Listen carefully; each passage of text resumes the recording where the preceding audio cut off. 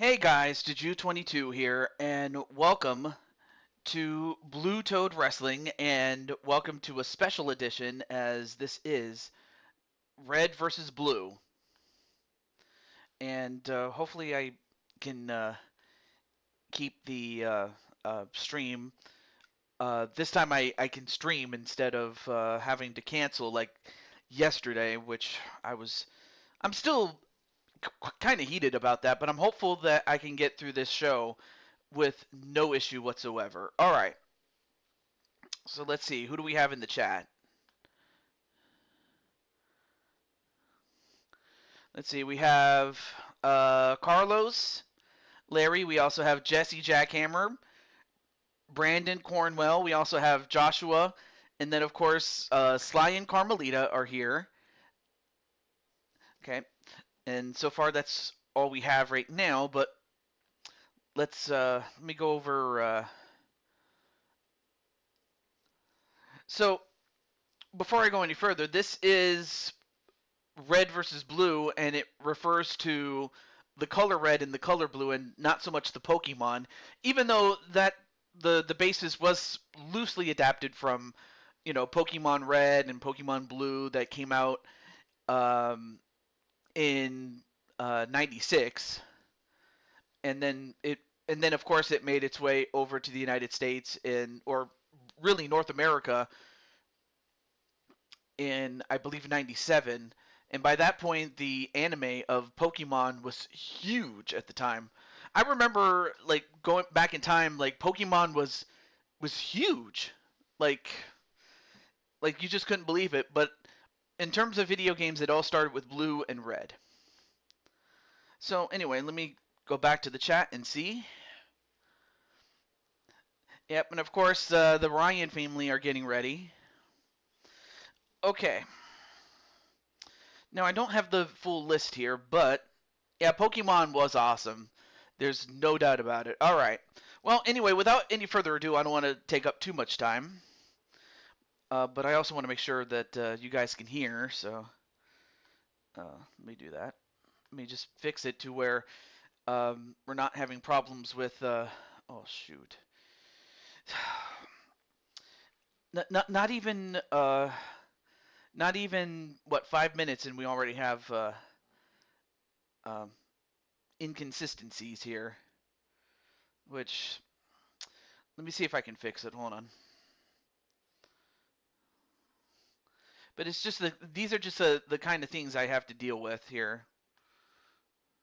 But hopefully it'll. All right, there we go. Not much better, much better. Okay. All right. Let me. Without any further ado, now we can start. Again, I apologize for the delays there, and I apologize for the later than usual start. I just had to run errands and things like that. But anyway, let's get a couple of people here on the chat. I'll just let a few people know.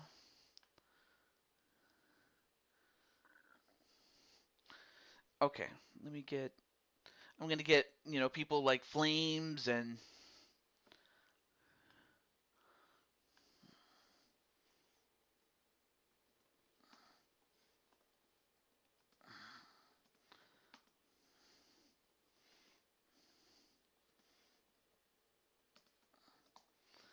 then also let me get. I guess I can get LD and then get Captain Danger because his woman is gonna be in the match.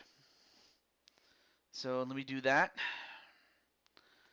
Let me check up. Let me see who else we have. Oh, we also have Tenu. So let me just get.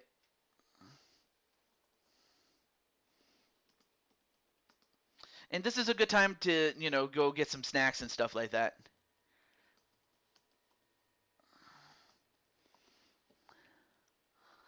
And let me see, who else do we have? Oh yeah, let me get Mr. Drawbot.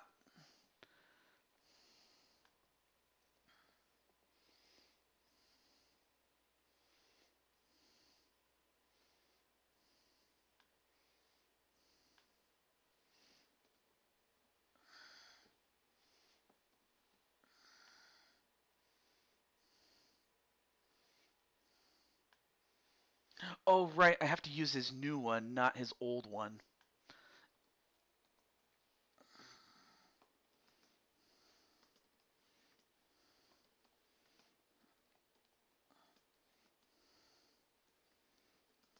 But I hope you guys are doing pretty well. I had a nice weekend, a very nice weekend. But you guys can tell me what your weekend was or how your weekend is going so far.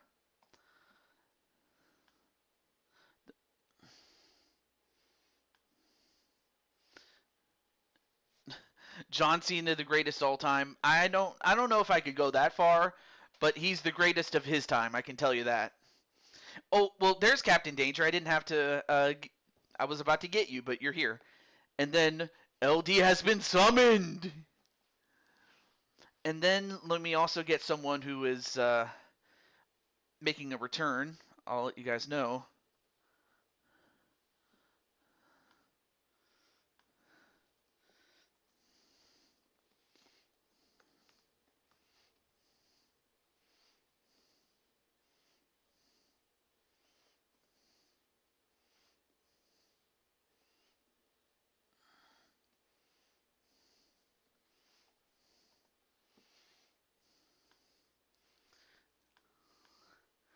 And then who else we have here? Oh, there's V Win. Ambassador Cena now. Oh yeah, oh yeah, of course, Paper Tay, and then last but not least, I'll get who else? Oh yeah, Paper Tay, among others. I apologize for the wait here, guys.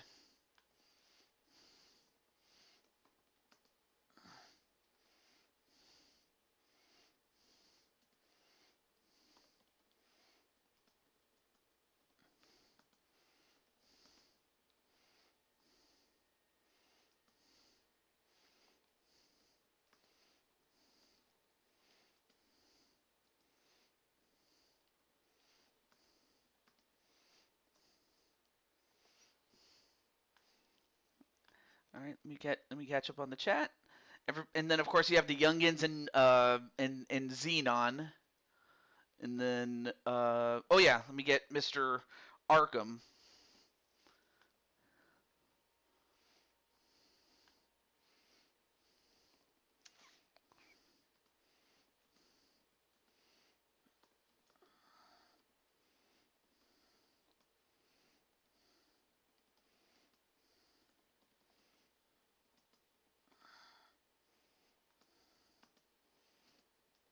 But I would be remiss if I didn't mention the fact that it was my good friend that Arkham who inspired me to do this show. So I want to give a shout out to Arkham. And in fact, I have a link to his channel.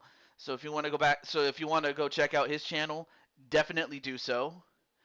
And am I forgetting? Oh yeah, of course. Let me get Emma's Guardian.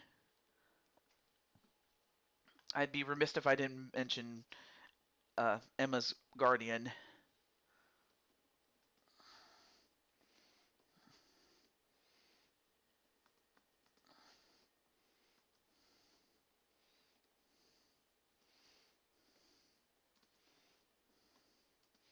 So I just need to get patty cakes.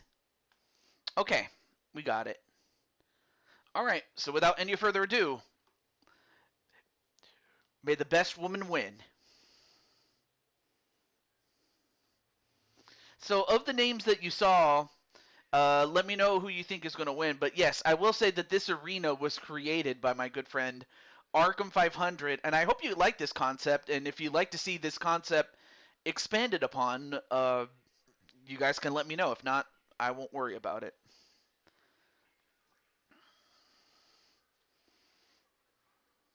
But yeah, I'm hopeful that this does not become a problem. Oh yeah.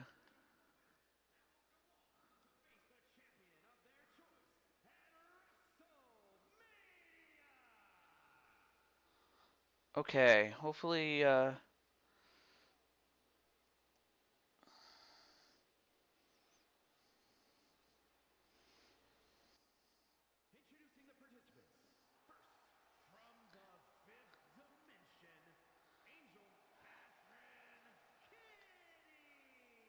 All right. Hopefully this will let me know, guys, if the quality of the video starts to crack out.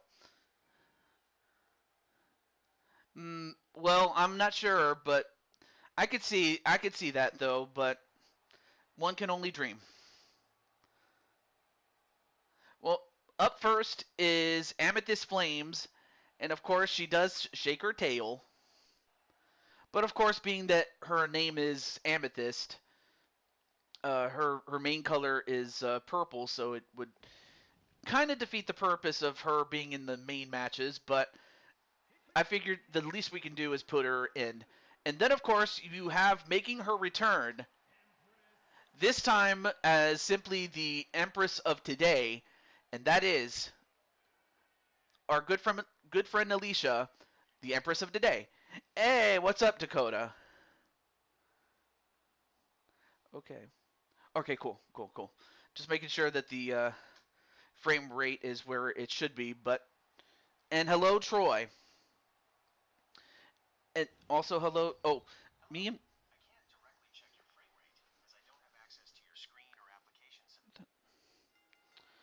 what the heck? I did not call for you.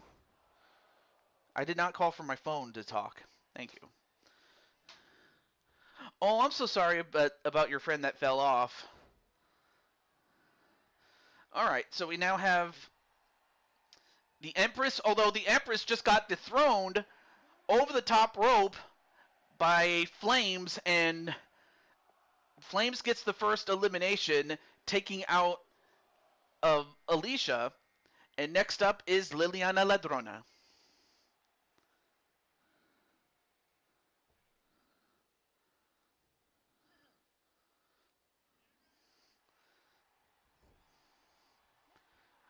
I mean that's a shocker.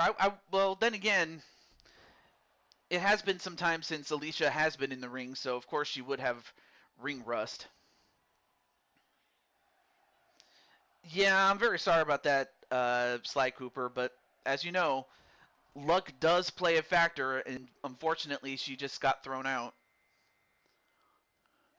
Well, number 4 is Lissa, a former Blue Toad Wrestling World Champion. And as you can see, most of these ladies are wearing purple, so purple could possibly be a challenger. I'll have to ask you guys a question at some point during the show. So, yeah. And then, well, a dive that goes wrong. And number 5 is Jade Young. And could have just as easily been on the main portion of the show, but there's only so many spots that we could put in. But nonetheless, though, we will see her sister, Alex, and then, slapped right upside the head there by Liliana, and then she pays for it.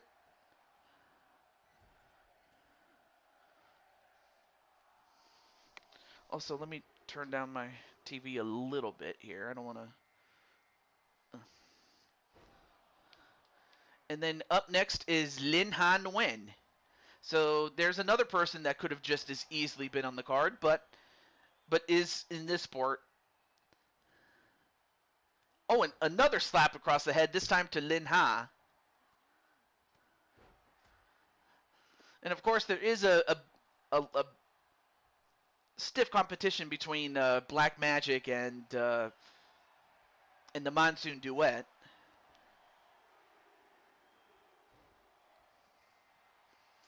And up next is a very young Rhea Ripley. And of course, back then she had red as part of her outfit. So you guys get to see a different side of Rhea, or a younger version of herself.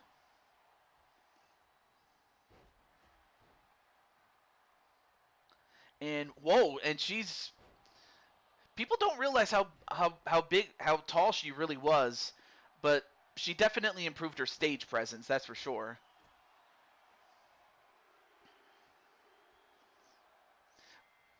And next up is Jose's girl, Emma.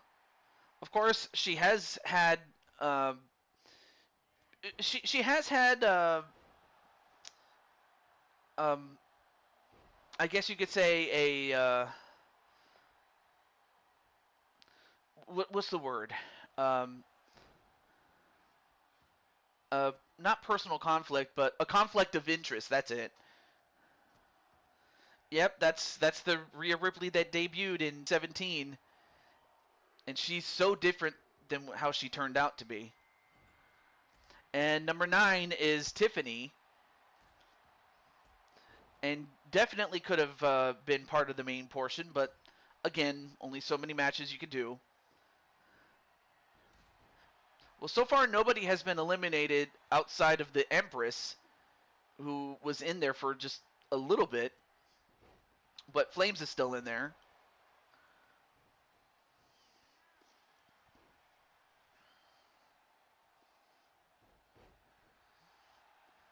All right, cool. All right. Oh, and Liliana just got eliminated by Jade Young.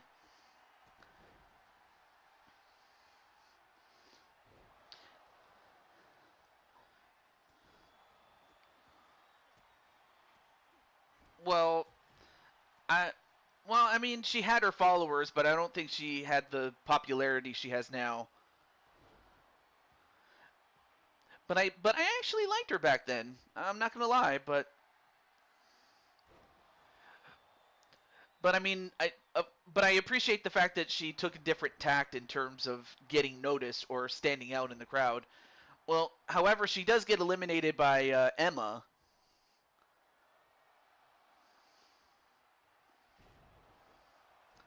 And the Phoenix Wing onto Lissa. Mm-hmm. Oh, she was. Or she is, excuse me. Well, up next is Sarah Richards.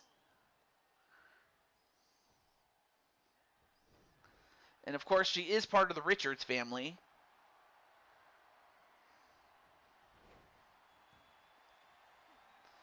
And then uh, Jade eliminating Emma.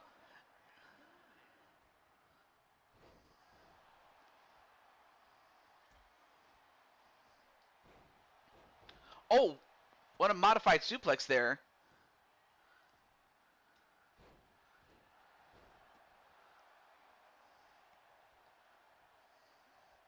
And then thrown over the top rope, but nope, not quite. But who's up next? Number 11 is Carmen Gonzalez.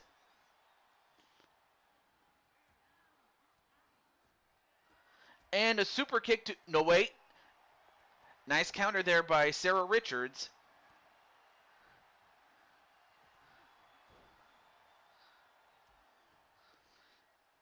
And then, oh, double team move there onto Lin Ha. And then once again, Jade Young managing to eliminate Flames. And then Lissa takes out Carmen Gonzalez. And then Tiffany taking out Lin Ha. Next up is Lady Danger. Captain Danger's woman. And goes over the top. Well, but in this case, Jade Young saved herself. Oh, nice move there by Jade.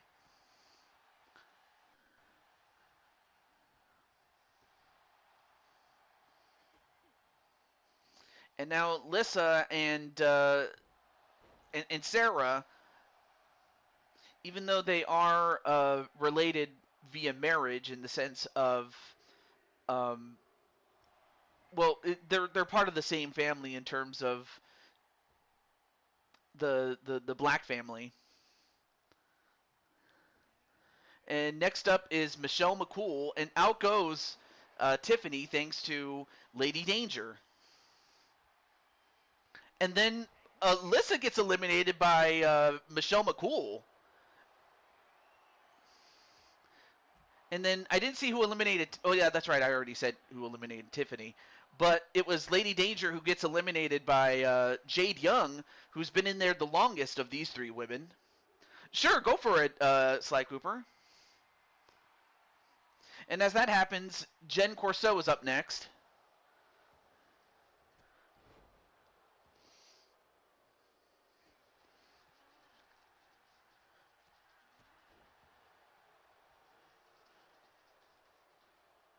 And the silver bullet right to Jade Young.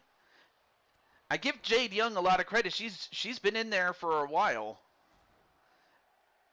Tiffany Caliber and Carmelita are a tag team over on Monstar Entertainment. Oh yeah. So how have they been doing there, Sly? And number 15 is Thea Hale, who I think this is the first time we've seen her on the show in any capacity.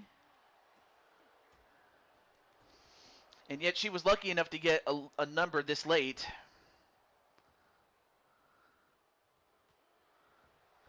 Ooh, nice move there onto Jen Corso.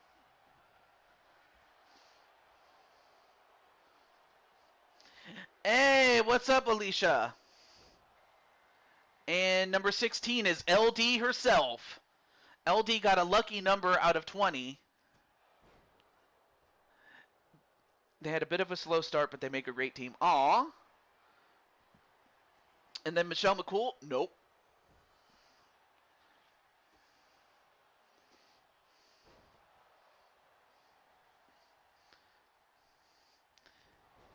Yeah, you missed it. And, well, I'll just say that you actually started the match. And out goes Jade Young. Jade just ran out of gas, and out she goes. Yes. Although up next is Jen Wolverine. Hey, what's up, Brooklyn Joker?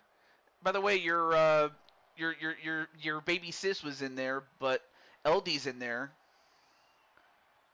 And then, of course, your friend Jen is also in there, too. Ooh, and a knee right to the face of Jen Wolverine.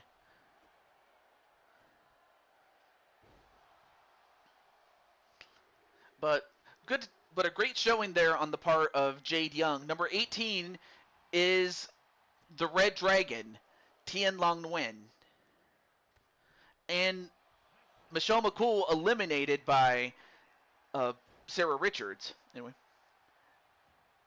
But not right. All right. Well, I hope it's nothing too serious there, Alicia. But yes.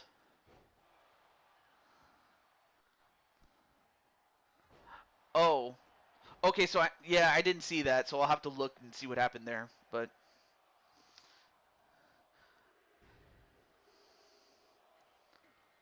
And number 19 is Paper Tay, and Paper Tay has herself a new dress. In fact, she's the lady in red. And for her to come in this late is to her advantage. Only 2 people have better numbers than she did. It's regarding the character look. Oh, you want to change it up. Okay. Well, again, being that how last minute it was, but still, I will be happy to change it.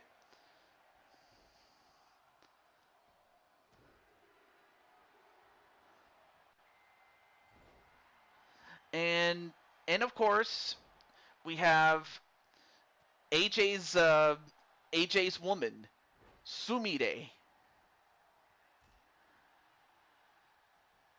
who herself could have just as easily been on the main card, given that she has red hair and red gloves.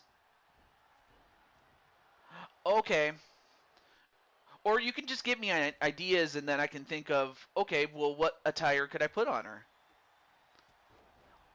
Or if there's a certain look to it, like colors and things like that. Hey, what's up, Primetime? Primetime, I'm happy to say that you got a match of your own, baby. I say baby a lot. Anyway, so we have 1, 2, 3. Okay, so we have 8 women that made it to the. Well, now make it 7 as LD eliminating Sarah Richards. Sarah Richards eliminated by LD. Oh, I'm sure you can send me like pictures, and then I can emulate it as much as I can in terms of creation. And as that happens, Thea Hale gets eliminated by the Red Dragon, Tian Long Nguyen.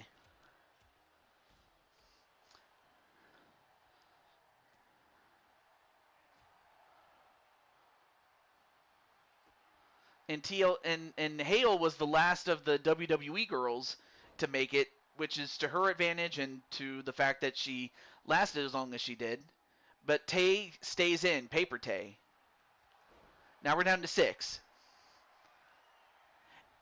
And with the exception of Jen, they are all red.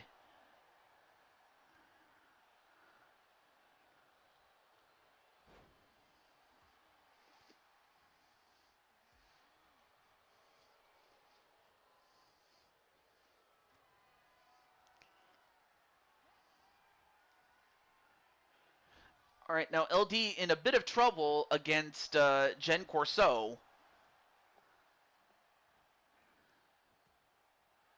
Although LD manages to save herself.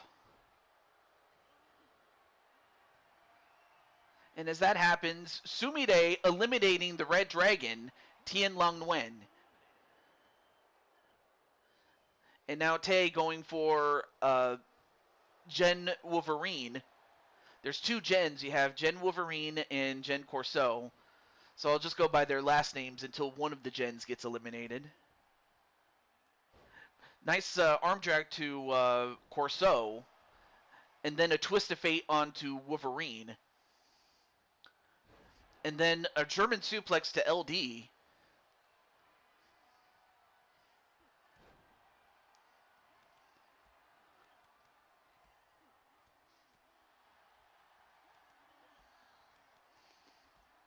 And Wolverine gets thrown over the top. Nope. Oh, but now the 2 Jens are going to fight each other.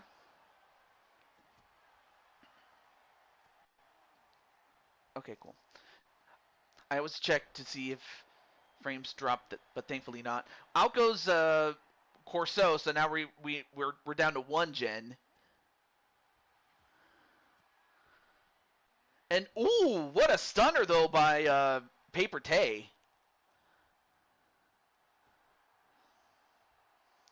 And Tay with the strength. Nope. Nice agility though by Sumire. And then inadvertently saved there by Wolverine. And Paper Tay stays in. Although Paper Tay with the strength, not too many women can do that to LD though. And then the neutralizer. And out goes Jen Wolverine, who of course is going to be challenging for the Blue Toad Wrestling World Championship on the still to be soon named Super Show, which I'll come up with something. No worries. Well, out goes Paper Tay thanks to Sumire, but now it all comes down to her and LD.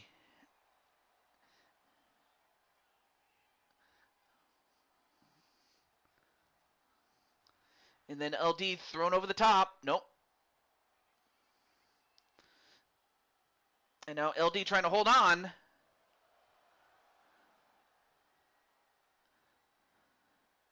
Is LD going to hold on?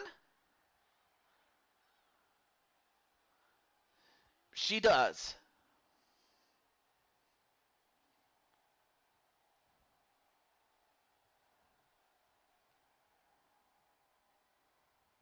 Now sets her up on the ropes. Nope. And then, oh, nice reverse DDT off of a flip.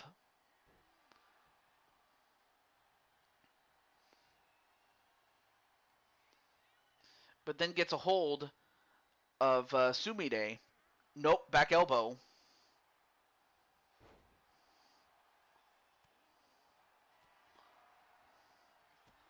And then LD going for a pump handle.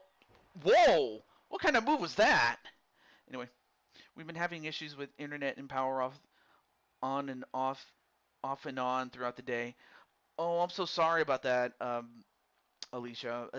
I'm hopeful that that solves itself. Same thing with my situation, but same thing for you, and I extend my condolences, really. As LD gets the win and wins the opening match.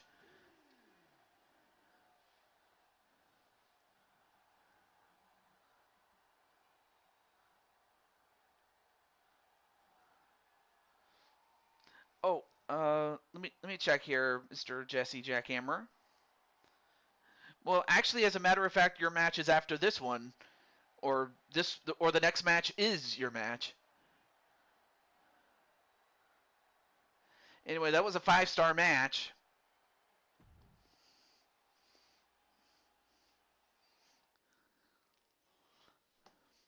So for LD, she now has momentum on her side. And then as you can see, I have Sean Sanders in a match of his own. But here, this is going to be your match there. All right, not a problem there, Alicia. I appreciate that. All right, let's get to it. Okay, so I've let most of the people from the previous match know about this, but I'll let a few others know. Let's see. So of course, Drawerman, you're in this match naturally. Jesse's in this match. Joshua's in this match. Uh, Let me see. And of course, Tenu's in it. I'm in it. And then Sly Cooper's in it. But let a few people know. I already let Arkham know, so I don't have to get him again. And then Captain Danger's here, so I don't have to get him because he's here. Let me see. Oh yeah. So this is a good opportunity for you guys to go get snacks and stuff like that. Oh.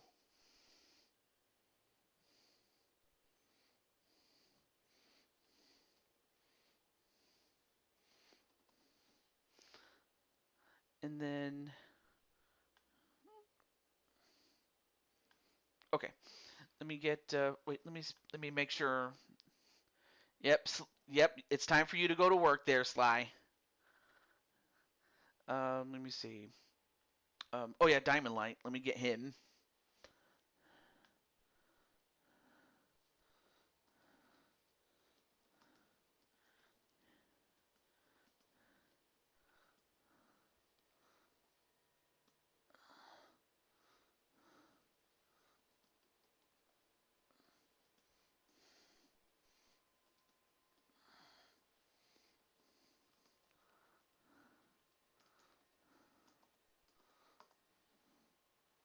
Okay. And then let's see who else do we have. Oh yeah, JW. Let me get Mr. JW. I sound I sound like George W. Bush every time I do the W thing. Not that he was ever my favorite president or anything. It was just me taking the Mickey out of it. But it's not like I hated him or anything like that.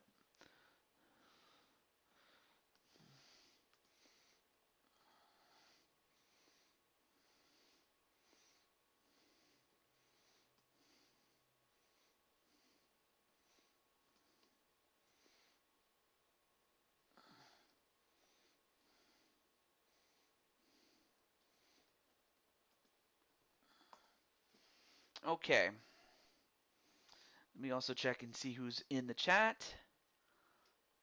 All right, so Brandon's going to go for either me or Sly to win. Oh, I'm so sorry about that, Prime Time. And I'm hopeful that you do pretty well. And hello to Sean Freaky Friday Player.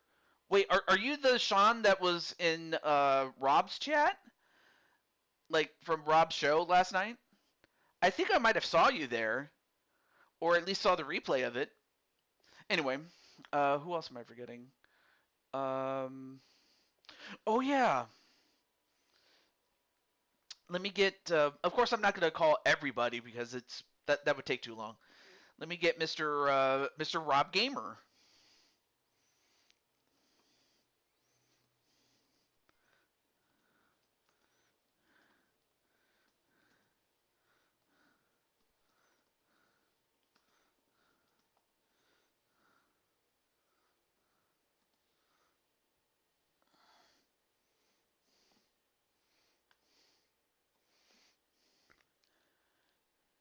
And then who else? Oh yeah, that's right, Riley. You know, because he's cool like that.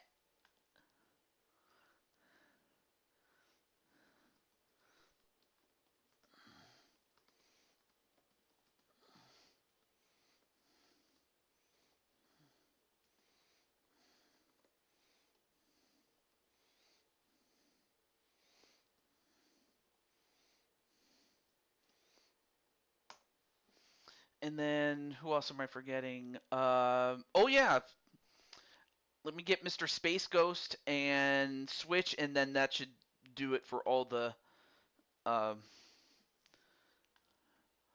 all of the people I would need to get.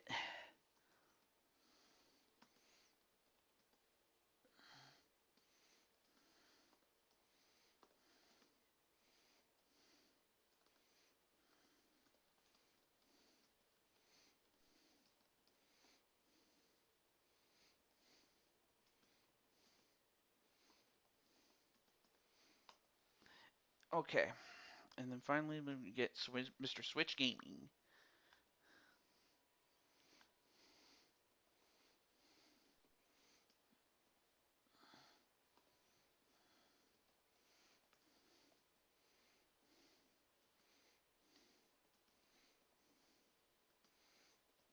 Oh yeah, I almost forgot Sonic McCracken. Let me check on who. Let me check on this. Hey, there he is. There's JW. But yeah, it's great to see you there, Mr. Sean. But yeah, I almost forgot about Sonic. How stupid of me. Okay, but by this point, I can start the match.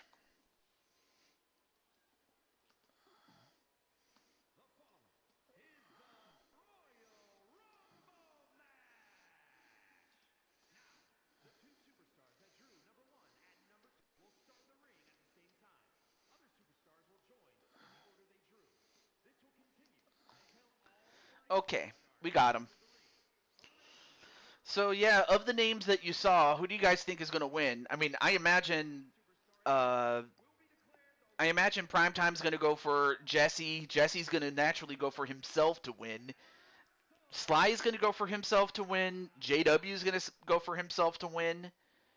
And then I think after that, we'll find out who everybody else is thinking of. We'll find out who's going to go for who. Yep, I knew it. Jesse was going to go for himself to win. But let's see, who's up first? It is Tenu Miyalagin. The blue tiger.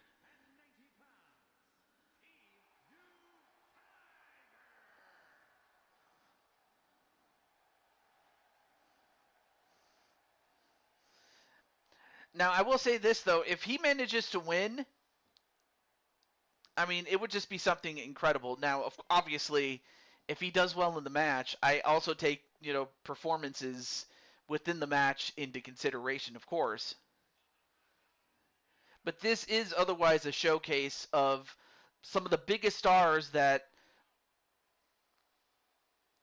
we have here in Blue Toad Wrestling. And a few other WWE guys. A few.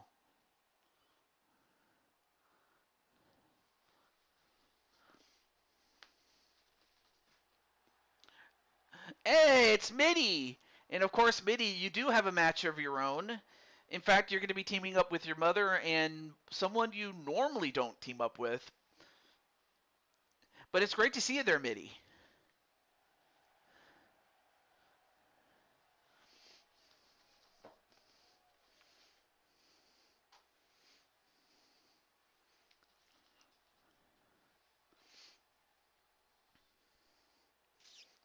Yes.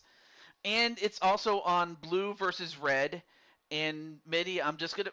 It's not much of a spoiler. I mean, you have Blue as part of your outfit, so technically you're on Team Blue. I mean, I could have colored you blue, but I was like, nah, I don't want to do that. At least not without your permission. I wouldn't do it. And then we have Professor Kyle Akers. Of course, he would be better suited for, say, if we featured the color green, because he has green hair, or white if we ever have uh, the color white. But nonetheless, though, there he is, one half of the former tag team champions. And of course, he and Rob Gamer are going to be going after the championships on the next Super Show.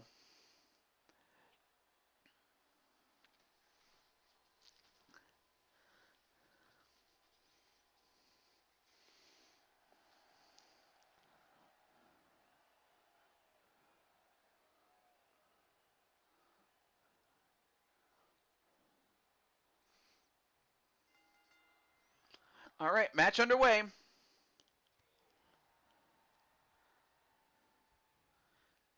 Oh, and then Tennu gets popped.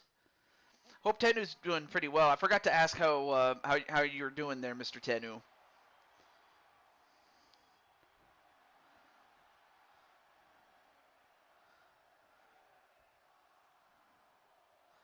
And then, whoa, look at the strength of Kyle Akers, and then he just drops him. Number 3 is Switch Gaming. But then immediately gets a couple of right hands from Tennu. And even though they're both teammates, it is every man for himself. Oh, big back elbow on a Tennu.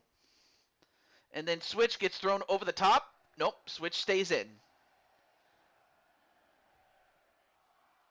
And a facebuster knee onto Kyle Akers. Oh, number 4 is his tag team partner, Rob Gamer. And Rob, say his name and he appears. I believe in Rob Gamer. And right now, the Brella Squad are actually fighting each other. But then again, it is every man for himself.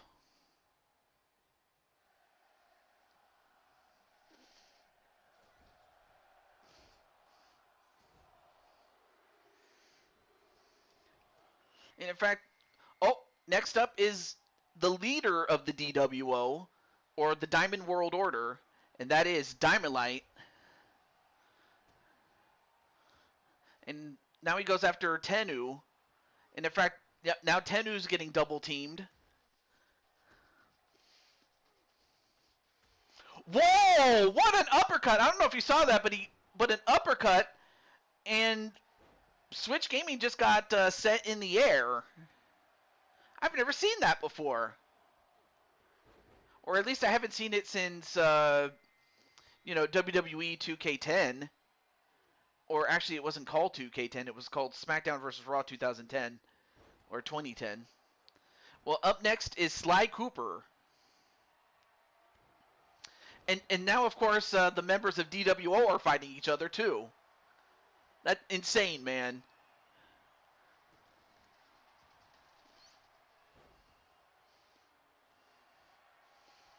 And then Tennu, almost got eliminated. And then Sly returns the favor to Diamond Light. Number 7 is a member of the house, and that is Louis Levanquer. Hey, what's up, Space Ghost?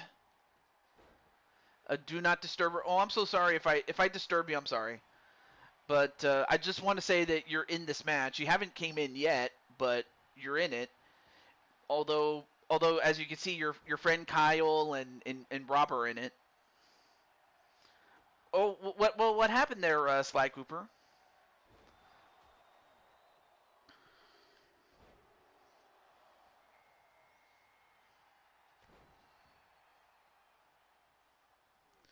And number 8 is Jesse Jackhammer, one half of the Primetime Jackhammers. Of course, the other half will be in the next match. Oh, it was just a joke. Oh, okay, cool. Well, so far, Space Ghost, you've lucked out. This is one of those matches where the later you enter, the better your chances of winning. Oh, and a couple of shoulder tackles by Switch Gaming. But then Switch, nope, gets countered. Although Tennu gets hit with the Diamond Dominator, only to get thrown over the top and sent out thanks to Kyle Akers. Aliens are invading LTD, and Slide decided to take one of their spacecrafts for himself. Oh, that's cool. Well, hey, give them a taste of their own medicine, huh? I like it. I mean, of course, Sly is cool like that. Lucky number 27, like Yokozuna. Yeah, Stone Cold also had Sep 27, I think. And that was in the 2001 version. I remember that one. Oh, and a huge uppercut that sent that sent Jesse Jackhammer flying, but still in the ring though. Hey, what's up, Arkham? And by the way, guys, this is the man that inspired me to do the show, and I want to give him all the credit that if it wasn't for him, this show is not even possible. Yes, so definitely give him some love, my friends. Number nine is Brandon Cuevas. And of course your boy Louie's in there. And then Switch Gaming manages to hold on. I don't know how, but he does. And then Switch throws out Kyle Akers, but nope. You give me too much credit.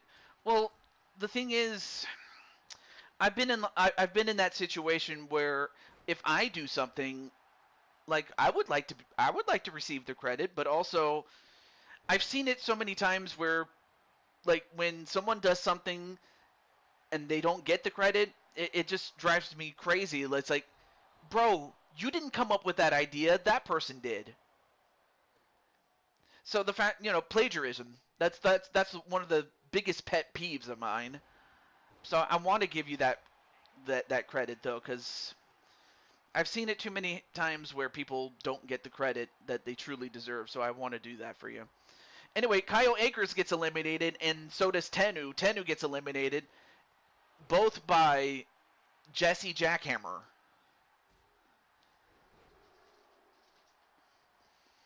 All right, cool. You're absolutely welcome there, Arkham. Louie, oh baby, we gotta go. Dun dun dun dun dun dun dun dun. I love that song. And also hello to Wally. And by the way, Wally, you're in this match, but you haven't came out yet, so you've lucked out so far. Well, Tendu, you did pretty well. I mean, you lasted longer than, like, you didn't get to be the first one out. You lasted a while, man.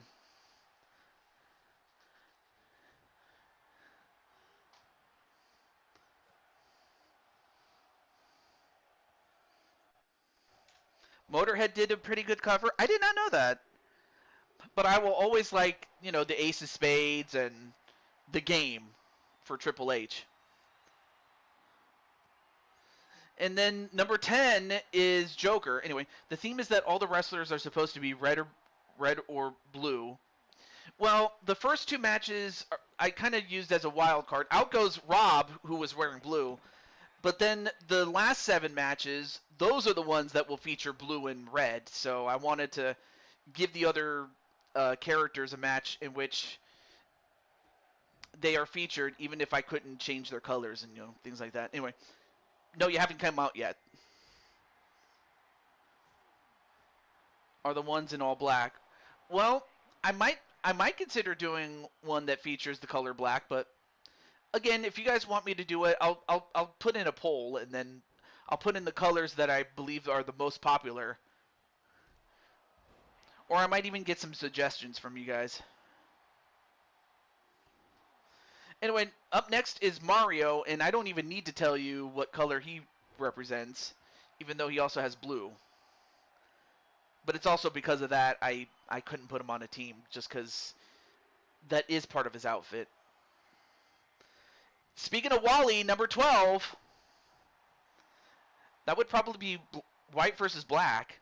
Oh, yeah. If you ever do one with Team Yellow or Gold, yeah, I could. I might have to take some suggestions though. Yeah, of course. We know you're talking about the color white and the color black, not the skin tone. Anybody could do that, but it's like, nah, we're doing the color palettes and stuff like that. Anyway, out goes Mario thanks to Louie. Louie's doing pretty well. Oh, and here's a guy that is clad in white, and that man is Space Ghost, coast to coast. Let's see what he does. Goes after Brandon, and Brandon, of course, is part of the house, as is Louie. Or Louie.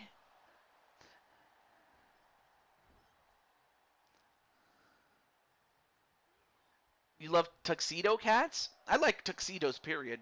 Mainly the black ones, like the black suit tuxedos. The ones that James Bond wears in the movies. No, I haven't seen it, but for those who want to see it, yeah, no spoilers. Next up is Joshua, who could just as easily represent the color orange. Yep, that's another possible color, orange. Well, out goes Space Ghost thanks to Brandon Cuevas. Man, Space Ghost wasn't in there for too long. Give him a Phantom Cruiser Bruiser.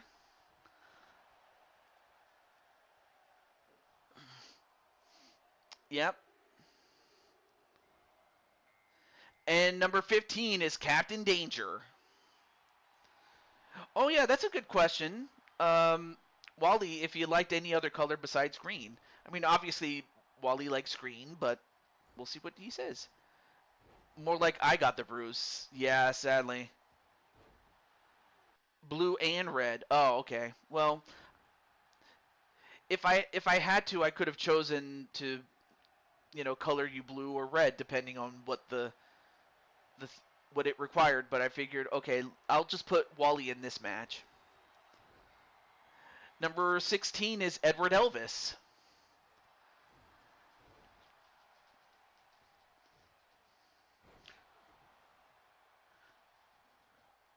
And of course, Edward he now has two guys from the house, but got thwarted. Oh, but now they fight each other.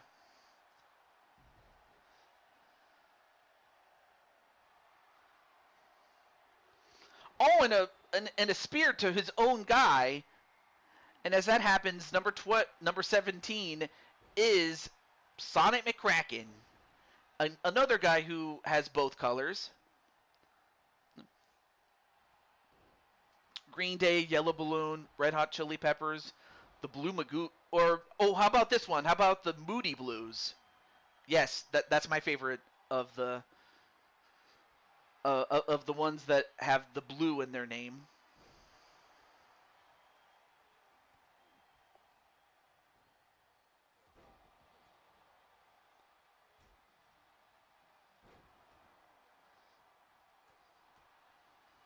Well, so far Wally doing pretty well, but is also going up against his tag team partner, Captain Danger. Although Captain Danger manages to turn that around. And a super kick to eliminate Sonic McCracken thanks to Joshua James. Oh, the Blues Project? Alice Cooper. Oh, yeah, because I remember the band was called Alice Cooper, but then people just mistook the lead singer as Alice Cooper, and then he became Alice Cooper, and then that's how he got the name. Yeah. But I do remember that the band was originally called Alice Cooper, but it was just, again, people just thought the lead singer's name was that. Sadly, that's what people forget about it. I certainly didn't know about it until I read about it. Anyway, Captain Danger's still in, and Sly Cooper's still in there. I'm surprised Sly is like both he and Louis Levanguer have been in there and have been kicking so much butt in there. And he takes out his own guy, does Louis Levanguer. Number 18 is another member of the Shield World Order, the SWO, and that's Jamar. So he, Wally, and Captain Danger are all together in the same ring at the same time. And then, of course, Edward still wants to get his hands on Louis. But that is true, though, Tenu. Although Louis gets picked up and slammed.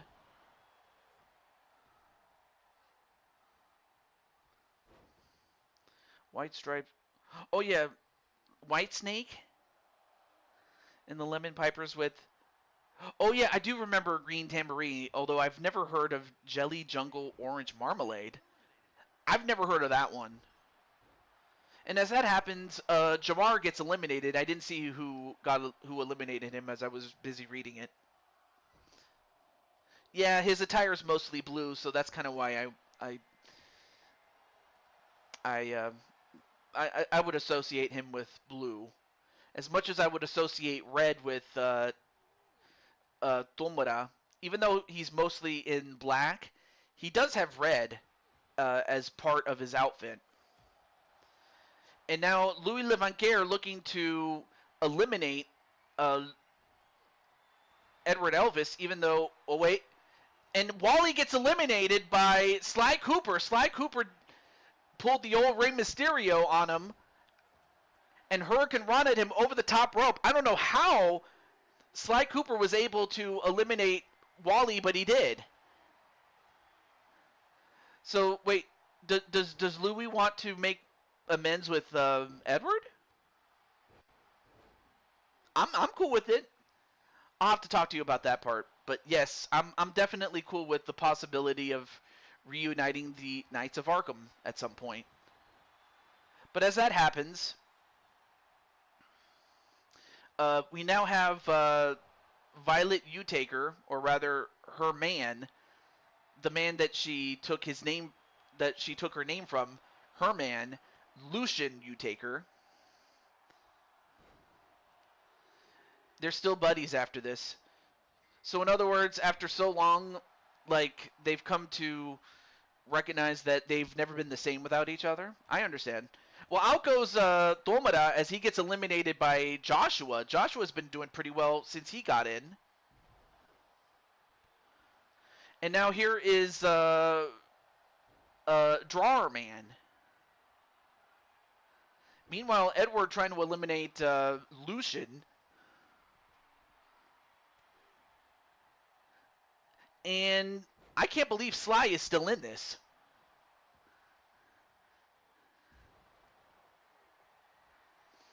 And as that happens, Sly eliminating Louis, and then Joshua eliminating Edward.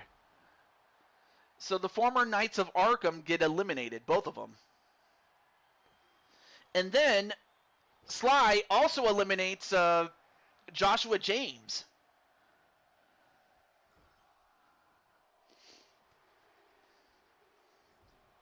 And then a Destino right to Lucian Undertaker, or Utaker, excuse me.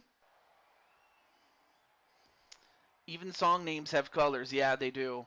Well, here's a man clad in red, and that is Alexander Richards, the father of Violet. I guess all those years of escaping Carmelita have paid off. I guess. And then Drawer Man eliminating Captain Danger. Drawer Man takes out Captain Danger, though. Oh, and a suplex right to Drawer Man. Number 23, definitely a man clad in red. Mainly the colors of Ohio State, and that's Clinton. Go get him, Artman!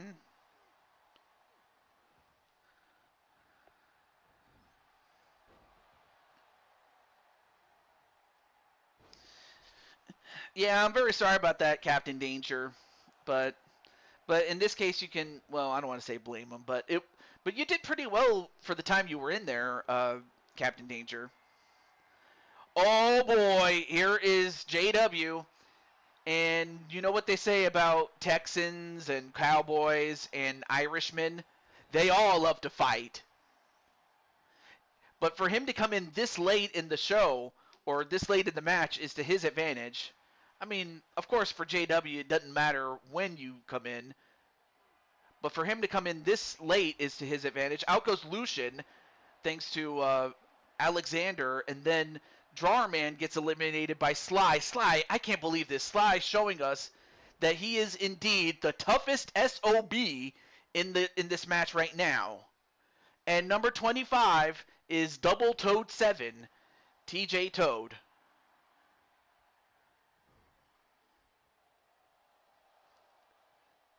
And I just gave Clinton a ride. Full Metal Jacket, Texas. Oh. I mean, I've only seen like the start of Full Metal Jacket when it came to I forgot the name of the actor, but he was instrumental when it came to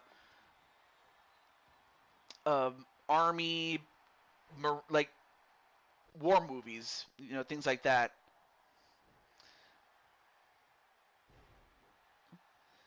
Oh, let me see. Well, I don't have you. Oh, hang on a moment. Let me go back to. Oh, by the way, I still have you on the list for bonus matches, Wally. Like at the start of that. So I do have you at the start of that as well. Yeah, you could have. You could have.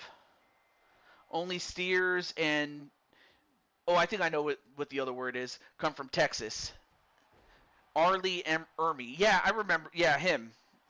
Like he was also in other commercials where he pretty much parodied himself. I didn't know they stacked stuff like that high. 5'1". I didn't know they stacked stuff like that too high.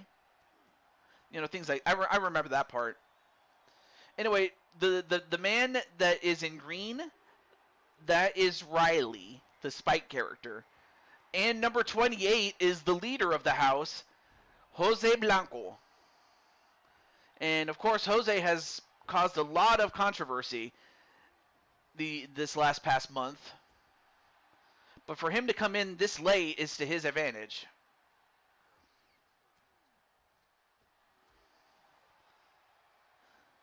Oh, yes, he was in the Geico commercial, yeah. You know what makes me sad? You, maggot! Yeah, I remember he said that. And then JW tries to eliminate me, but of course, I'm not going to go down that hard. Down that easy, though. What other color versus color? Oh, that's a good question. You know what? Let me do this for you guys. Hold on. I'm going to pin that. So if you guys come up with some ideas, definitely do that. And then the tow driver right to Najee. He basically fried everyone. Yeah, but it's not the same as Kentucky Fried Chicken, if you know what I mean. Well, out goes Najee. Najee gets eliminated by me. Maybe we should chug on over to Mamby-Pamby Land. Green versus red. Interesting. Or another way I could do this is that whichever color wins out, that the winner should face off against a new color. And then you guys could tell me what. Well, I mean that's one possible idea, but then again, this is Arkham's idea that he came up with. So what do you think, Arkham? What should we do? So we have green versus red, and then we have silver versus gold. Wait, silver and gold, silver and gold.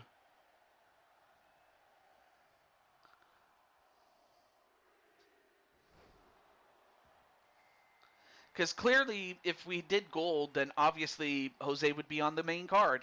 Number 29 is making his return, and with a much different look than what he had before, and it's Leo Angel. Not a problem there, Wally.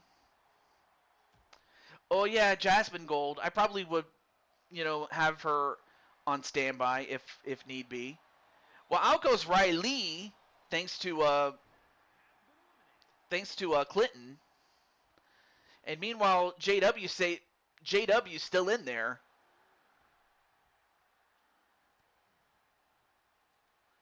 And for Sly Cooper, with all the blood, sweat, and tears, he's still going after all these years.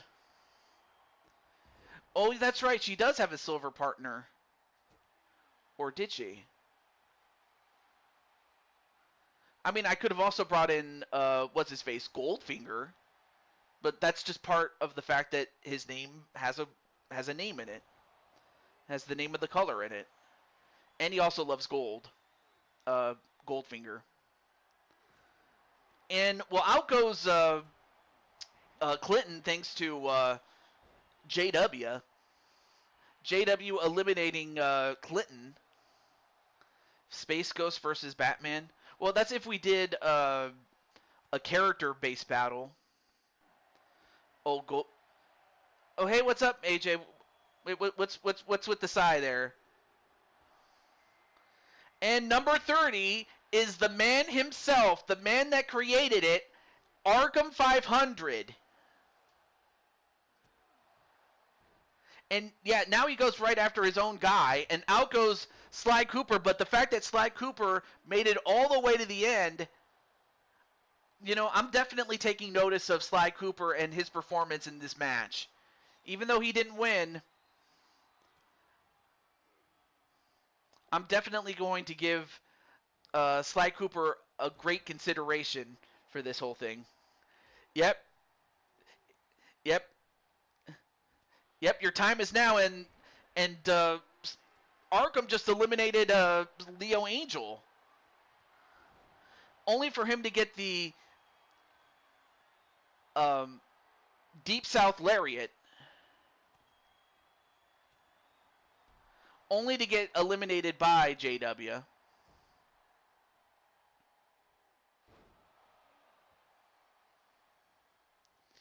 And then goes after Jose.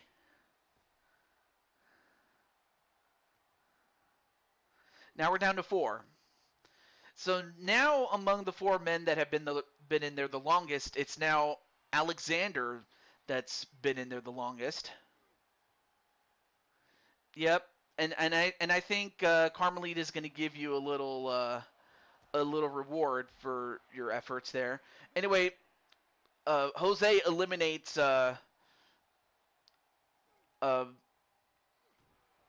Alexander, but now Jose finally gets his hands on me. He's wanted to get his hands on me. Has Jose? Well, he got his hands on me, but he left himself open for JW to beat him up. Golden earring. That sounds good. Well, if I did have a choice, I probably would pick somebody like Blade Charge or I'm not sure. I haven't really considered it yet. And then Arkham says, "Come on, really?" Yeah. But nonetheless, though, you did pretty well. I mean, you got rid of Leo Angel when he was in there. Bob Seger and the Silver Bullet Band. Yeah, I remember that. Anyway, now we're down to 3. We're down to TJ, who of course is busted open and then just got stomped on. And then of course you have actually 2 former Blue Toad Wrestling World Champions in JW and Jose Blanco.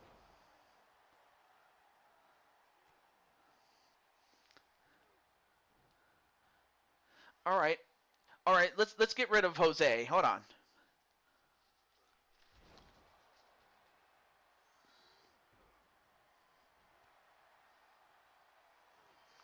All right, time to go for the ride, Jose. Toe driver. But then I left myself open. And then, and JW somehow survived. I don't know how, but he did. And then I powerbomb him. Oh, but then I got clobbered from behind.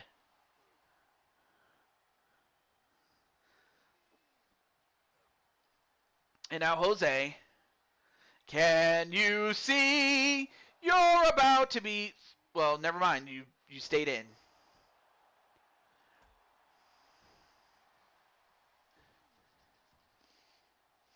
And then, of course, JW, being the bar fight veteran that he is going to take a little rest while me and Jose go in there and kill each other.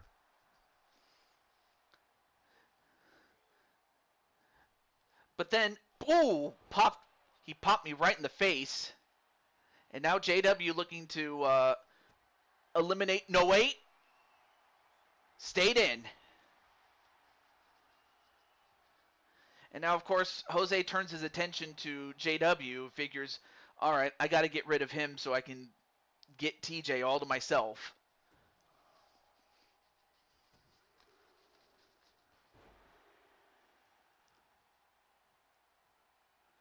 Oh, and then a flatliner onto me by Jose. And then a spine buster.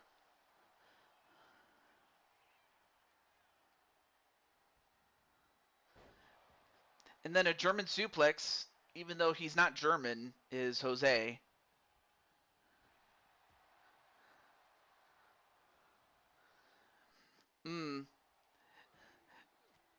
I wouldn't even be surprised if that is true there, Tenu. I can't say if it is 100%, but I wouldn't be surprised. And then I get eliminated by JW, and of course Jose wanted to get his hands on me, and he did a couple of times, but I think he's now going to take it out on JW for taking me out, just because he wanted to get me all to himself. All right, well now it's down to Jose and JW. And JW takes the fall as Jose Blanco got the win.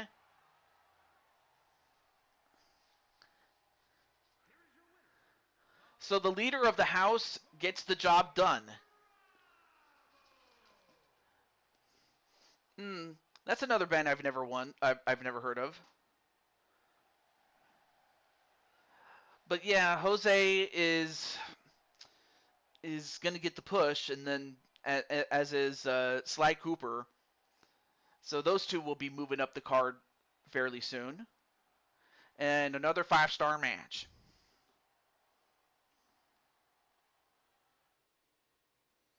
Okay.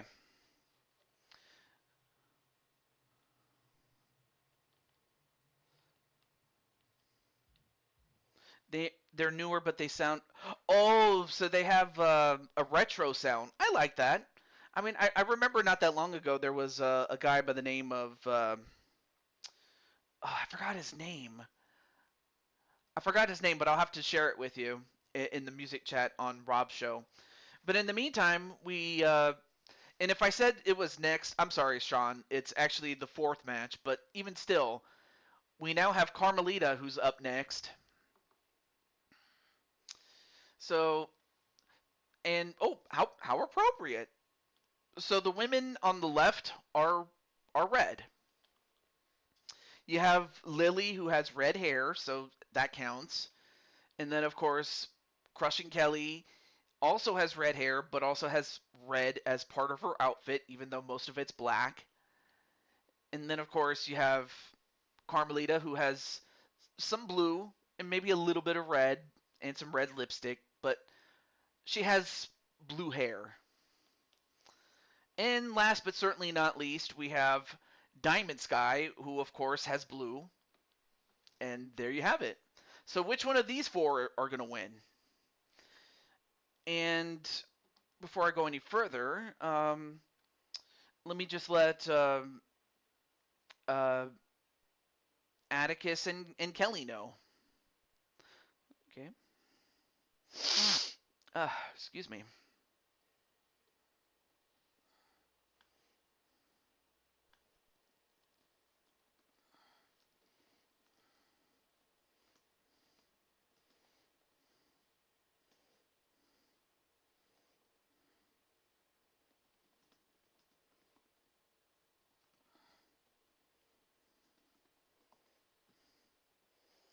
And then let me get Miss Crushing Kelly.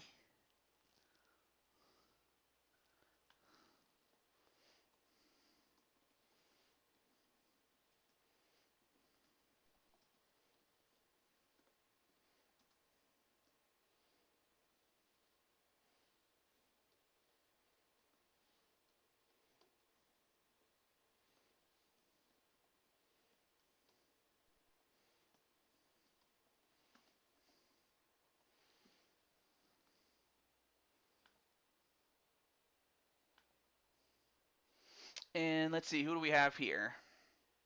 And then, hey, what's up, Troy? Rooting for Team B. Oh, well, it's every woman for herself, but you can vote. But you can go with either. Like, I'll let you choose. Like, if you're going based on color or based on the people that you love. But in this case, based on the color, like if you're going for blue, then you pretty much have a 50-50 chance here. But that is unless stated otherwise. Well, anyway, up first is a double tag team champion in the form of Crushing Kelly Black. But in this case, she has red hair and some red as part of her outfit.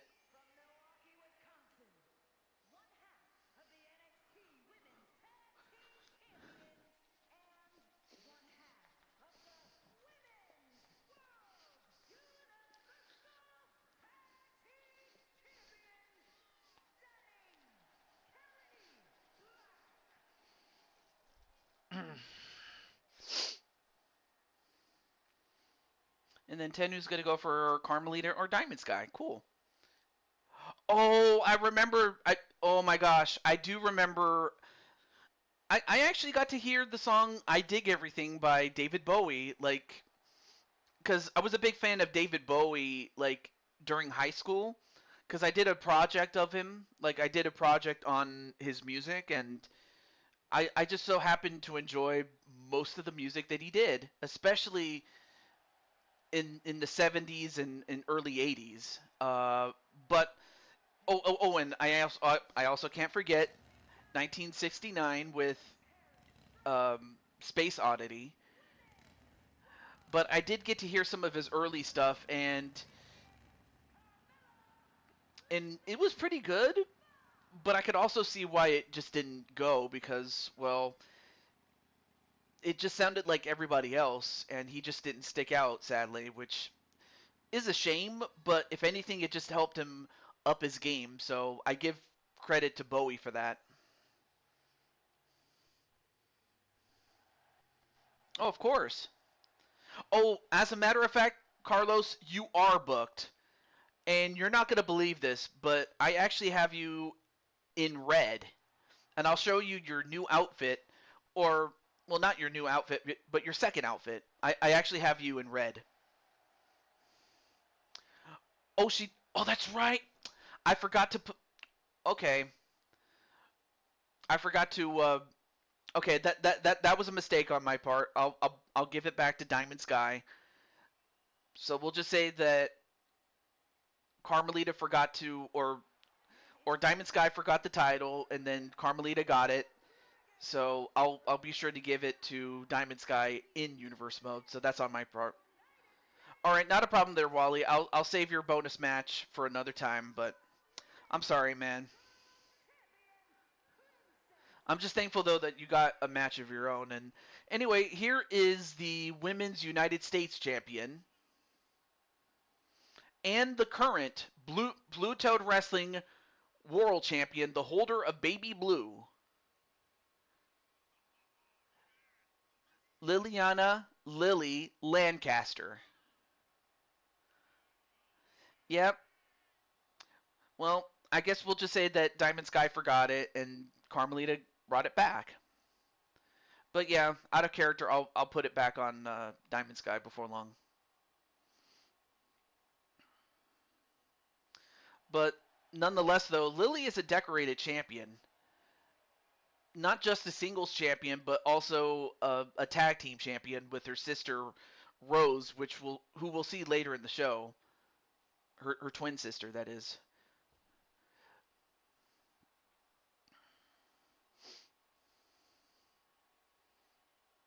And last but certainly not least, another decorated champion, and that is Diamond Sky. I mean, of course, the purple would help with if we had purple. And you know what? Let's see. You know what? I'm going to do the poll. I'm going to do a poll. So hang on a second.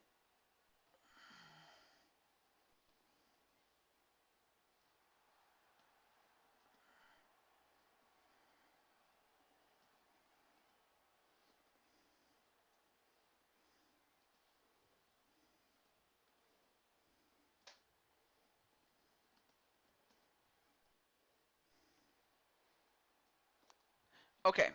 So, of course, on the line is the WWE Women's Championship. Of the 4 women, the woman that has the most championships in terms of the number of title belts is Diamond Sky, and of course, on the line is the WWE Women's Championship. Okay, here we go. Because there were some good there were some good suggestions, but let me get those.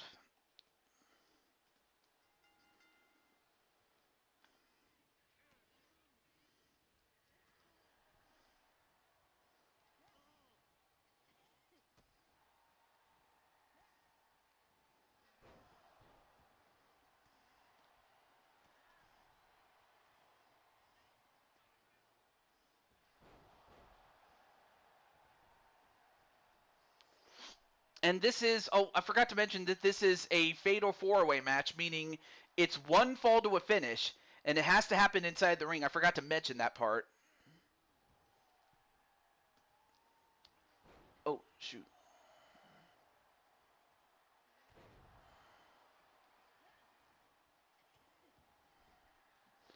Okay.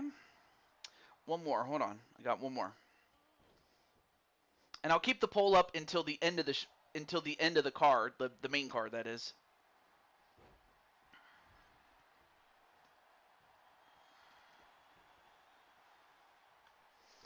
Okay. There we go. Now we got the card. Let me unpin this message. And then here we go. All right, let me catch up on the chat. And as that happens, a super pedigree from off the top rope onto Crushing Kelly, but then the Diamond Destroyer onto Carmelita, onto her own teammate, and a pin. Nope, broken up immediately by Liliana. Or Lily. And you can make the new stage. I'd love to see. Wait, I can make it? Okay, cool. Well, of course it's going to depend on which stage wins, but hey, I'm fine with that. Anyway, the Reaper's grasp onto Crushing Kelly. Of course, even though they have the same dad as Andromeda, they had a different mother, but yet Kelly definitely treats Lily and Rose as if they were her daughters, which I thought was really nice. You can draw from my design or make your own. I probably would make my own, just because I would, at least I could say that you inspired me, but I would come up with it. Of course, I would have to come up with.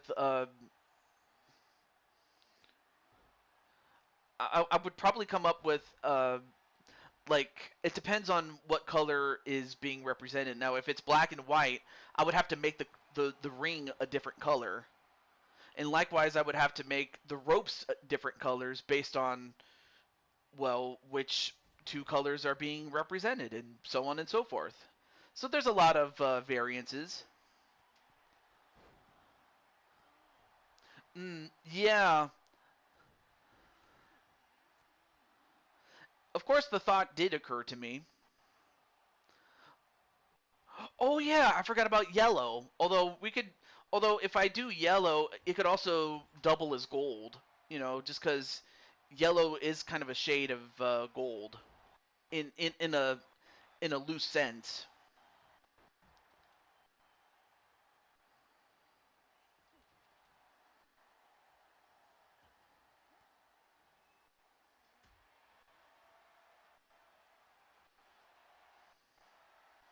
And now we have a couple of kendo sticks, and Kelly gets beaten with one, and then a pin inside the ring. 1, 2, and a kick out by Carmelita. We were so busy talking, I forgot about the match. Anyway, so now you have Lily and Diamond Sky in the ring. Again, to win the match, you have to win it inside the ring. You can fight outside all you want, but you got to win it in the ring. Nice clothesline onto Diamond Sky.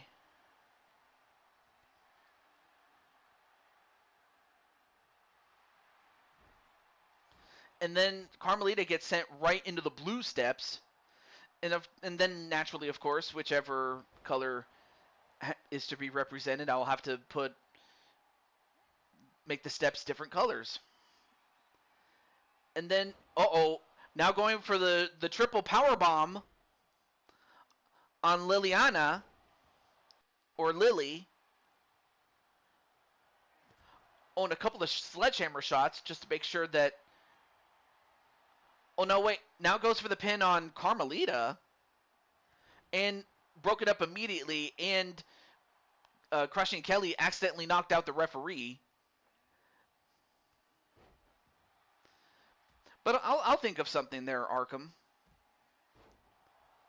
I mean, heck, if silver and gold win, or silver versus gold win, don't be surprised if I use that stage if I use a stage based on the rack and base, or rake and base production of Rudolph the Red-Nosed Reindeer, seeing as that song Silver and Gold came from that. I wouldn't even be surprised if I did that.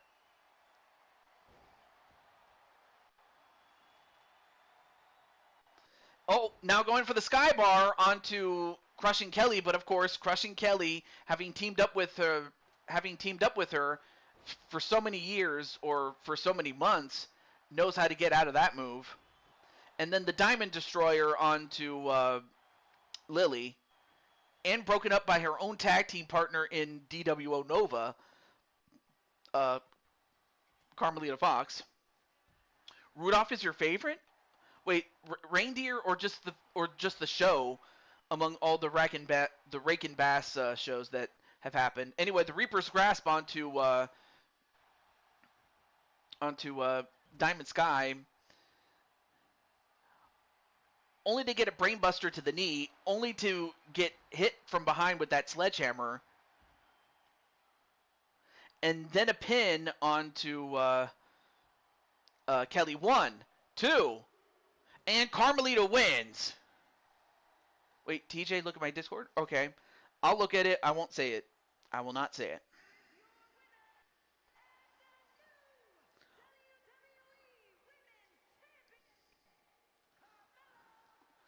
Oh, that's pretty cool. I won't say what it is, but that is pretty cool. All right. Well, congratulations to Carmelita, as she not only wins the match, but is the WWE Women's Champion.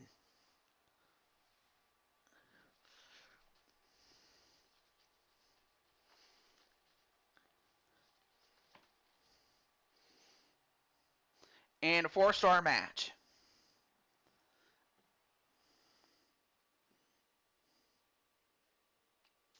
Yes, silver and gold. I love that song.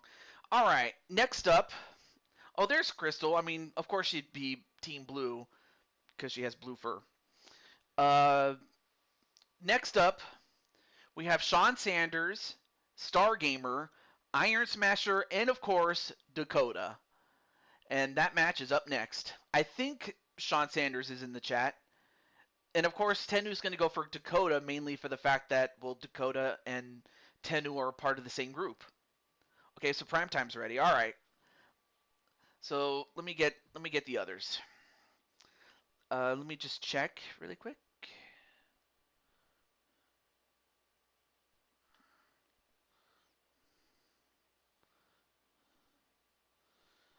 All right, let me get Dakota.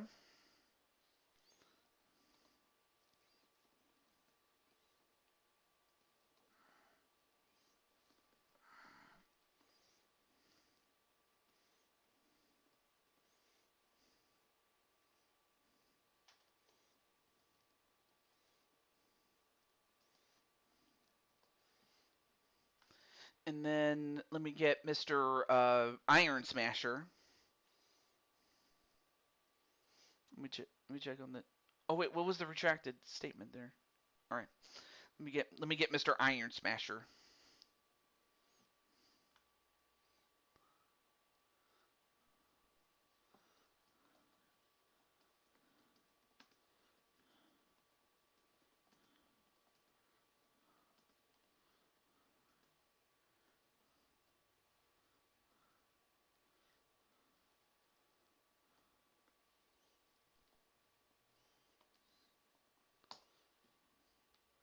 Okay. And then let me see. Where's? Oh, there's Dakota though. Digital Wrestling Iron God. I I mean, I can't say you're God, but I know that you're pretty good. But you are definitely an Iron Man in a different sense. But next up, let me get Mr. Let me get the Starman.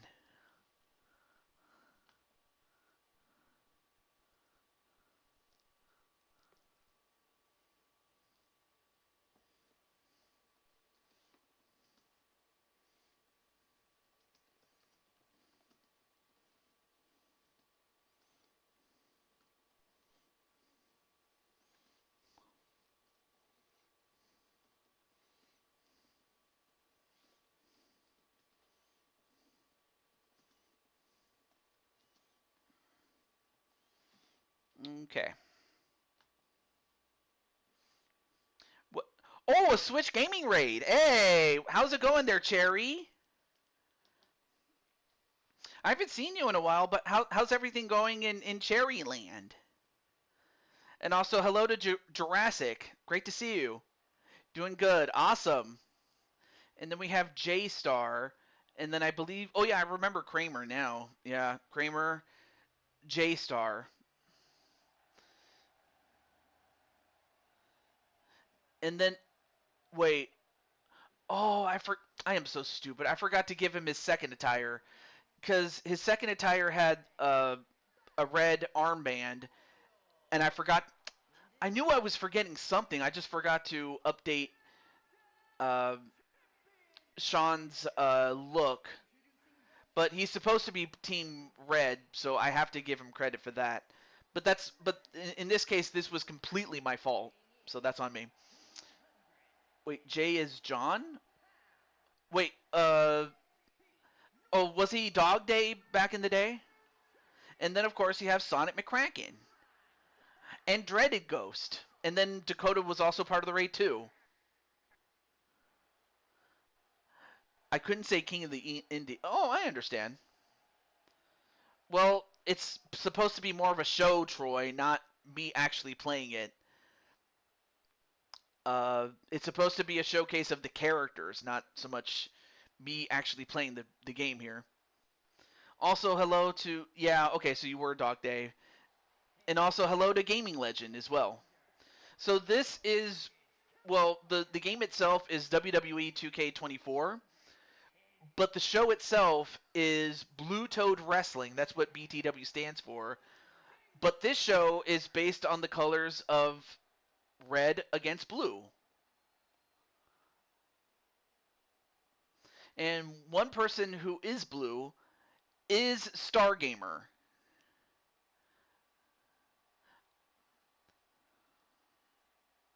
And of course, he also has the colors of Rosalina. I mean, he has the the the gold mask and the golden gloves. So if it does come down to silver versus gold, he would barely qualify, but he would qualify nonetheless. And then of course we have Iron Smasher, who of course is loosely based off of Proto Man. I tried to make him look like Iron Man, but he just did not look good when I tried doing that, so I gave him this outfit. And it still works. It still works.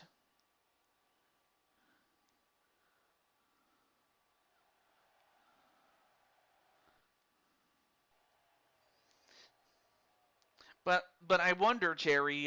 Well, I'm happy that you're doing pretty well there, Cherry. I understand that I understand that you had to take a step back, but I'm happy that you're here. Oh, but here's your old buddy. Here's someone that you do know, and that man. Well, yeah, and that person is Dakota Sheldon, the up down down champion, and of course he is dressed up to look like SMG.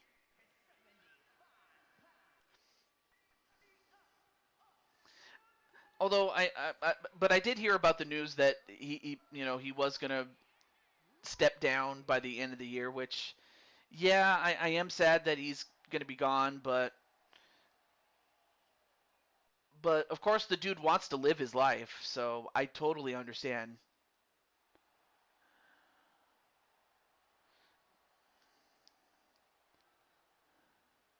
But yes, this is Dakota in the ring right now. So yeah, of the four men that you see, who do you think is going to win?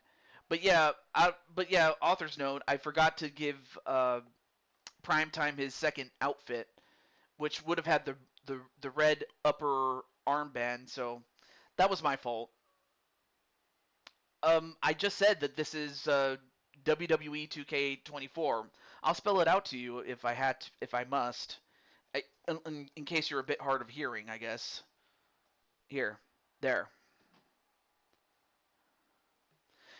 and it's for the blue, and it's also for the PlayStation 4, by the way.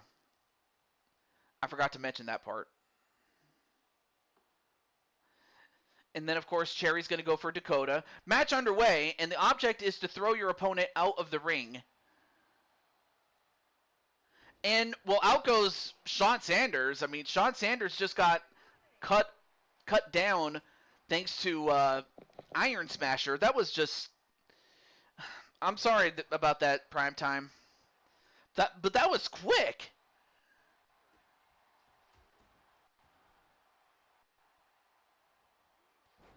And then an elbow drop.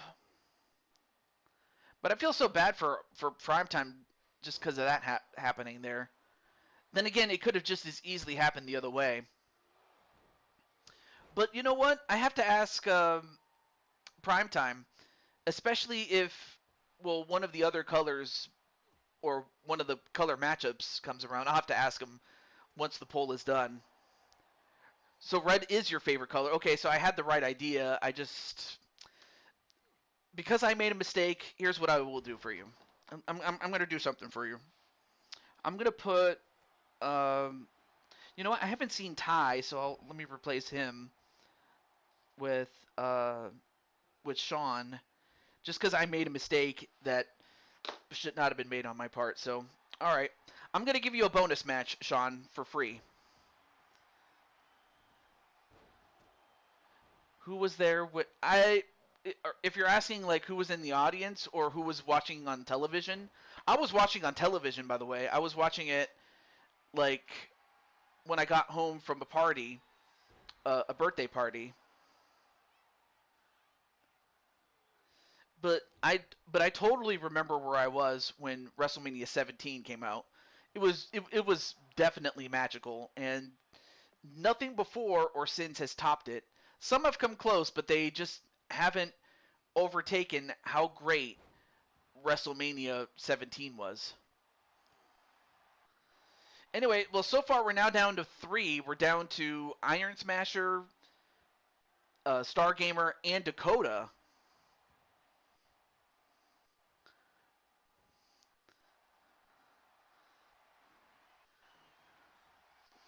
And Dakota taking out Stargamer.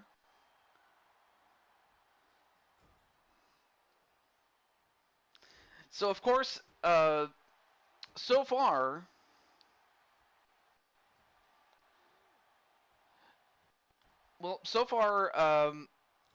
Blue is in the lead after one official match, as that was won by Carmelita Fox. And out goes Dakota thanks to Stargamer.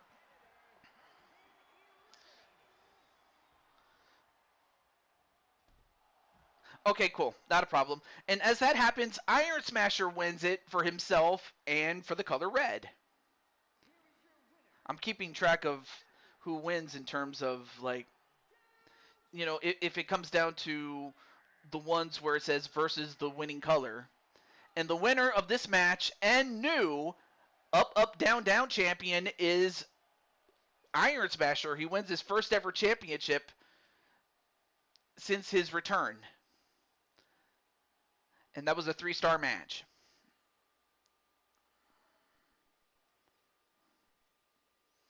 But up next, we now have 6 women. And of course, two of them are going to be featured from our good friend uh, Spike Ryan. And then, of course, we have one of Arkham's girls in Rouge the Bat. And then, of course, we have Mario Girl Melissa and one of Odds Cornet's clients in the form of Lioness. And then Arkham's like, "Go get him, Rouge." And I did give Rouge a special outfit just for this match. Yep. So Brandon, what do you think of the looks I gave Brenda and Cheyenne? Given that, well, they usually wear the color green for some reason, but I hope you like their look. All right, so Tammy I can't reach, and then Arkham's here. Let me get Melissa and Lioness's owner.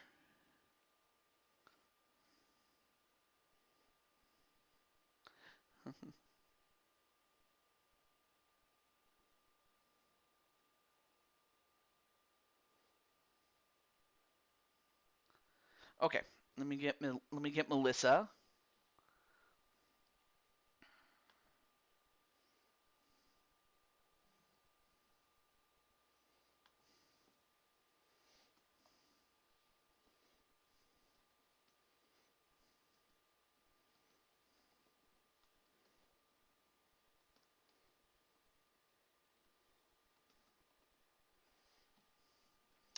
And then let me get Mr. Odds Cornet.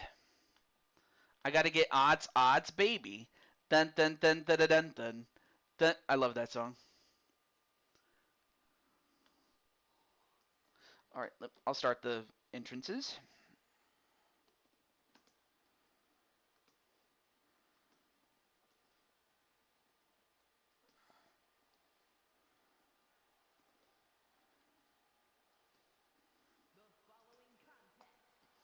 And up first is Cheyenne, and she even has a new hairdo.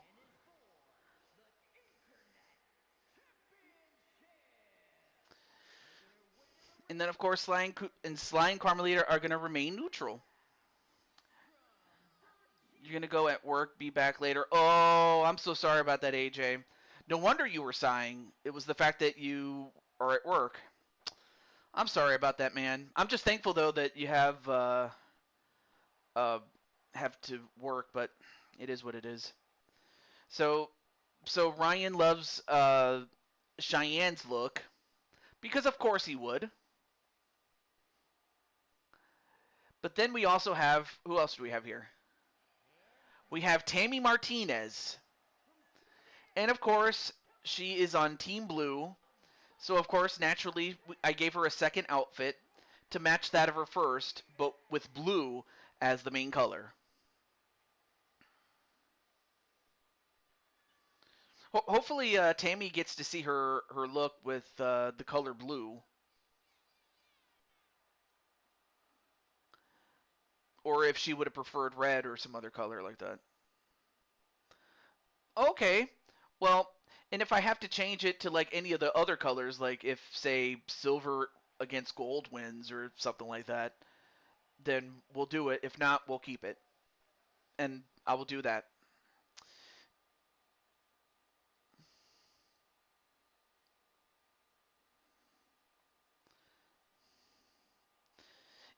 Yep. But of course, I kept her first outfit the same. I just gave her a second outfit. That's all I did. But that is pretty cool that she likes pink. I probably should have added pink as another color. But then if I do pink, what color would go with it? Hmm. I probably might consider having pink as a possible color. I mean, most of the time it goes up against blue or some other color that is thought of as masculine or something. Like blue or black or maybe even red. Even though that could also be a girl's color too, but Then again, I'm talking traditionally speaking. I'm not saying that's what it is today.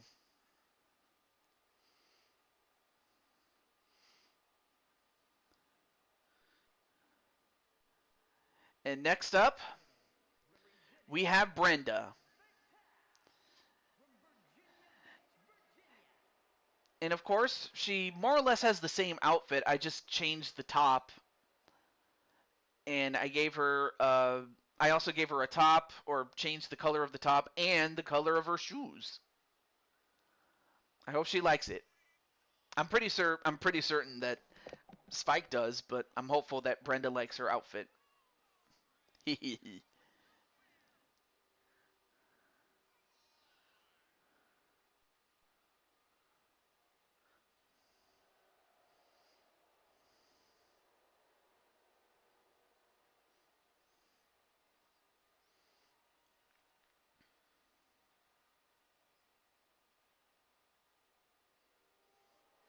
Fans are going nuts here, folks.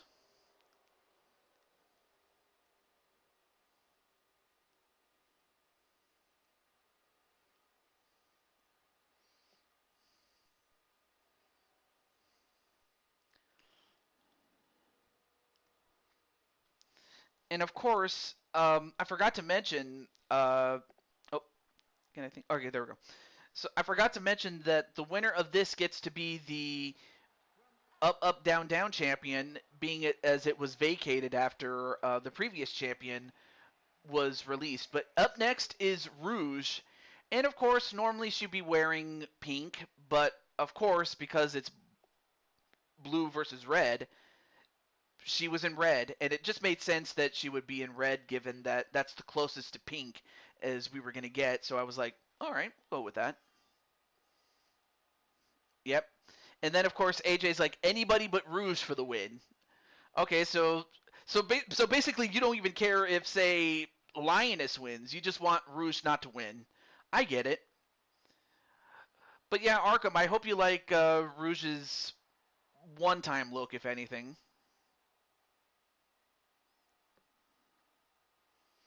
But there she is.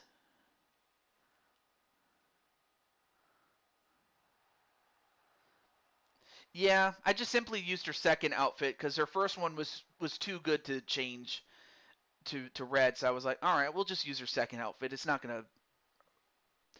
But I'm happy you like it there, Arkham. But up next is the Queen of the Jungle and a former Mushroom Kingdom champion herself, and of course the star or one of the top stars in Creation Pro Wrestling, which is run by my good friend Odds Cornett, or Against All Odds on YouTube. I give you Lioness, and you may be thinking, well, wait a minute, what color is she supposed to represent? Red. And that's just by the basic fact that she has red lipstick. And plus, am I really going to argue with her? I wasn't. In fact, I think she's really one of the few women that could destroy most normal sized men. I mean, she probably would destroy me too if that was the case.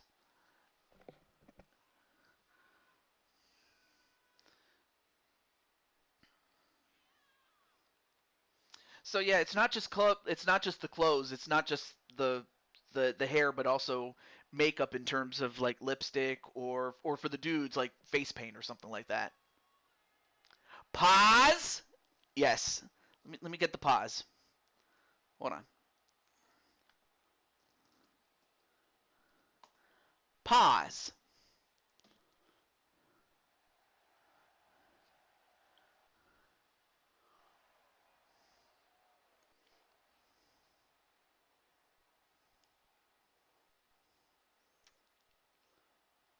AJ, I hope you're well. Don't forget, AJ, you do have a match of your own, my friend.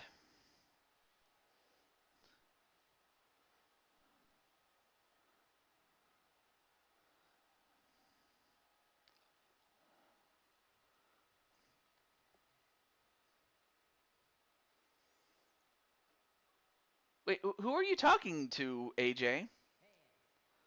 And as that happens, here is Mario Girl. And of course, you might be thinking, well, wait a minute, she has green, right? Well, her outfit also includes blue, as she's also a big fan of Luigi. But of course, like I said, it features the color blue, so it barely counts, but it counts.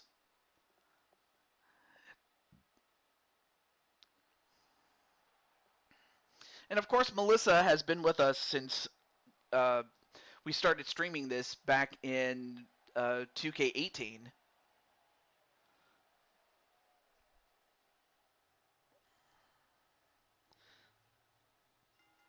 All right, match underway. Here we go. The rules are the same as the last time. It's last woman in the ring wins. And of course, now you have the two biggest women fighting each other in Lioness and Tammy Martinez. And whoa, what a clothesline onto Lioness.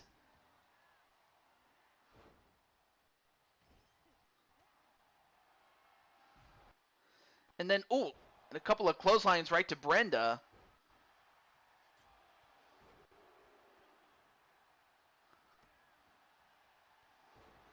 By Lioness. But then Lioness goes after the bat, Rouge. And then Carlos is going to go for his friend Tammy. Not a bad choice.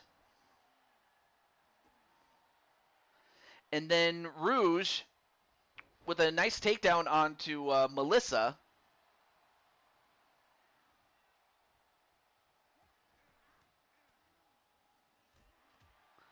I can never escape my nightmare. Are you talking about Rouge? And then Brenda's like happy either way if it's Brenda or Cheyenne.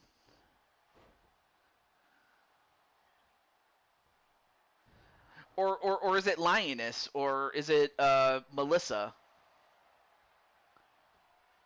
Although I'm not sure why you would be afraid of Melissa though, unless you owe her money or something. Anyway, oh wait, Rouge survived for the moment. Oh, Rouge. Oh, you don't like Rouge. And for the moment, Cheyenne looking to eliminate Rouge, and Rouge is eliminated thanks to Cheyenne. So, AJ, are you going to give Cheyenne a reward? Anyway, Rouge eliminated thanks to Cheyenne.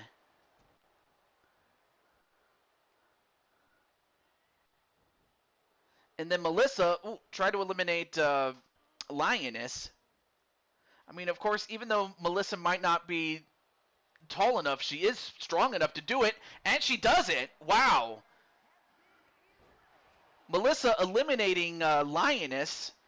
Again, even though she might not look it, I mean, Melissa is pretty strong herself. She is pretty buff. Due to a very personal reason. Well,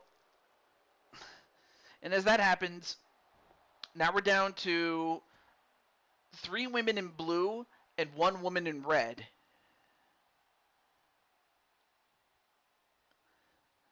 And then Melissa, nope, saved herself.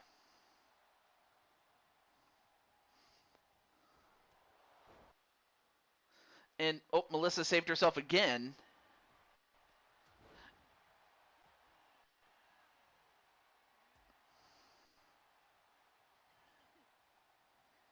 Oh, a flatliner right to Brenda, and then a suplex. And another one. Uh-oh. Is going to go for the 3 amigas. And she does. The 3 amigas right to Cheyenne. And then a pile driver right to Melissa. And Cheyenne gets eliminated by Tammy Martinez.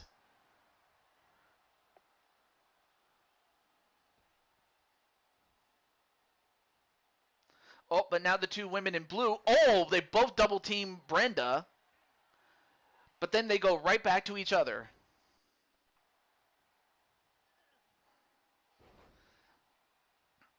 And now going to Suplex City is Melissa. And the journey is complete. And then, ooh, nice modified insert, a modified rock bottom, and then just stomping on the hand of Brenda, and then a spear right to Brenda. Everyone hates Dr. A. Well, I might not like Eggman. I mean, I don't. I mean, I like him as a villain, but of course I'm not going to like him in terms of like the things he does.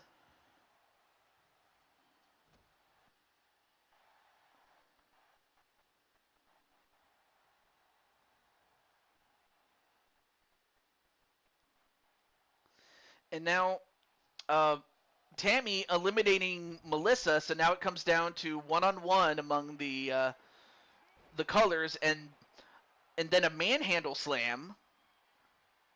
And now, wait, what's Brenda doing? A a Brenda bottom? A Brenda bottom? I don't think I've ever seen her use a rock bottom before. No, wait, reversed. Nope, countered by Brenda. And then sent into the corner is Tammy Martinez. Nope, countered.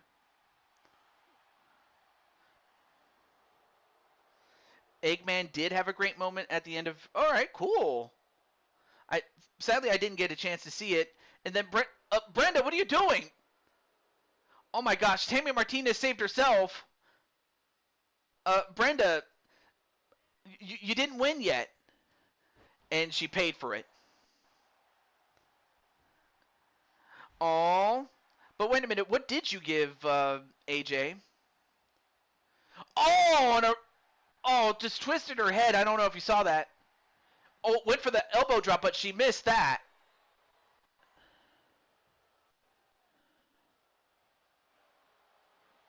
Tammy to Rhea Ripley? Like, in what way? Like, like, I want the latte. I love the way you make them. Oh. All right, now sent into the corner is Brenda. All right, now lifts her up. Flips her over, and Tammy Martinez wins.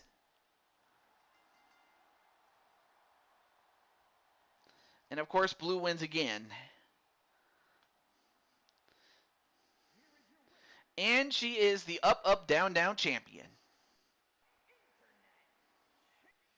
Like their favorite candy snacks and spa day treat for her and Brenda. Oh, for Cheyenne. All right.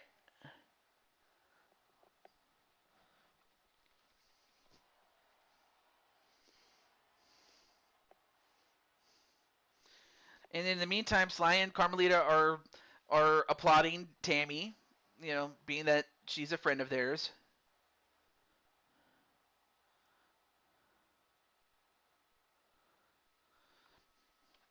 Well, hopefully we'll get a word from Tammy in terms of how she feels about being blue. And that was a 3.5-star match. All right. Well, next up, this one is pretty straightforward. This is 3-on-3. So unlike the last couple of matches where it was every person for themselves, even though it was blue versus red, well, now this is 3-on-3. Straight up, homie. So AJ, you're in there right now, as is Carlos, as is Leon Young.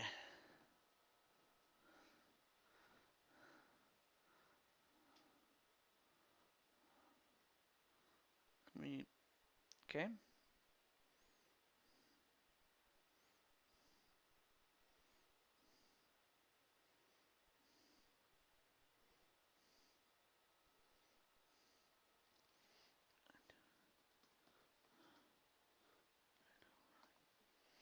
Okay. Let me get Mr. Kyle Young for his boy.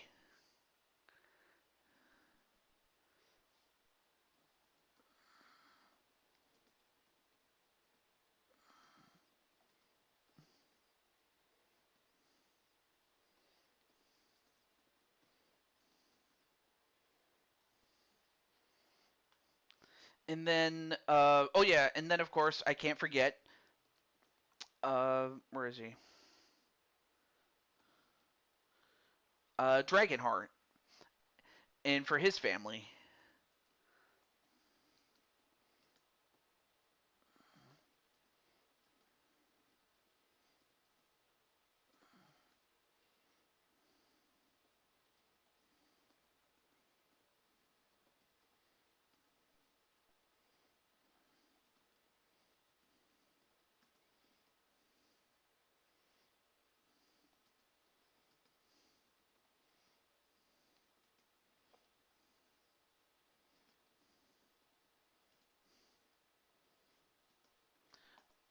Okay, got it. All right. Now that I got who I needed to send, awesome.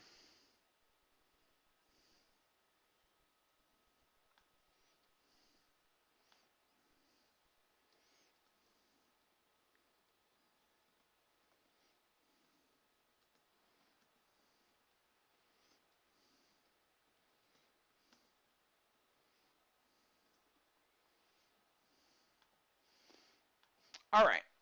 Let me catch up on the chat. Well, I don't know. Yeah, I was gonna say, come on, yeah, Amy, definitely take care of AJ. And plus, Rouge is in the back, so the fact that you're going out, you should be okay. Anyway, a tough pick, but you have to go with your bestie. Oh, you mean AJ? Anyway, welcome back, Kramer. So up next, we have a 3-on-3 blue against red, and here are the men in blue. So on the right is Dragonheart. On the left is his son, Dragonheart Jr. And in the middle is Dragonheart's brother and Dragonheart Jr.'s uncle, Kaiserheart. So of course you have the Dragon family, the Dragon Warriors, whatever you want to call them.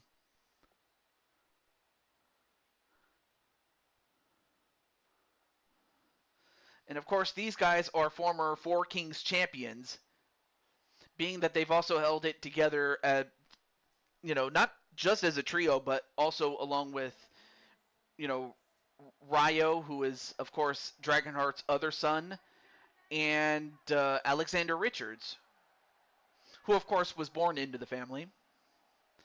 But up next is a member of the Young clan, and of course is a member of, not just the Young clan, but the Young family, Leon Young, the son of the great Kyle Young.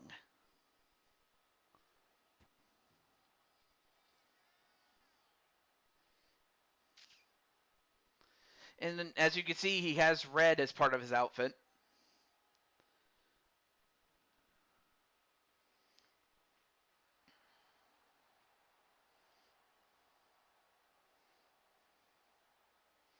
And the fans are going nuts for Leon.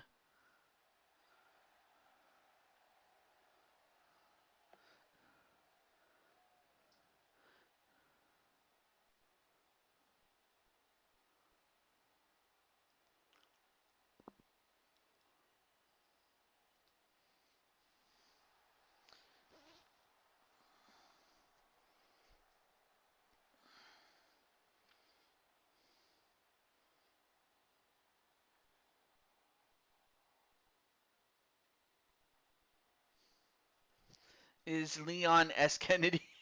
Well, he's not here, so this is the only Leon you have. But up next is the Phenomenal Son, this time in red. And also, Carlos, what do you think of your outfit? I'll let you think about it. But here's Carlos in red.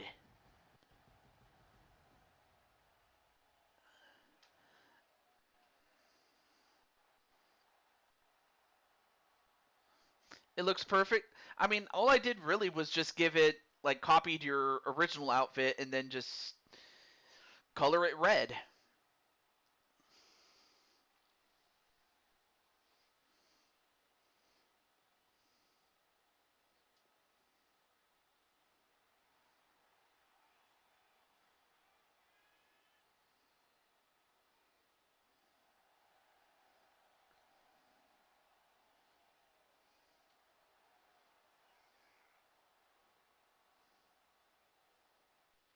And then Tenu says he likes Carlos's outfit. Oh, well, thank you.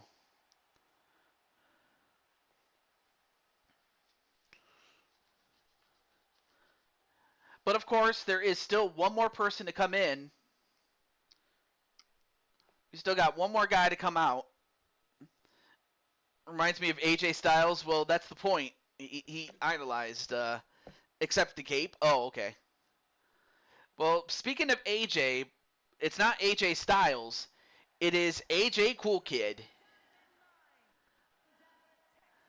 And of course, as you can see, he has red as part of his outfit.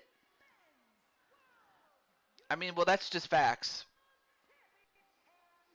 But he also has green, so if green was chosen, then, well, it would still work for him because he'd be green.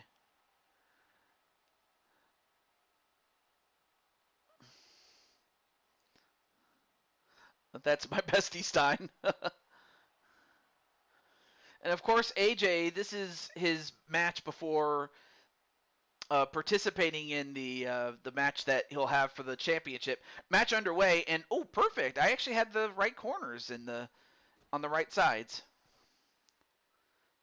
It actually worked out. I was afraid I was going to put him in the wrong corner, but oh well. I wasn't going to cry over it. Anyway, match underway and a pin. 1, 2, and this is under Survivor Series rules where if you get pinned, submit. If you pin, let me slow down. If you get pinned, you submit, or you get knocked out or counted out, you're out. So right now we have the second City Hunter in Leon Young, as well as Dragonheart Jr., although a quick tag right to Kaiser Heart. And Kaiser Heart takes over, and then a pin onto Leon. 1, 2, nope, just a 1.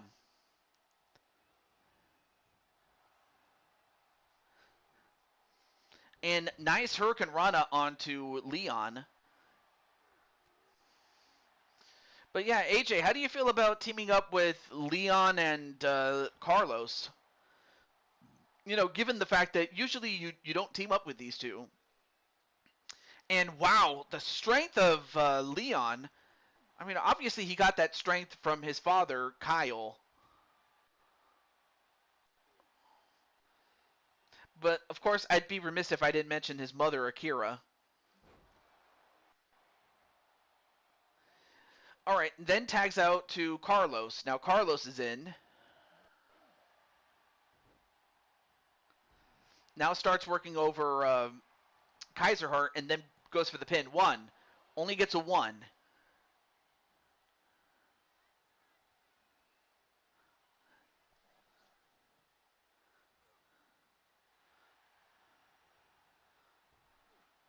And then a power slam right to Carlos and a pin.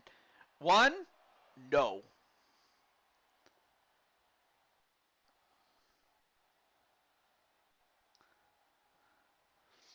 And then Carlos sends Kaiser Heart into his own corner.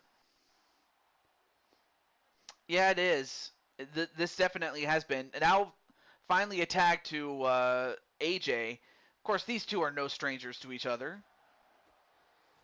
Given the marriages and the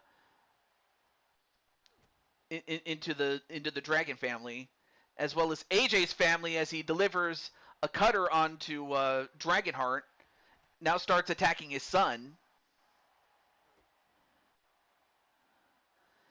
And then a Northern Light suplex to Dragonheart. Of course, these two are no strangers to each other. They fought each other.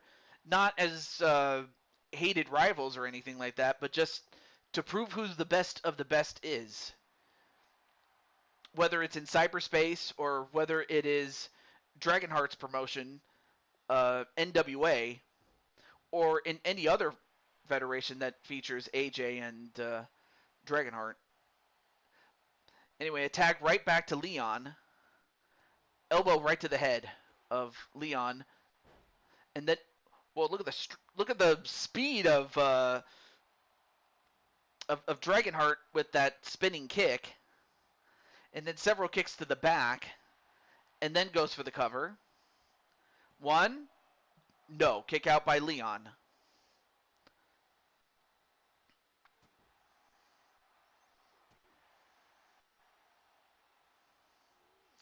And then sent into the corner.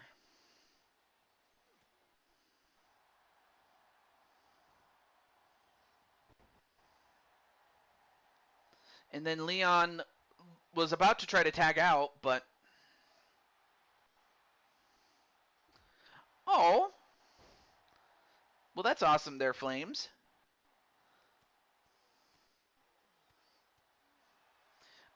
I wonder, out of character, I wonder if Flames will feel the same way. I imagine she would. They would make a team. As that happens, a DDT onto Dragonheart in a pin. One, no. Kick out by Dragonheart.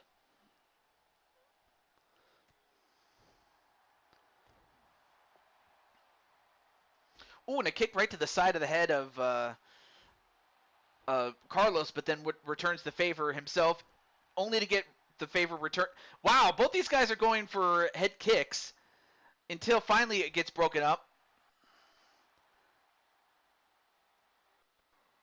And then off the ropes. And then a spinning neck breaker. Very, very interesting. Although Carlos, for a moment, he almost took his eye off the ball. But then continues to work on the back of Dragonheart. Now goes up to the top. What's he going to do? Went for the splash, but he missed. And then a tag out to his son, Dragonheart Jr.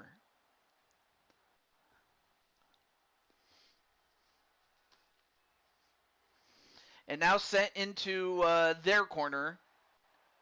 And a tag back to Dragonheart. What are they going to do here? Oh, double clothesline. And then a quick tag right to AJ as Dragonheart takes out Leon for the moment. Only to get hit with the stunner. And then a pin on AJ. 1, 2. Woo, that would have been something if AJ got eliminated off of that. Oh, I'm so sorry about that, Jose. But hey, Jose, you had a match earlier, so if you want to watch it, well, when you get a chance to, but just know that you had a match earlier. And then the Pyro Strike knocks out AJ. Wow, AJ just got knocked out by the Pyro Strike from Dragonheart. I guess if any one man could knock out AJ, it had to be Dragonheart. But now AJ's out. I have to think that his obsession with Rouge might have led to him not performing as well as he should have. But on the other hand, he does have big fish to fry. So if anything, this might be a blessing in disguise. But in the meantime, the match continues as a quick tag to Dragonheart Jr.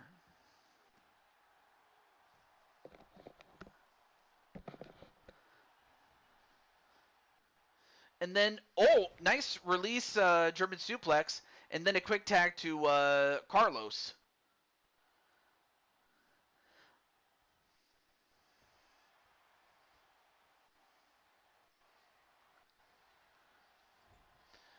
But now, and now another tag. What are they going to do here? Oh, a kick, Russian leg sweep combination, even though none of these guys are Russians. I blame Rouge. You know, one of these days we might have to do, well, if we ever do Monarchs of Wrestling, which is, you know, a play on Arkham Show, I wouldn't even be surprised if AJ challenges Rouge, and Rouge is like, I'm tired of all these witty comments about how much you dislike me, AJ. So I wouldn't even be surprised if Rouge ends up fighting you. But sadly, I can't do it here. Or not yet. But one day we will. Alright, back to the match, though. And so far, the Dragons have the Dragon family has done a great job tagging in and out and doing a number on these two on the two remaining guys. And out goes Leon. Leon gets knocked out, and it all comes down to Carlos Larry. So it all comes down to Carlos. I don't like his chances, but you know, never say never. We've seen there was one instance where I think it was AJ who was down 3-1, and AJ ended up winning it. But that was then, and and a body splash leg drop combination. 1, 2, no, and how did he kick out of that?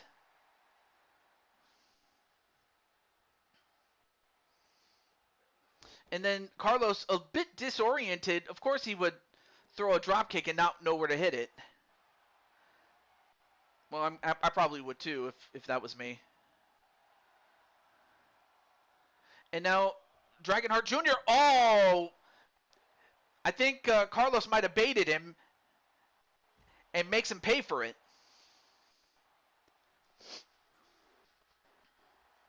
Oh, and a kick to the side of the head though.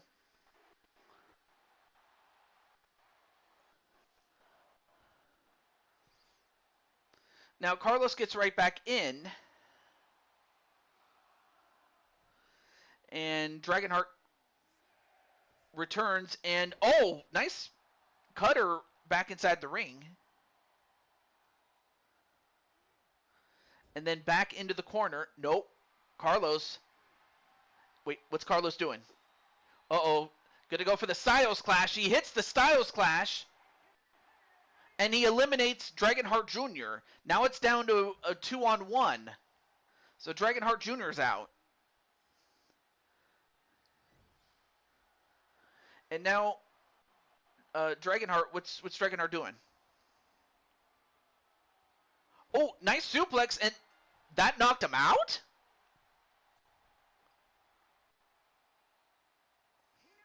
Well, nonetheless, though, congratulations to the Dragon family. Look at this. Oh, that is awesome, though. Look at that. Look at all that. Look at all the posing they're doing. Well, congratulations nonetheless, though, to the Dragon family. 4.5-star match.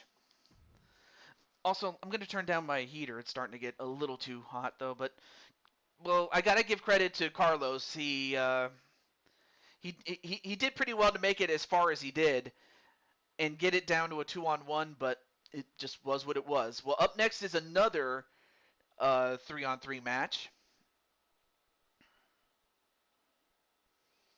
So we have another win for Blue.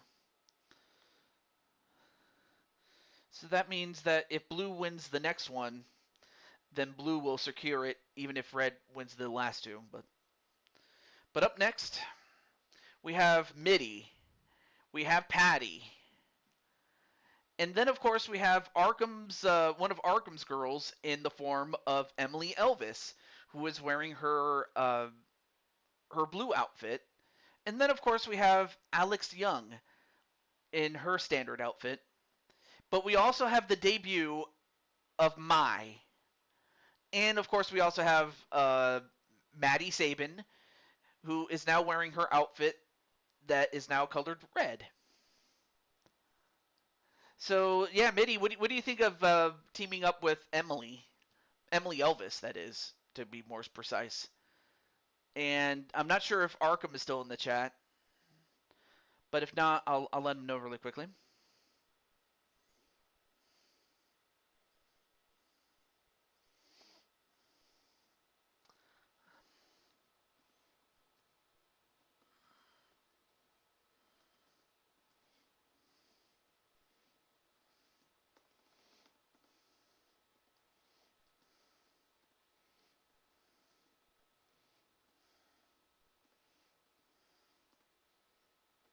Wait, let me make sure. Okay. I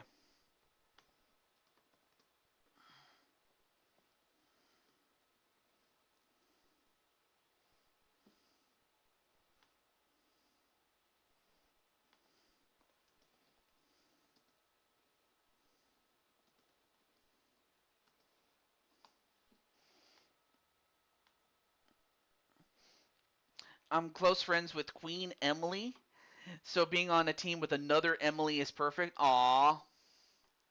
Oh yeah, I almost forgot. I gotta let Maddie know. How stupid of me. I forgot to let Maddie Sabin know.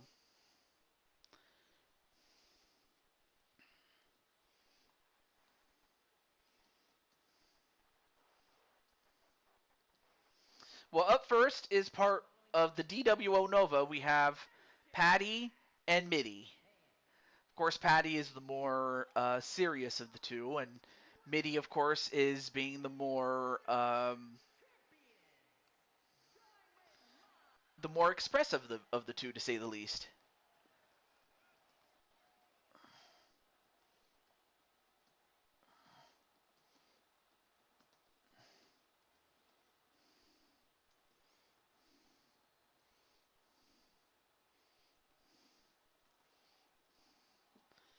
Okay. I used to be rivals with Maddie, but now the two of us are friends. Aww.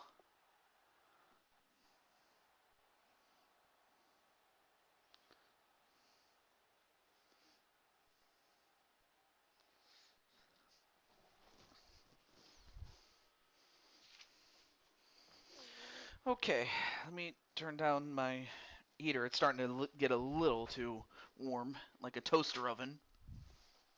There we go. So now we have their tag team partner, and that is Emily Elvis. Now, normally she teams up with her tag team partner and longtime friend for most of her lifetime, and that is Liliana Ladrona, who we saw in the Rumble match earlier. But of course, she is repping the blue.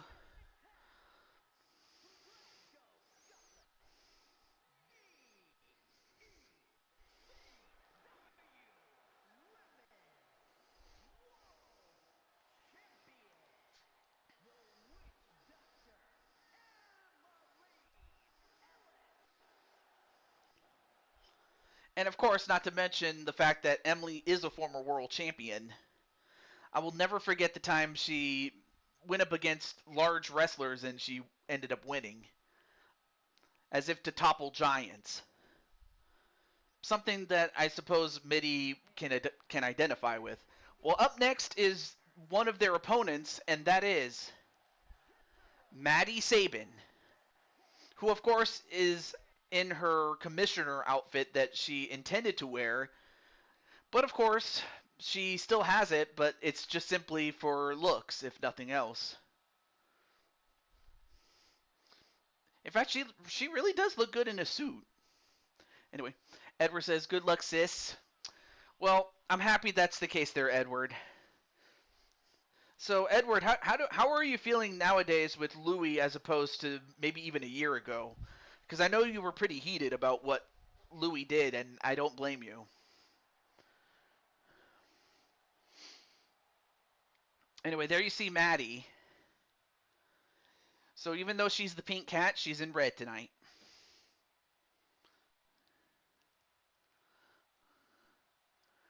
That is true. Mitty is a record 10-time champion. 10 times. But here's another former champion. And in even though it wasn't for long, as was the case with Emily Elvis, a former world champion nonetheless, in Alex Young. You're still partners in Death Battle. Oh, okay. Well, I take it you weren't going to stay enemies in BTW for too long either. But I think it has more to do with the fact that Edward, in character, kind of blames Jose for his influence. But aside from that, he holds no ill feelings. I imagine that's the case. Correct me if I'm wrong, Ed. If I'm wrong, please tell me I'm wrong. But anyway, there you see Alex, who of course has red in her outfit, naturally. I mean, she is the second city princess. Well, the first being Jade Young, who we saw in that Royal Rumble match. And of course, she is part of the Young clan. Maddie's coat is beautiful. I'd like to hope that it was. I mean, it was originally pink, but then I had to make it red for the simple reason of this match. And then, of course, making her debut is Mai. In fact, well, she is one of the reasons for this show. I mean, she pretty much personifies the lady in red. And I'm not even talking about the movie of the same name.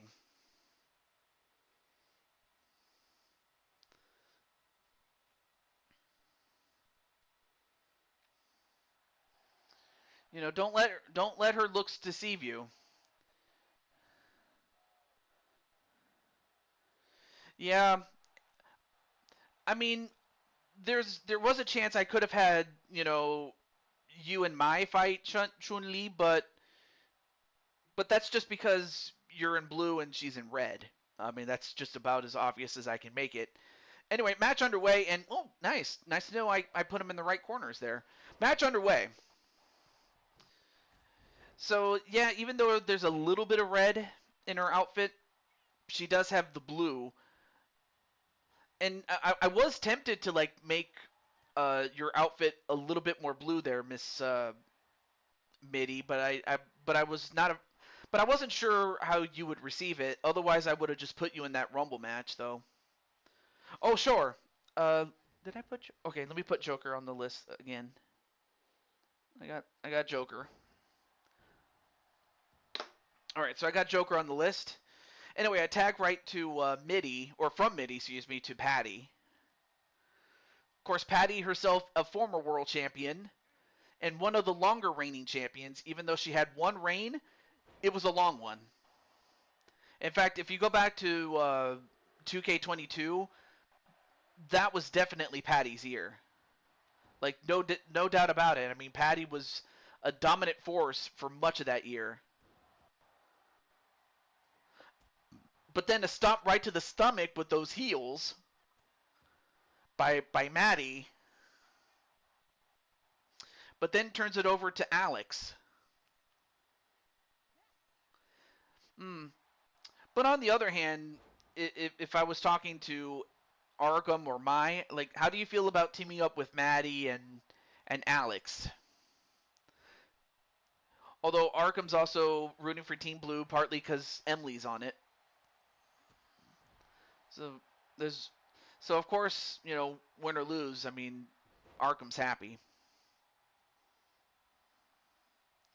But right now we have Alex and Mitty. And then, ooh, slingshot it right on the top rope. And then a moonsault, but missed.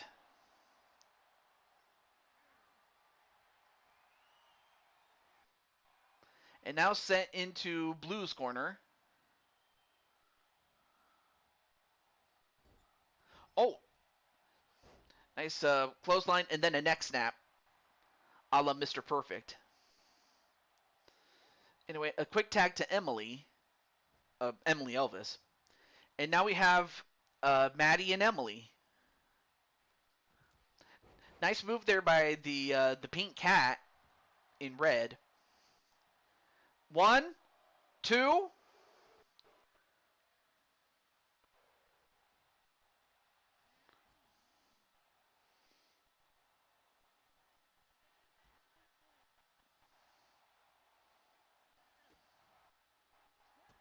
Uh-oh. I hope I'm... Okay, there we go.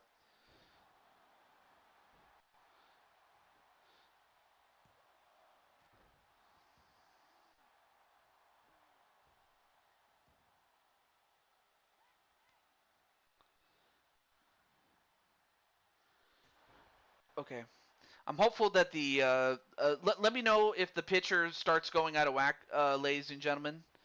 But now we have Emily and Mai in the ring at the same time. But Emily, of course, gets sent out only to come right back in. And now Mai is the one in trouble. And now getting choked out by Emily. And then gets stomped.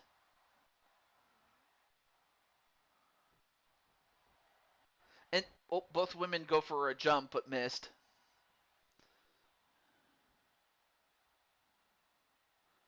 And then Emily escapes.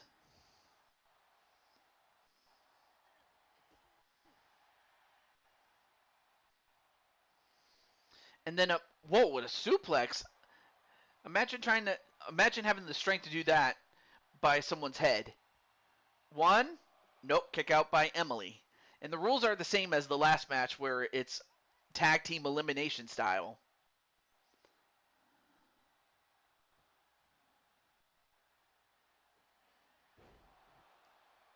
Very well.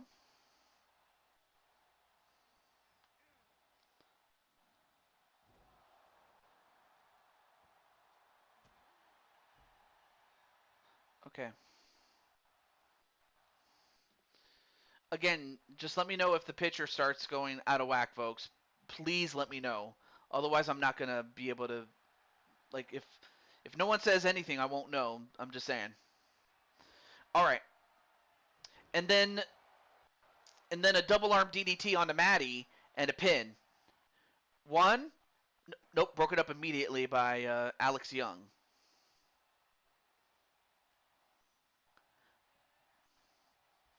All right, now back in the blue corner.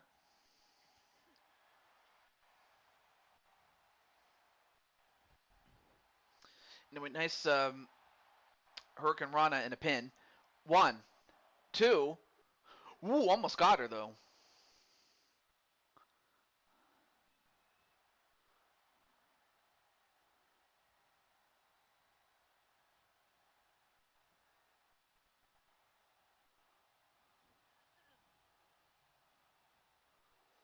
And a Russian leg sweep, even though Emily's not Russian.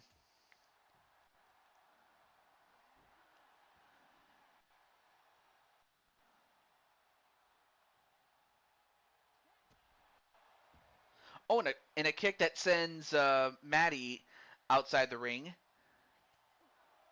And then a drop kick to Alex. Oh, well, and tried to do the same to Mai. And now, wait a minute. Emily, focus on your opponent. Oh, unfortunately, she focused too late, but it didn't matter. A backbreaker onto Mai. But then Mai takes advantage with a cravat suplex.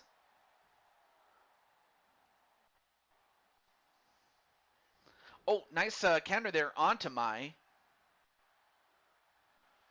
Oh, then the ear clapper. And now going for a submission onto Mai, although Mai manages to get herself out of that hold, and the referee is trying to get Maddie back into her corner, which she manages to do. Now trying to work on the arm of Emily Elvis. And again, it's like Mai's trying to break that woman's arm off. Oh, and a punch right to the stomach.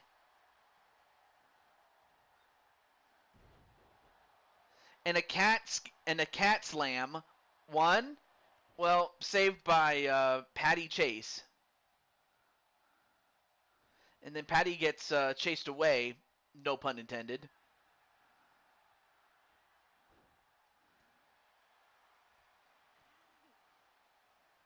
And now sent into the red corner, but Emily fighting out.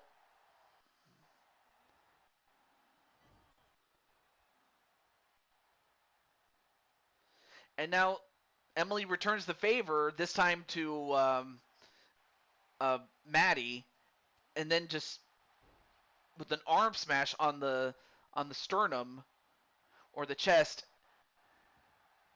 of Maddie.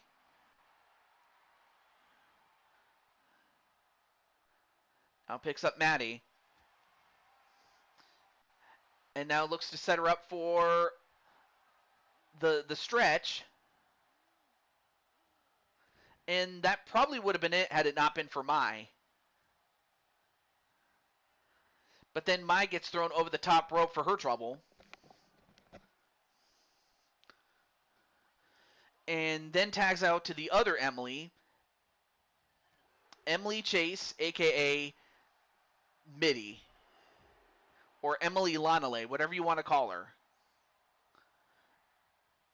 But I'll just call her Mitty because she's cool like that. But now you have the cat against the Queen of Twilight herself. And a spear right to the pink cat in red, and out goes Maddie Sabin. Maddie Sabin is the first eliminated. So Mitty eliminating Maddie. And another spear, definitely learned it from her mother. And another pin, 1, 2, no. Kick out by Alex Young. Yes, KOs are on, especially, like, if I don't have the KOs on, out of character, if I don't have the KOs on, these matches would last forever, and I don't want to bore you guys to tears because of that.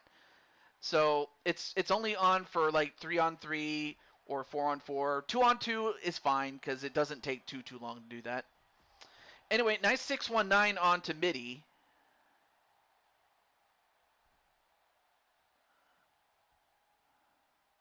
But yes, the KOs are on. And now, wait a minute. The Styles Clash? I don't think I've ever seen her use that before. Broken up by Emily Elvis. All right, cool. So, okay, so you guys do like it. All right, cool. All right, back to the match. Anyway, then attack to Mai. I mean, you talk about being thrown into the fire. I mean, she's going into the fire, especially not only teaming up with two of the biggest stars, but also going up against 3 of the biggest stars that Blue Toad Wrestling has to offer. I mean, they're not the biggest stars, but they're among them. In fact, everybody that's on the card is among the biggest stars that the company has to offer. So I just want to give, the ladies and the gentlemen their due. And a shoulder tackle to Mitty. And then Mitty's like, thanks, Emily. Oh, and a drop kick, especially with those heels. I mean, seriously, are those heels a registered weapon?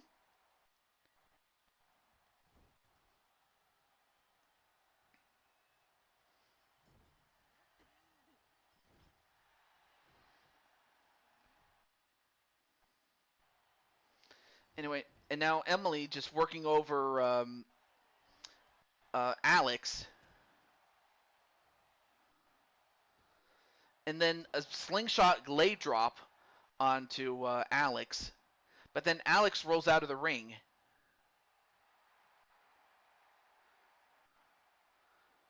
And and then Mitty went for the dive and missed. And then Alex got set right into the red steps.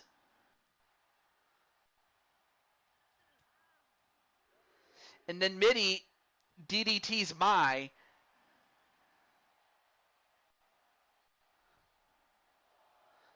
And then Alex going back inside the ring.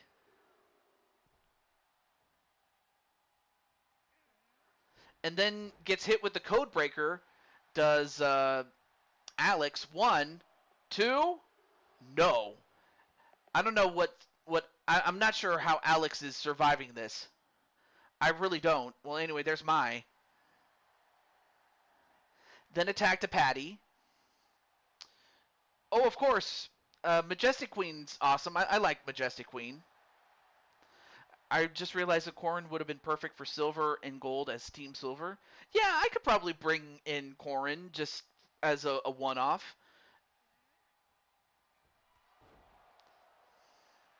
Much in the same way as I could do with with Mai and Chun Li. Or I could just color the ones that one of your girls that you do have in those colors, especially Emily or Liliana, and see how they would look in silver or gold, depending on what we have, or whoever wins the poll at the end of the day. We still have we still have 2 more matches to go, so I don't want to announce it until it's official because it's still kind of close. Anyway, the diamond cutter onto Mai, and this could do it. 1, 2. No, kick out by Mai. And wait a minute. Did Alex get eliminated? I was so busy talking. No, I don't have the Zeta anymore, but I could probably use her for, like, you know, again, it just depends on how much room I have for creations. But I also want to give other people a chance to come on in, especially those who have been on the wait list for a while, out of fairness, you know. Okay, so Alex is out. So it all comes down to Mai. So we'll find out if Mai can pull the impossible. Or, no, not the impossible, the improbable. Wow, Troy, now you want to raid Majestic Queen? Wait, was Troy against this before, Dakota? Is there any context to it? I'm kind of curious. Or if you want to talk to me about it via DMs, I'm fine with that. Oh, now wait a minute. Now going for the disarmor. The disarmor. And that probably would have taken out Patty if it not had been for Mitty. And then Mitty gets thrown out. Then an elbow drop to Patty.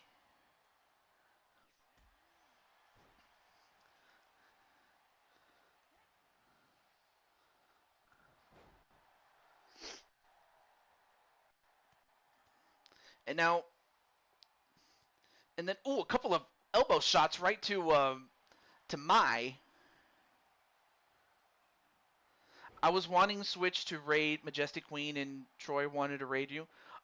Oh, well, hey, I'm well, in that case, I don't mind Dakota, but still,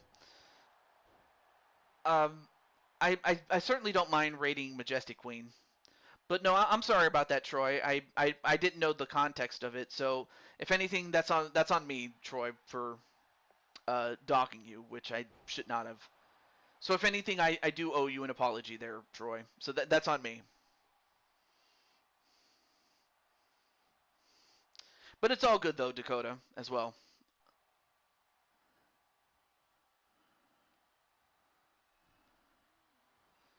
But I do appreciate each of your honesty of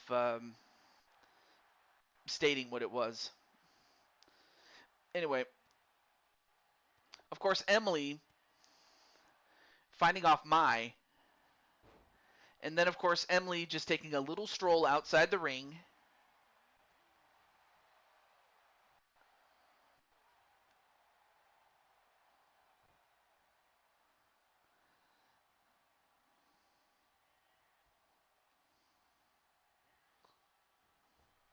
And then a Superwoman punch, and that's it. That's a knockout.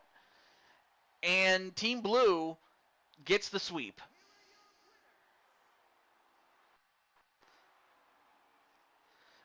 So that's the clincher as far as if it comes down to say, let me look at the poll again. If it comes down to purple or green, then if that option wins, then blue would face off against either green or purple. But it looks like this is kind of a runaway here. I think Mitty might have gotten stuck there. But congratulations nonetheless to Team Blue. Flames and Amy make the perfect tag team. Perhaps. In fact, I don't doubt that at all. Well, in any event, congratulations to Mitty and Patty and Emily Elvis. And that was a 5-star match.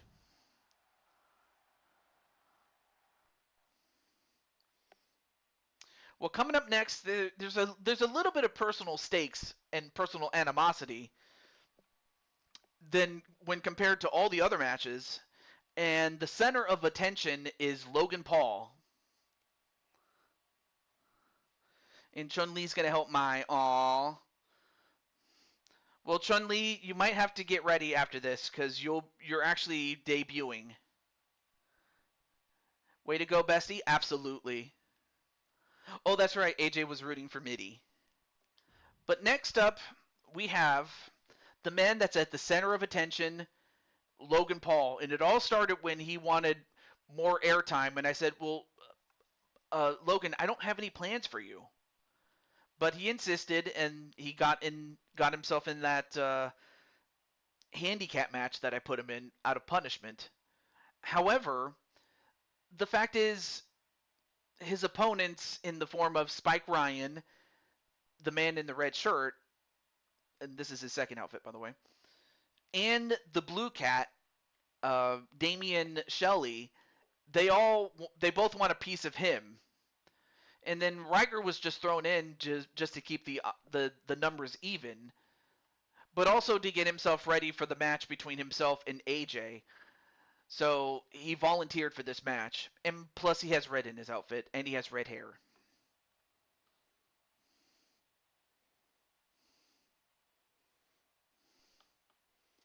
So the question is Spike Ryan or is Damian gonna get his hands on Logan Paul, or is Logan Paul gonna find a way to weasel himself out, as he's often done when he was the United States champion?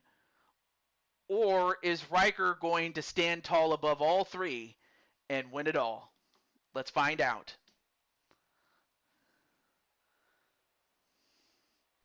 I imagine AJ is going to watch this match considering that Riker is in it. But up first is the man who could just as easily be part of Team Gold, partly because, well, his outfit partly has gold. And that man is Logan Paul. And of course, he's the WWE United States champion, but at the time he was the default champion when this game came out. So, no, he's not the Blue Toad Wrestling United States champion. He's the WWE United States champion. I want to make that clear. But nonetheless, though, here he is.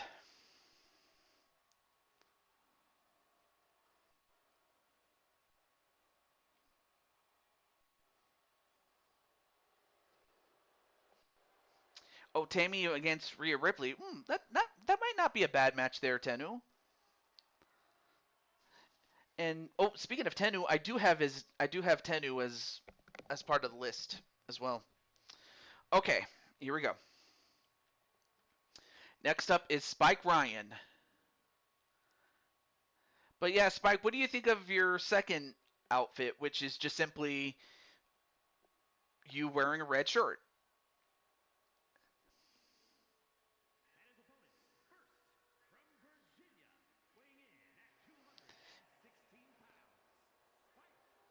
Oh, and the fact that I've changed your outfit to red as well.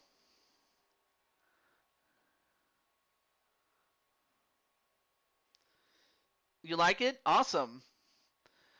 I mean, of course, I could have changed it to blue, but the original. But then when I realized, oh wait, Damian Shelley, he has blue, so I was like, okay, well naturally I can just make you red, and that's how that came about. It matches the red in the graphics. I didn't think about that, but then I realized, oh yeah, it does.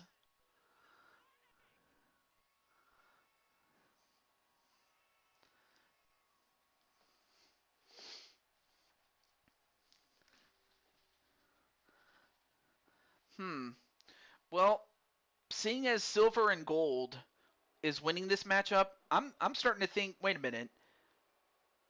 Well, of course Brandon has silver as part of his outfit, like the outline of it. I could put him in silver, but then for someone like Tenu, what color would he be? Or maybe I should just not ask and then just give him a new outfit based on what color he might need to have. I'll surprise you guys. In fact, that might actually be the next Super Show. Silver and gold, silver and gold. Well, here's a guy that has the gold. In fact, he's the holder of Big Blue, even though he's dressed in red. And in fact, he is, if I'm not mistaken, a 3-time Blue Toad Wrestling World Champion and is the current champion. That man is Riker Lancaster. AJ, why are you still hiding from a little bat?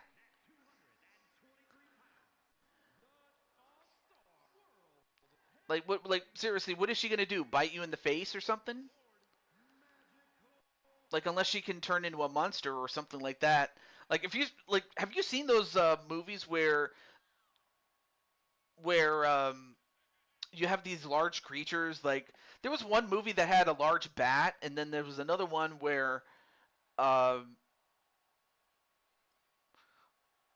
where then of course you have werewolves and other sorts of creatures that turn into these large monsters.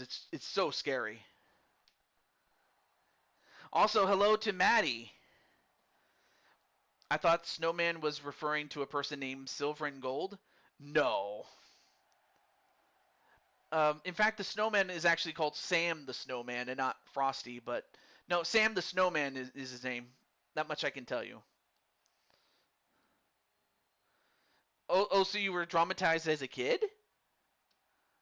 Yeah, apparently you're AJ's bodyguard, apparently. Silver and Gold. No, no. The name of the snowman is Sam. Although I'm kind of interested, like, if I was to give you and your brother, who's coming into the ring right now, a color based on either silver or gold, what are you leaning towards? Silver or gold? Or do you just not care? Anyway. No, I mean, you have blue gloves and you're a blue cat. And you have blue accents.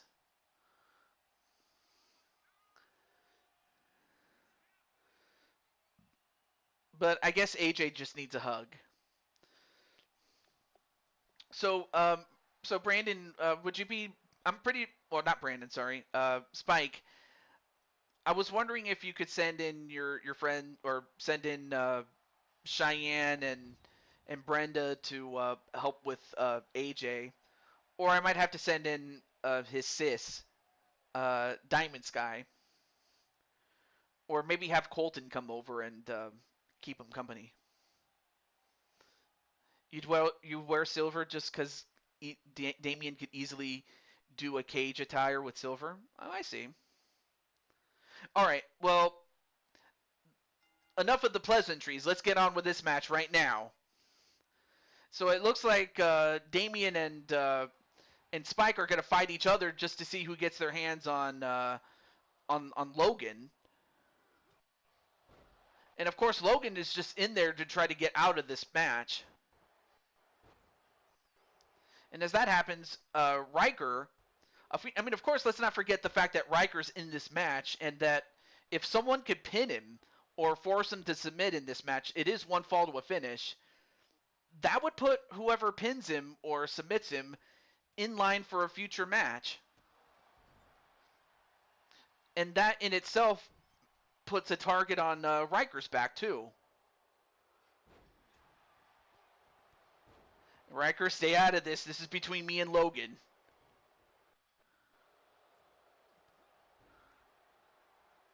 Well, it looks like Logan is going to focus on Damien.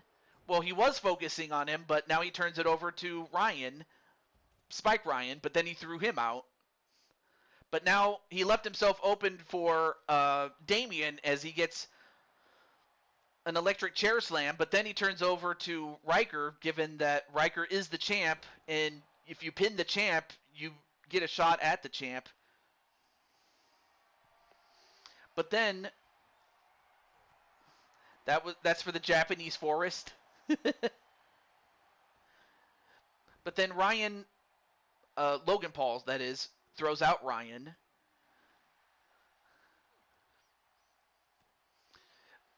Of course, I'm going to focus in on the ring, given that you win this match by getting a pin or submission in the ring. Oh, a forearm shot right to Damian, but then Riker gets a stretch, but then broken up immediately by Damian.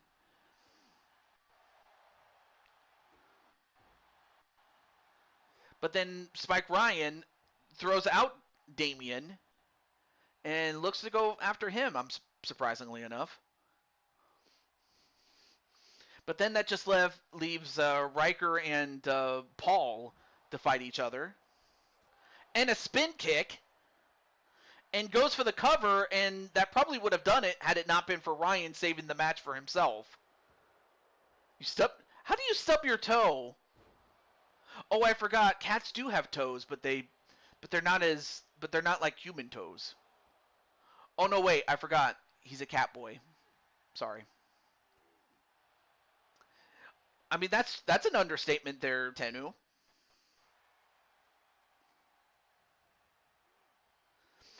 Yeah, I was about to say, I didn't realize, oh wait, I forgot you're a Neckle. Or a cat dude. I don't know why I said cat boy. You're not a boy. Although, wait a minute. A pedigree right to Damian, and then a pin. And, well, that probably would have done it had it not been for Riker breaking it up and saving the match for himself.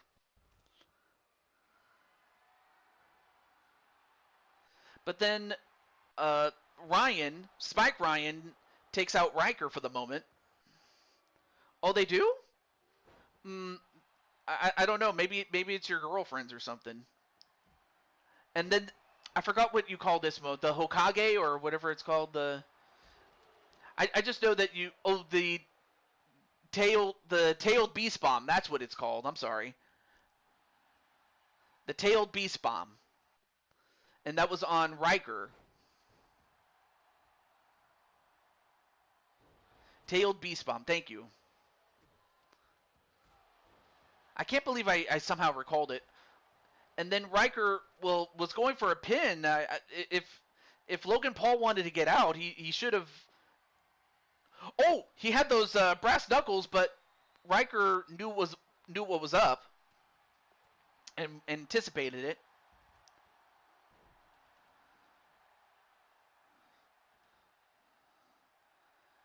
Oh, I see.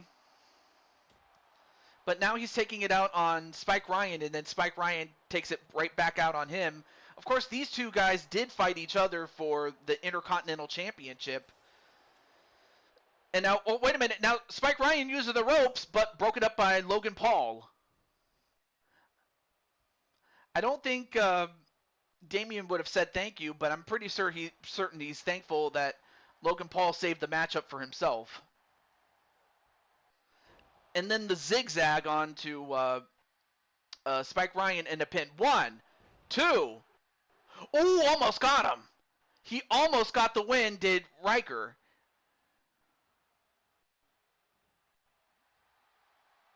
And now, wait a minute. Now going for and now going for the Muda stretch. The Muda stretch. But then, I don't know how he did it, but Logan Paul managed to survive and get out of that move himself.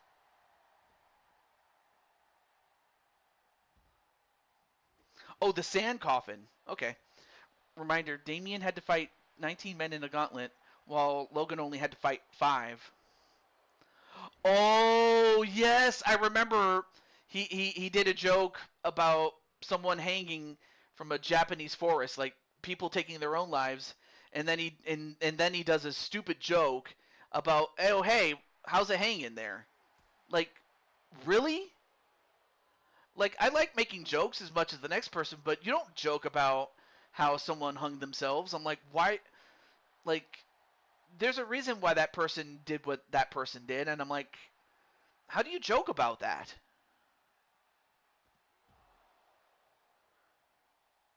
So, Damien is part Japanese?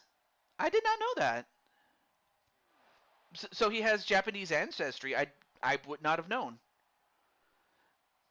Yeah, there definitely is a difference between joking and bullying.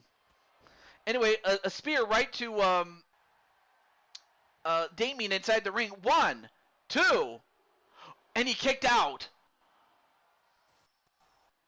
Oh, that could have been it had Damien not kicked out himself.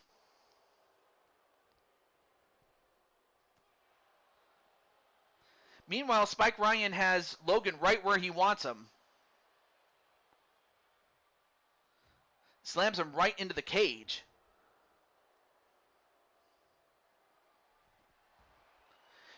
And in the meantime, he should focus on trying to get the win. Yeah, especially given that he has the champion in a position for an RKO or a DKO, given that his name is Damien. And, well, that probably would have done it had it not been for Spike Ryan standing right there. Oh, but then he gets his hands on Logan Paul. The primary Lotus, thank you. And now going for a modified octopus stretch, but again, Logan Paul gets involved. Oh! And then Logan Paul just got spat in the face with mist from Spike Ryan, and now he pins Damien. 1, 2, and he got it! Spike Ryan got the pin on Damien.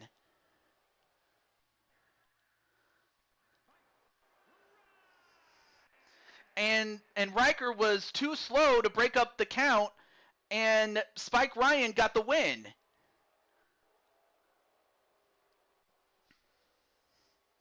And that was a 4-star match.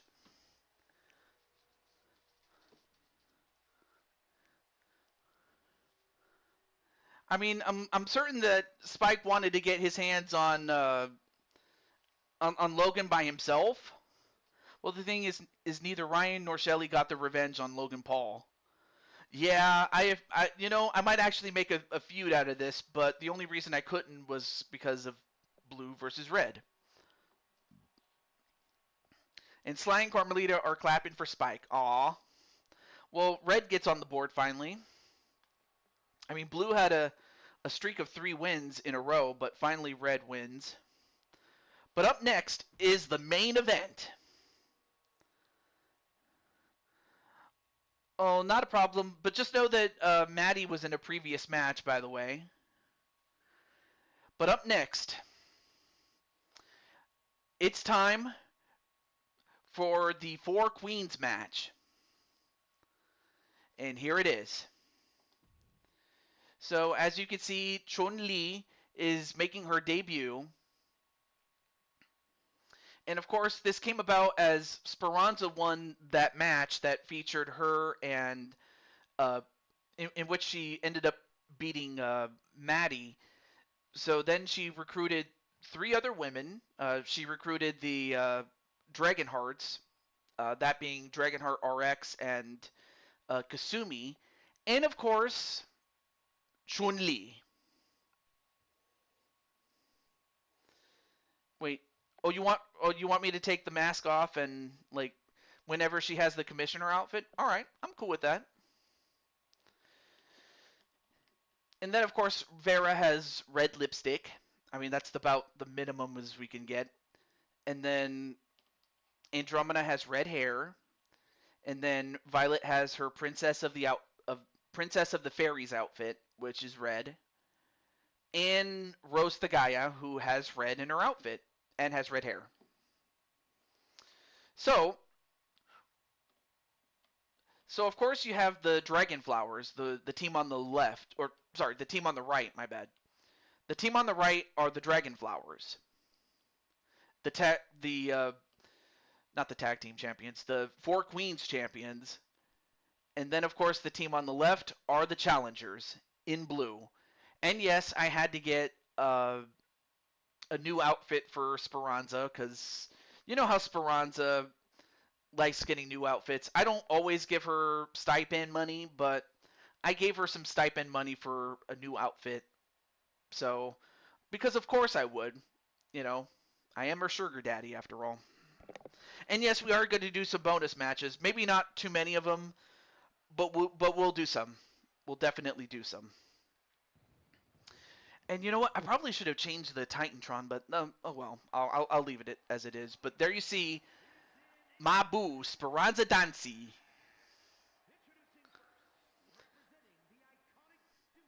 Of course, out of character, this version of Speranza has the face texture, so I couldn't do much beyond just the clothes. So there you go.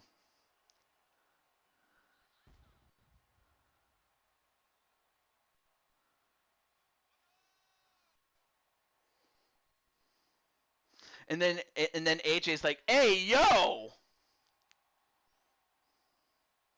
Hey, MJ is fly. Hey, how you doing, man? By the way, I saw one of your earlier videos, and I'm like, bro, I could just make you look like you looked when you had that business suit. Because I saw one of your older videos where you had a business suit, and I'm like, bro, I could just make you look like that."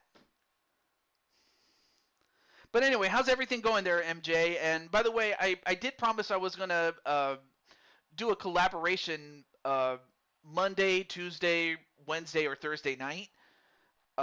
Friday, of course, I already have plans, and I couldn't do it tonight because, well, I'm doing this. But yes, welcome to the show. MJ is fly. Hang on a second. Let me do this for you. Hang on. I'm gonna do this for you. Well, as that happens, there you see the dragon hearts. You have with the ponytail that is Dragonheart RX, and then the one with uh, the jacket that is Kasumi.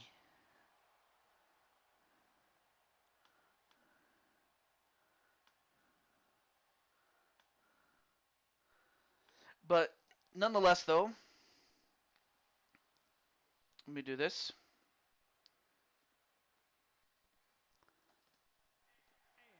There we go. So there's MJ is Fly's channel, and then of course you have the lady in blue. Even though she may have red lipstick and she might have white painted on her nails, she is clad in blue, and she is from Street Fighter, Chun-Li.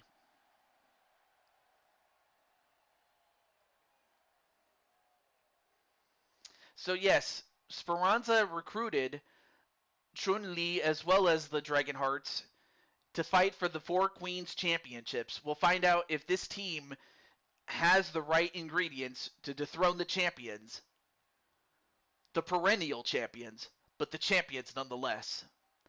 And in fact, here they are.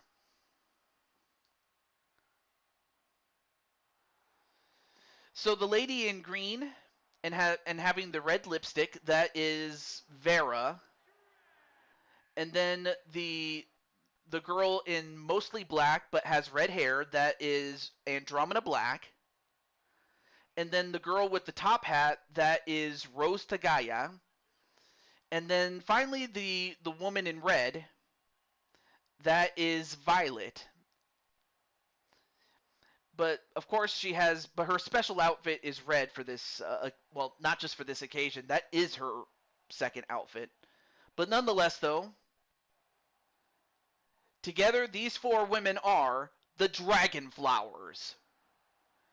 Because you see, they have, in some ways or another, either married into or are part of the dragon family.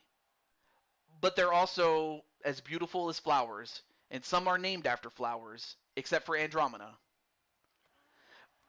But now, match underway. Here we go. Anyway, let me read this. I'm doing good. I'm glad you saw some of my old videos, TJ. I appreciate, and I look forward to our collaboration. Absolutely, absolutely. I'll have to send you a DM after the show. I just didn't want to do it like while you were in the middle of a show or while I was doing my show, but I just wanted to at least give you the courtesy for that. But also to show and give you just a little sample of what you have, of what is in store. Of course, you see some beautiful ladies as Speranza. Of course, Speranza is the one with the short hair and is in blue. And then Arkham's going to go for Team Blue. I imagine because Speranza, I'm not sure why you would do that. I'm not even going to say anything, at least not with MJ present. Wait, let me put you back on the list there, AJ. Oh, if this stupid pen would work, thank you. Yeah, I have you on the list again. And then Diamond Sky's like, don't let Team Blue win. But that's mainly because, well, her daughters are on Team Red, by the way. The Diamond Destroyer, of course, she adopted that from her mother. One.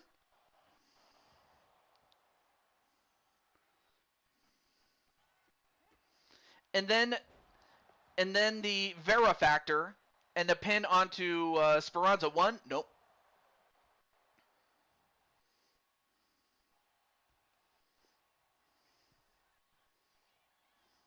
Of course, Vera is the youngest out of all of the Dragon Flowers.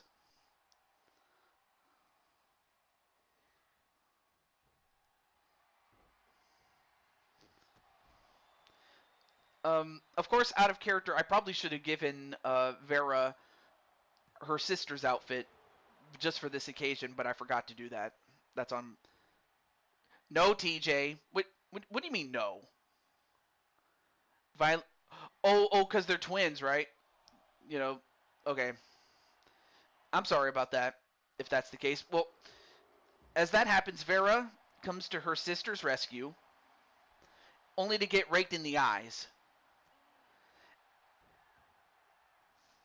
Let me see. Yes, I have you on the list there, Ryan, from last time.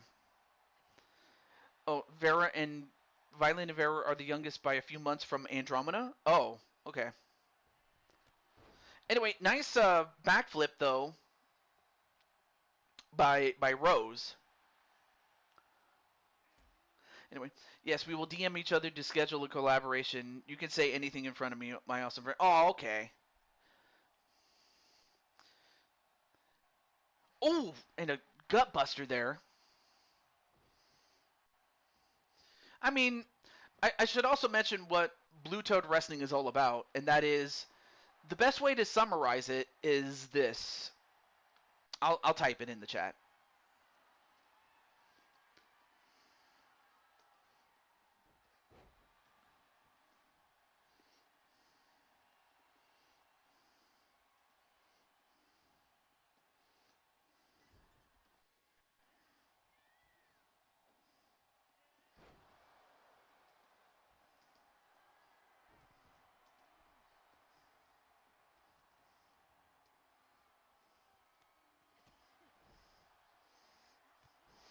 And of course, Amy Rose is going for Team Dragons. That would be the team. That you mean the Dragon Flowers, Amy?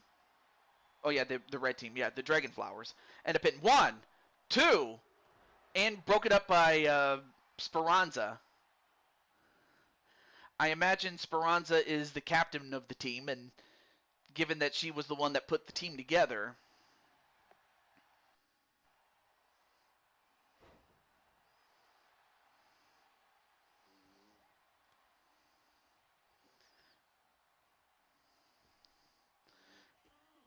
And then a spin kick, and then a Shining Wizard onto Violet.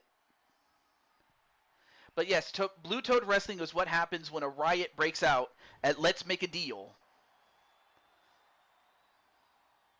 That's pretty much what this show is about.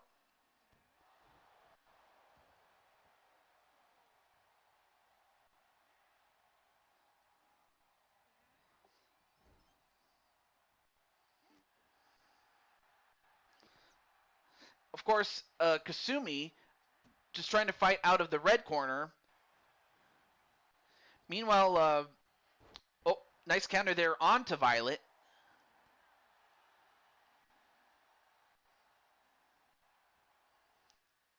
and then sent right into the corner. And now trying to break Kasumi's arm. But then Kasumi fighting back. And now sends Violet into her corner. Into the blue corner, that is. And a moonsault. But then Kasumi tags in her sister, Dragonheart RX.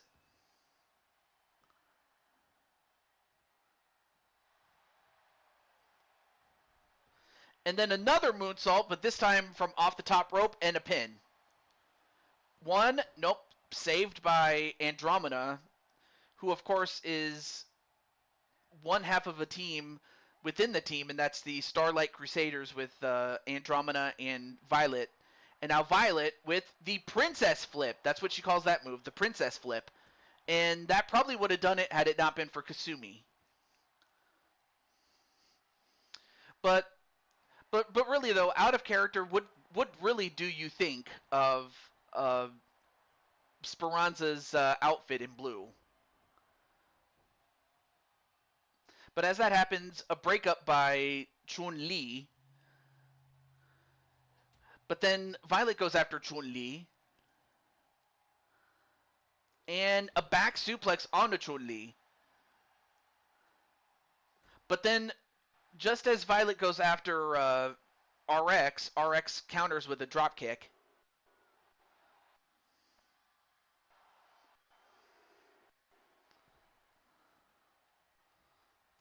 Ooh, nice back elbow, though, onto Violet. And now going for, a hammerlock, what was it? A hammerlock flatliner. That's it. And a moonsault, but this time missed. And now,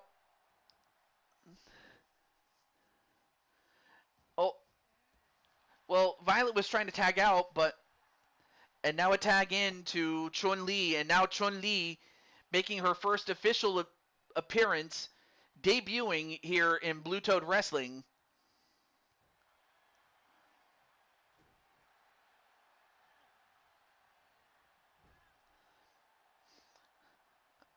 Have I ever played Super Mario Brothers Wonder? If so, have I have played it, but I haven't completed it yet. Even though I am still in the process of doing a Let's Play of it, but I haven't completed it yet. But as that happens, now Violet with the what was it called again? The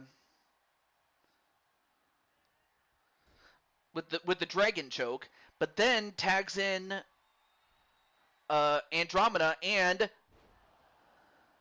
the Crusader Bomb. The Crusader Bomb, 1, 2, and a kick out by Chun-Li. So far, nobody has been eliminated yet, but the rules are still the same as they were in those 3-on-3 matches. Pinfall, submission, knockout, or countout, and you're eliminated.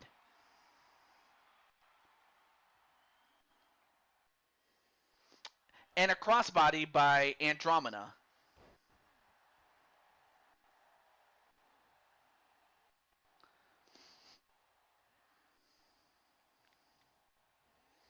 And then Chun-Li, was about to get set up for the spinning back elbow, but instead Chun-Li suspected that, and then a flatliner onto Andromeda.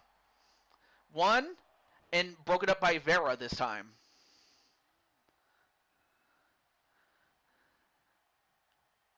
And then, then a bit of a cheap shot right to Violet, but then Violet breaks it up herself, returning the favor for Andromeda. But then Chun-Li tags out to Speranza.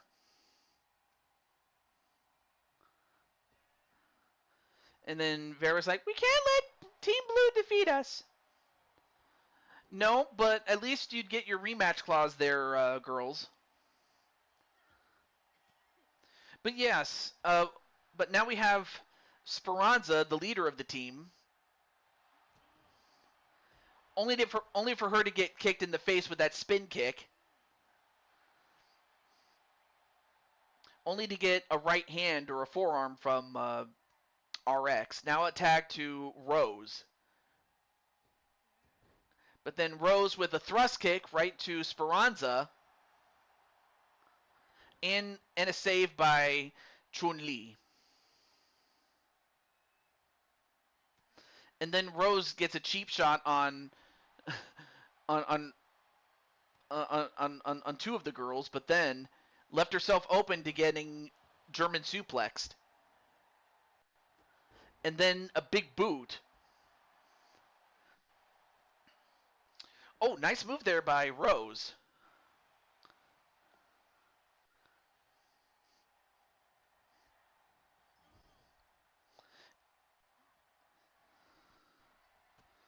And now, wait a minute. Oh! And I forget what she calls it. The Sunrise Rose. That's what she calls it. There he goes. The Sunrise Rose eliminating the leader of the team. But then the Dragonhearts come in and do a number on Rose. Now, is this enough to beat Rose? 1, 2? No. And of course, the referee trying to get Andromeda back out. But Speranza is eliminated. Thanks to the Sunrise Rose. Or, yeah. I gotta come up with a better name for that. And now, attack right to Violet, but then she taunted when she should not have. And that knocked out Violet. Now turns her attention back to Rose and a pin. 1, 2. Yeah, unfortunately, one of your girls didn't do that, and that was Violet. Well, I guess now Rose is the leader of the team, given that she is the longest tenured member of the 3 that are still remaining. So I guess Rose is the default captain just because of tenure and nothing else. But now we're down to 3. We're down to Vera, Rose, and Andromeda for red, and for blue, we're down to the Dragonhearts and Chun-Li.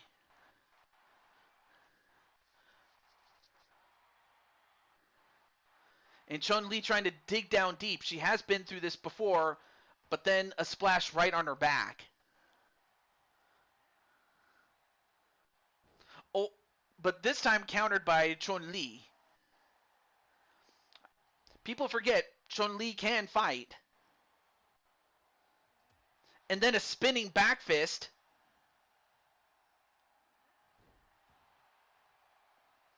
And now Rose rolls out of the ring. Probably not a bad idea given that she is just getting destroyed out there and needs a breather. But Kasumi not going to let her have that.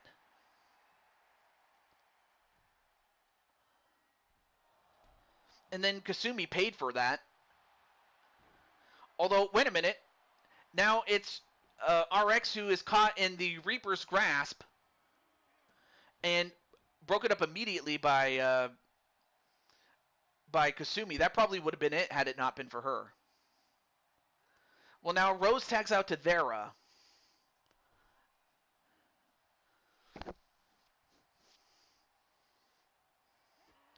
But now Vera going for the princess flip, just like her sister. And that probably would have been it, but again, too close to the blue corner. And then attack to Andromeda. And then a clothesline. And now, wait. Oh, nice counter. And then a drop kick. But then Andromeda fighting back. Ooh, nice Pele kick, though, to RX. And then a pin. 1, 2, no.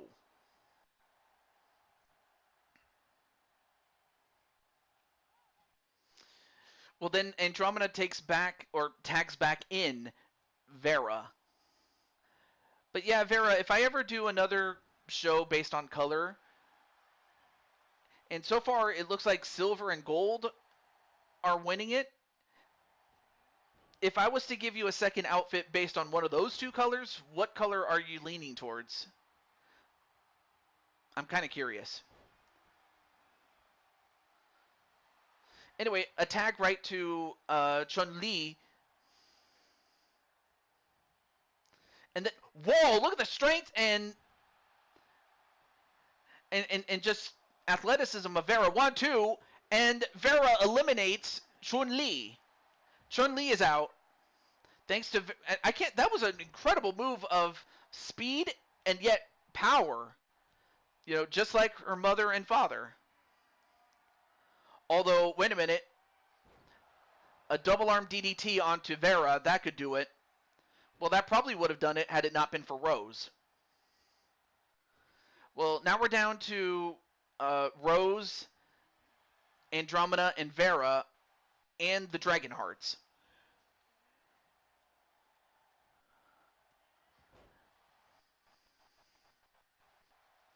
All right, now I tag back to RX, Dragonheart RX.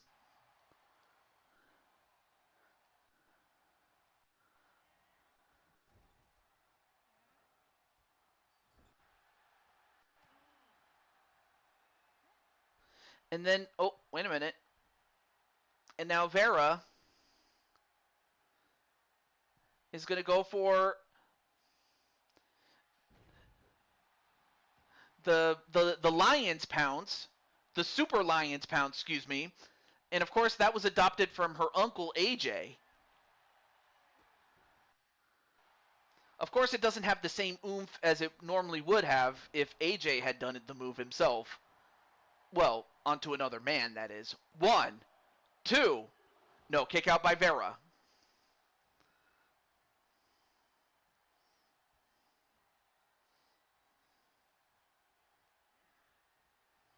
But then Vera sent right into the Dragonheart's corner. And then, whoa! What hops on the part of RX. Now a pin onto Vera. And, well, once again, that's what the Dragonhearts are going to have to contend with. Every time somebody from the Dragon Flowers are about to get eliminated, one of their own breaks up the pin. And a Hurricane Rana DDT-like move, or spike Hurricane Rana onto the floor, knocks out Vera. Now it's 2-on-2. We have the Dragonhearts, the Dragonhearts, and Rose and Andromeda. Forget pinning, just knock her out. You know, yeah, exactly. Although you never know. You never know, Arkham. But there's also submission too, so you can't forget that. Alright, then attack to Kasumi. And another Dragon Rana.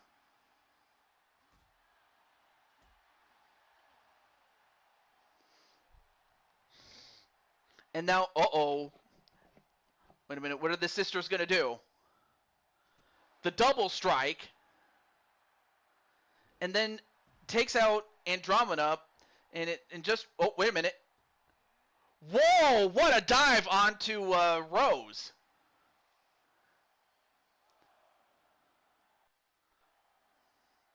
But of course, count out is also a thing, so these two have to be careful not to get counted out, both Rose and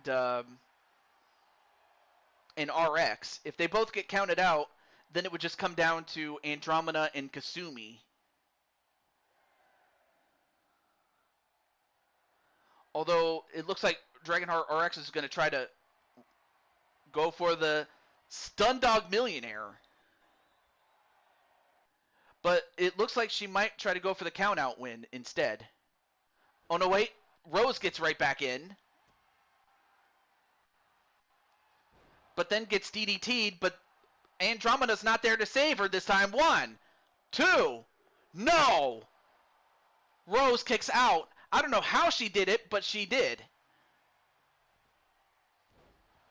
Ooh, nice move there by Rose, but Rose is by herself at this point. Although Rose, wow, Rose made a mistake. You don't ever turn your back on anyone, especially Dragonheart RX, or anybody for that matter, really. But then attack to Kasumi.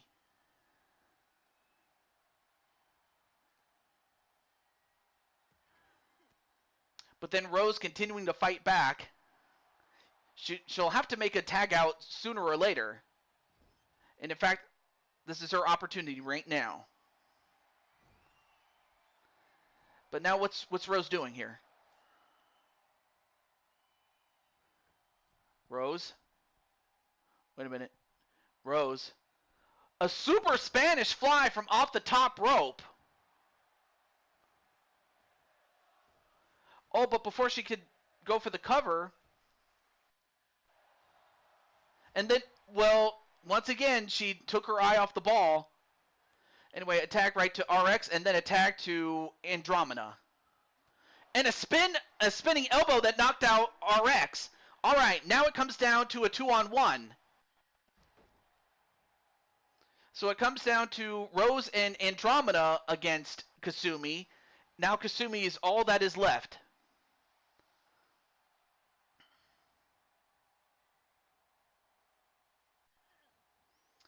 And a head scissors takedown onto Kasumi.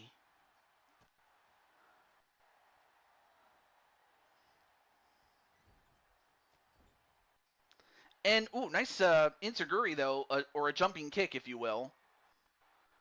But now, off the ropes, and then a sliding elbow knockout.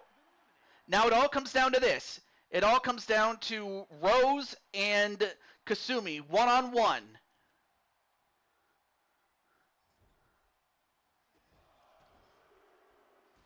And a spin kick.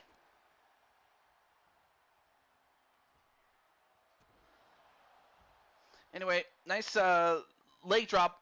And now goes for the pin. Could this do it? 1, 2, no! Kick out by Kasumi. And then a moonsault. But Rose is not done with her yet.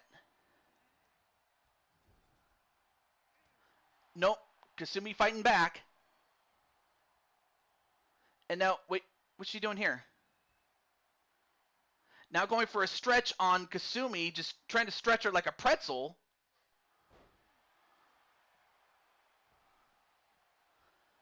And now Rose going up to the top. And then, whoa, a 360 or a 450 elbow onto her back. Is that enough? 1, 2. It is. And Rose Tagaya is the last one standing for the Dragonflowers. And the Dragonflowers are still the tag team, or not tag team, the 4 Queens champions. The Dragonflowers are still the 4 Queens champions. So you got to give the MVP to, I guess, the de facto leader, Rose, in that she was the last one standing. But nonetheless, she had to dig down deep, given how close that match was, and it was a 5-star match.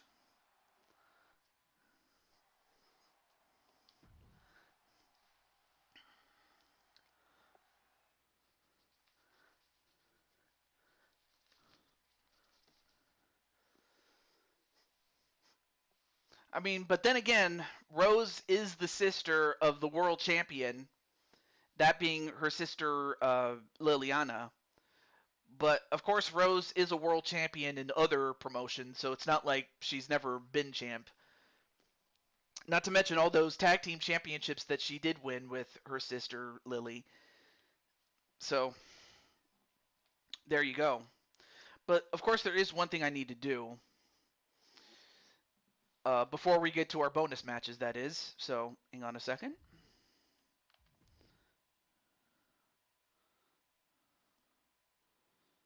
Okay.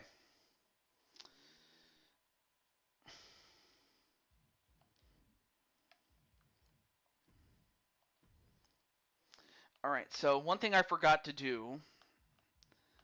Where is it? Where is it? Oh yeah.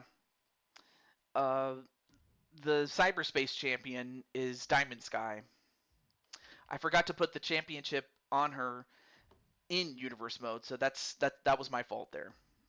But that was something I needed to do in this universe, so there you go.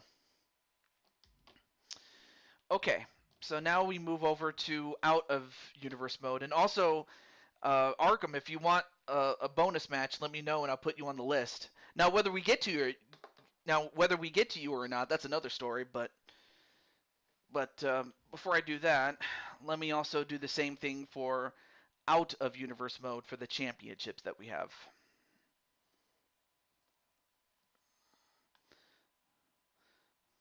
Oh yeah, let me also end the poll too while I'm at it. Hang on.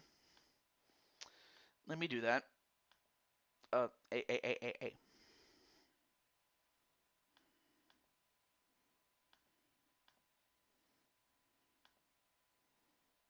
Okay.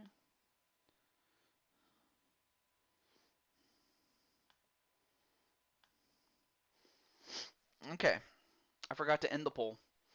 Okay, so it looks like with 48%, it's going to be silver and gold, silver and gold. And speaking of gold, I got to change the people that won gold.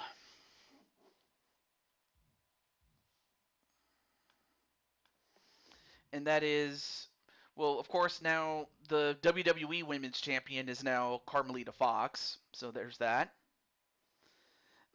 And then there's the fact that, where is it? And then there's the fact that the new up up down down champion is Iron Smasher.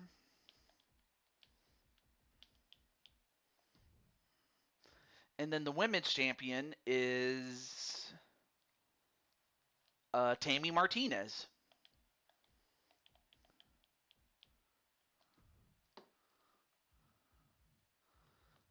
But otherwise, everything else is the same as it was before.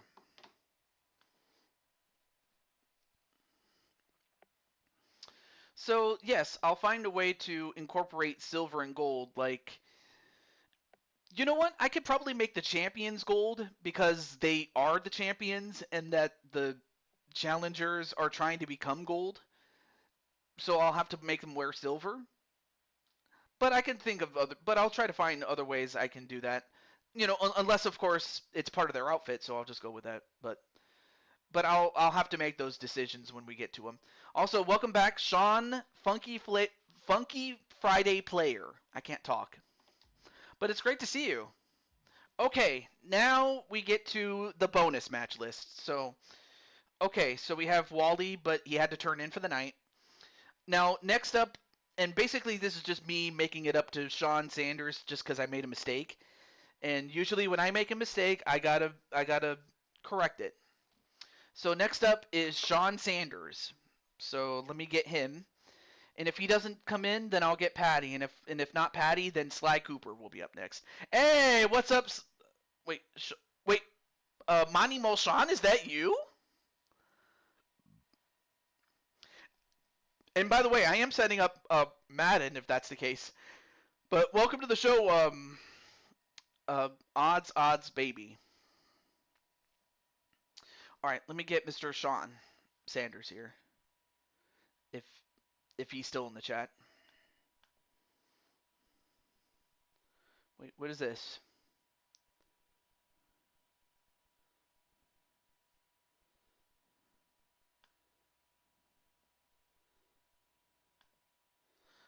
Okay.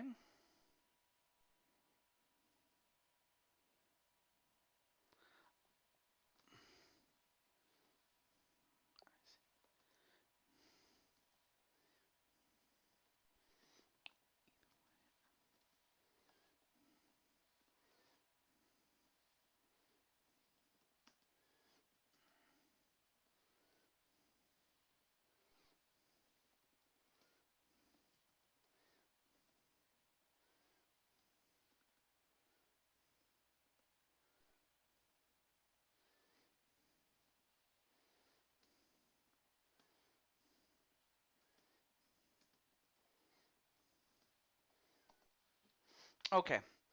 I was just answering a DM here. Yeah, but I wasn't sure if that was Monty Mole Sean or somebody else named Sean. I didn't want to assume that you were Monty Mole Sean. But now that I know that it's you, great.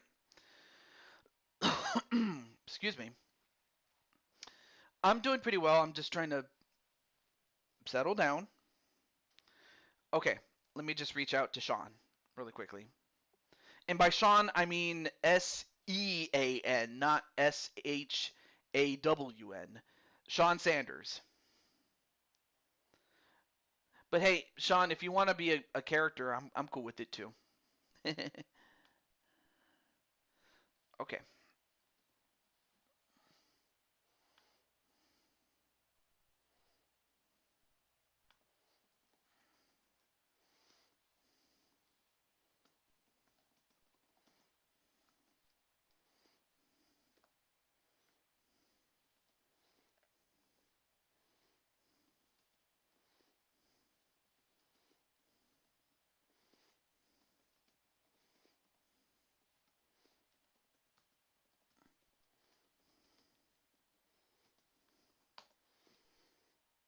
Oh, dang it. I put the wrong link in there.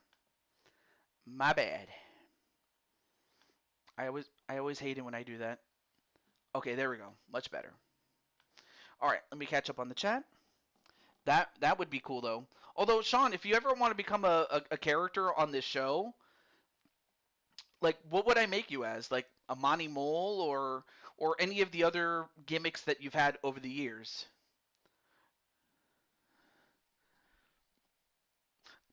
By the way, there's no rush if you know whether you want to or if you just want to give it some time. I'm fine with that. Okay, so Sean Sanders, to make it up to you for not putting you in your second outfit when I should have, an Among Us character? Hmm. I could put you in an outfit, but I'd still show off your beautiful face, you know. Just because if I tried to make it look like an actual Among Us character, it would just look freaky. But I could still put you in like your favorite color of one of those Among Us characters. I'm cool with that. Okay. So for Sean Sanders, what kind of match do you like? Would you like one on one? It doesn't have to be one on one. It could be anything. Well, almost anything. Except for tournament, since, you know, we don't have time for that. But yeah. But yeah, I can dress you up as one of those Among Us characters. Maybe I can even give you the goggles, you know, to mimic the fact that, well, to make it look like the face of that Among Us character. An 8-man gauntlet match. Gauntlet. Is it a straight up gauntlet match or a gauntlet eliminator or a turmoil match? Because there's a big difference between the three.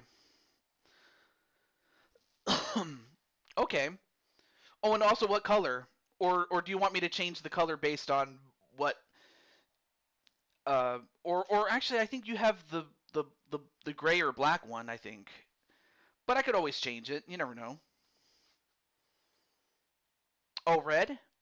Oh yeah, you could be the red one because that's the most iconic. Because when I think of Among Us, I think of the iconic red outfit. But yeah, but yes, Gauntlet, Eliminator, or Turmoil, and then we'll go from there.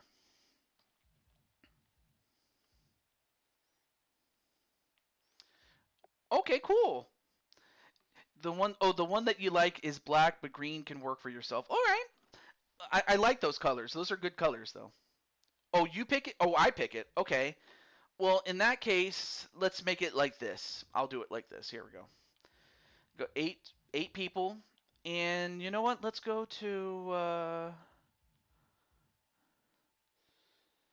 Well, since I don't have Among Us, the next closest thing would be something like in Splatoon Land.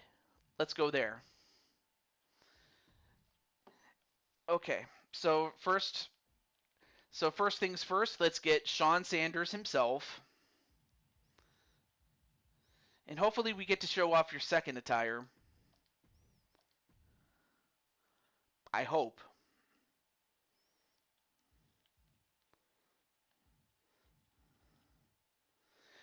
Well, of course I don't have your character yet, but if I get him, I'll just make him. I'll just base it off of the Among Us characters. And even if I have to get the red one, I could just color it green or something. It's all good. But for now, this, if anything, this match will give you just a little taste of what to expect.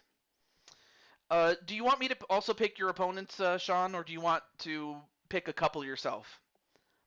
I'm cool either way.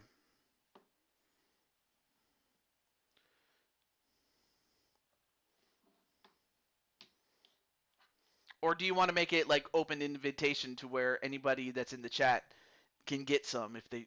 Oh, I pick it. Okay. Let's see. So among the people that have characters, the first one I see is Tenu. Does Tenu want to get some of Sean Sanders?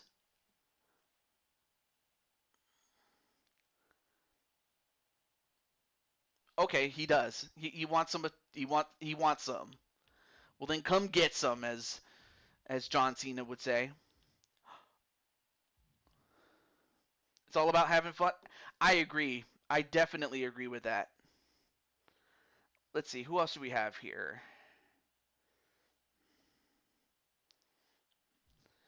All right. I'll give it about a minute, and then if not, I'll start. Oh,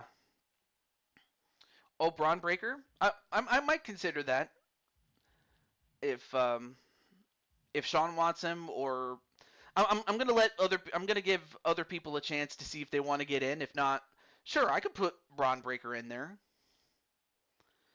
Oh yeah, Mr. Spike Ryan, would you like to get some of Sean Sanders?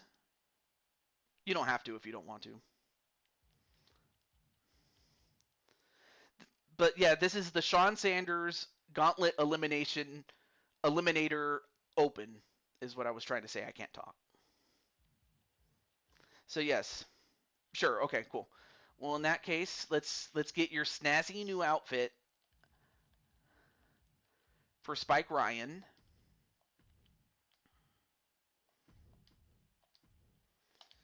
All right, let me give another. Let me give it another minute, unless other people want to get in on this.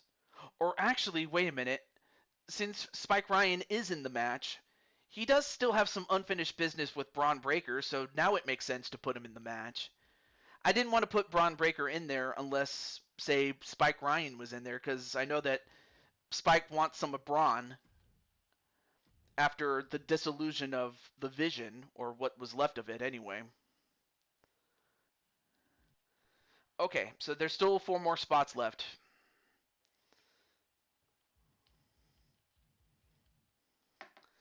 Let's see.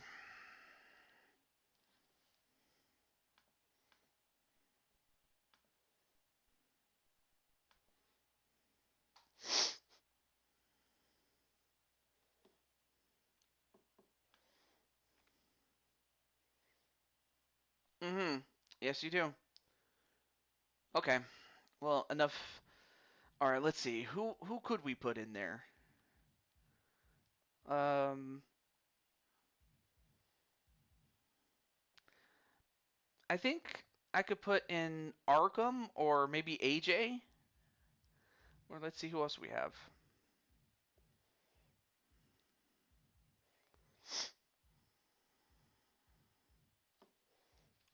Mm-hmm. Okay.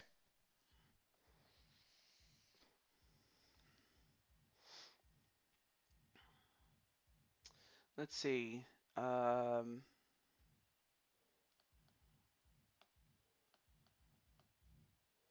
well, there's Leo, Angel, but who else can we put in there? Hmm.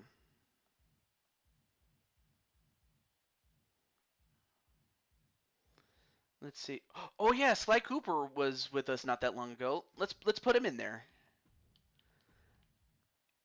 You know, cause Sly is cool like that. And then I did see Jesse Jackhammer. I know that Jesse is a good friend of Sean, so I'll give him his second outfit just to show that off. Oh, and then, of course, there's the man that ended John Cena's career. Or maybe we could even put in John Cena. Okay, Riley. I could put Riley in there.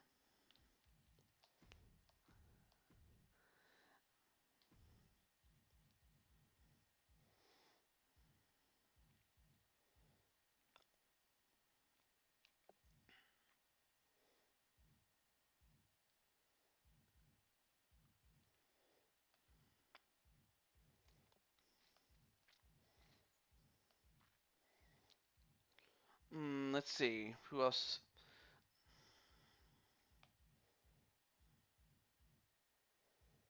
I'm trying to see. Who else could we go with, though?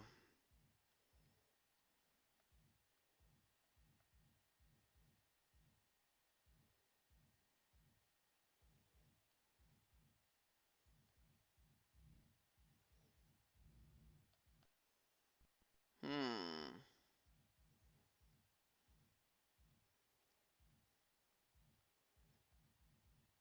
You know what? Since John Cena had his last match, let's go with that.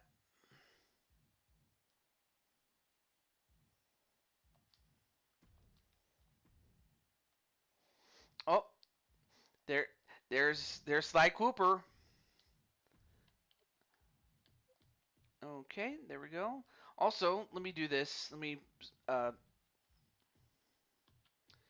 make it false count anywhere, so that way there's let me get. We'll make it 60 seconds, and then we'll go with that. Awesome. Thank you guys for your help there.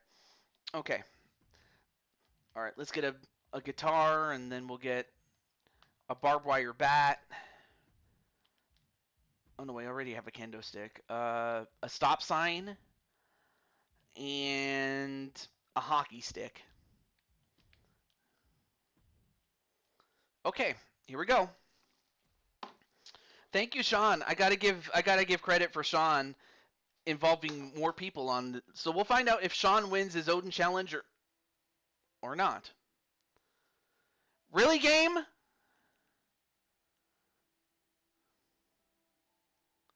Seriously, game.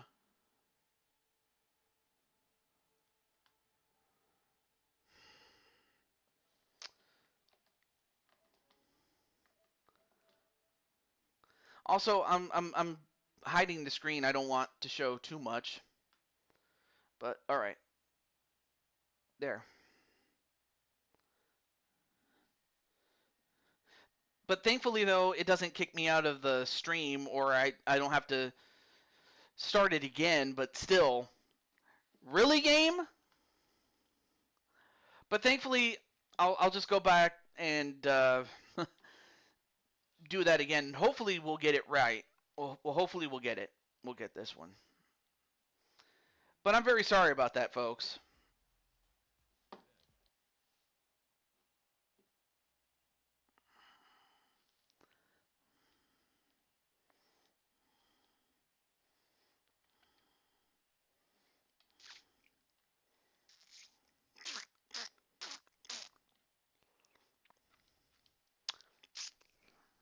Oh, so you're gonna blame it on Paul Heyman?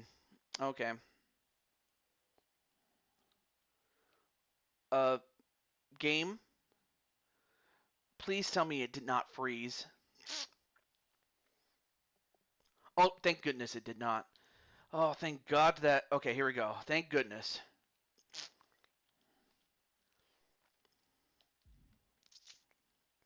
All right, let's try that again. Hopefully, we can get through it.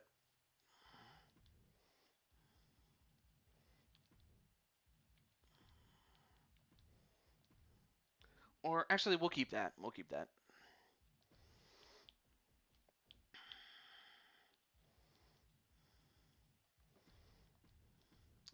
Okay, thankfully I remember it was uh, Braun Breaker. Then we had Spike Ryan. I think, yeah. Yeah, the game crashed, but thankfully like thankfully I didn't like lose any save data or anything like that.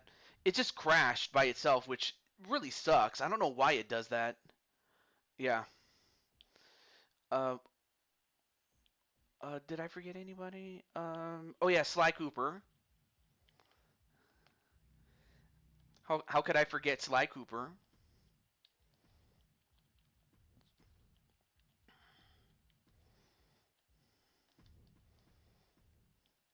And then oh yeah, John Cena.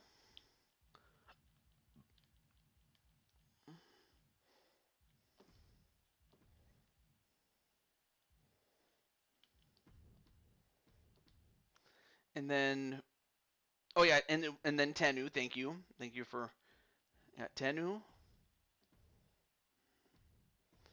And then I forgot who the last. Oh yeah, Jesse Jackhammer.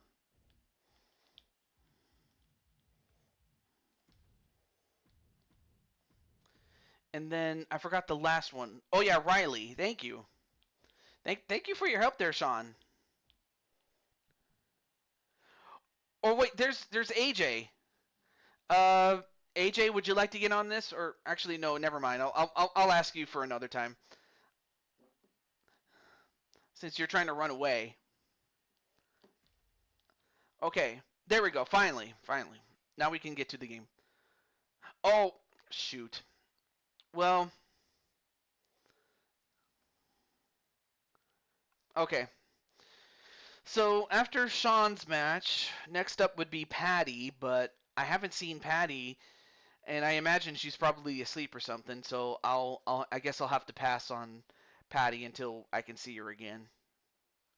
Or if Middy's in the chat and she can confirm, but until then, I'll just have to go over to Sly Cooper for his match since he is on the list.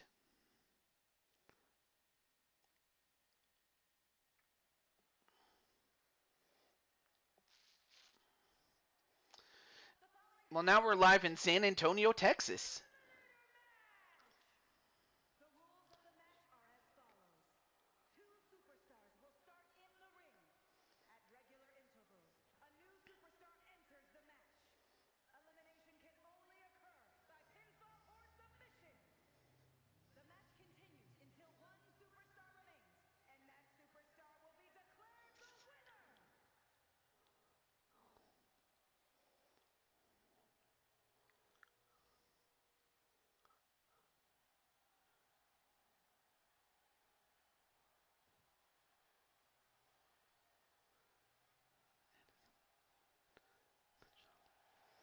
And of course, entering first is Sean Sanders, the North American champion.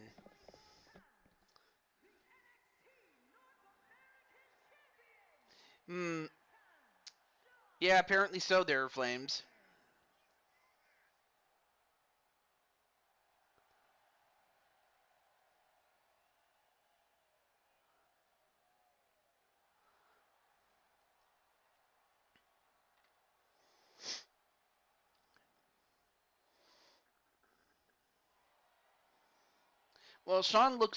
Sean definitely looks good when it comes to his outfit.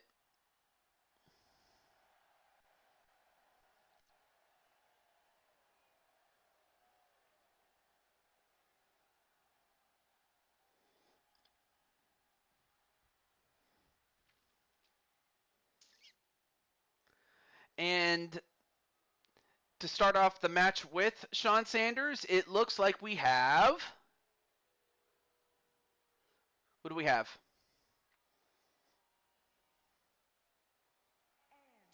Spike Ryan. And for some reason it defaulted. Oh, I get it. For some reason, when I pick what is it, gauntlet matches, it always defaults to the first outfit. I don't know why it does that, but no matter. There you see Spike Ryan, and of course, let's see how these two get along. I mean, of course, we know that both men want to win, and they both respect each other. So of course, they are going to approach each other with caution, and as they should.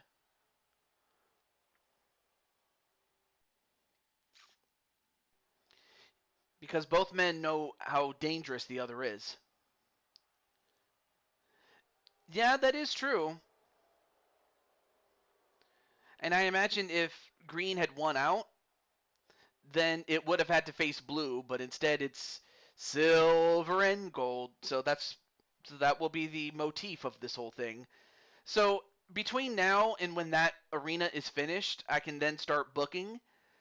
So I'm going to be focusing on other games. Like I will be focusing on the Madden series or getting that ready. So yeah, for Monty Mulshawn, yes, I am bringing back the Madden series. I do have it. I just have to make the players, or at least create the players that are going to be the general managers. And I'm happy that you're here because at least I now know that I can bring you back. Is Team Crossworlds? And number 3 is John Cena. Dun, dun, dun, dun! Dun, dun, dun, dun! So John Cena's number 3. And this is more of a closer to his prime John Cena rather than a past his prime John Cena.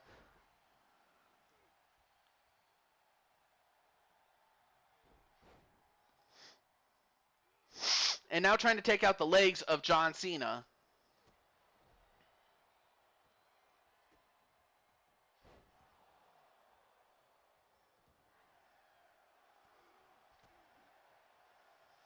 And, ooh, nice side slam there to Shawn Sanders. And number 4 is Braun Breaker. Uh-oh. Spike Ryan's going after Braun. And he hits him in the head. 1, 2. Nope. Kick out by John Cena. But Braun just got hit in the head with a chair. And a belly-to-belly suplex right on the chair and on some concrete. Meanwhile, John Cena was in a chokehold. Yeah, yep, absolute badass. And number 5 is Riley. All right, well, now it looks like everybody's getting right back into the ring. And, of course, Riley doing the smart thing, just taking his time, not rushing in. And a clothesline onto Spike Ryan. But then he goes right after Shawn, or just throws him out.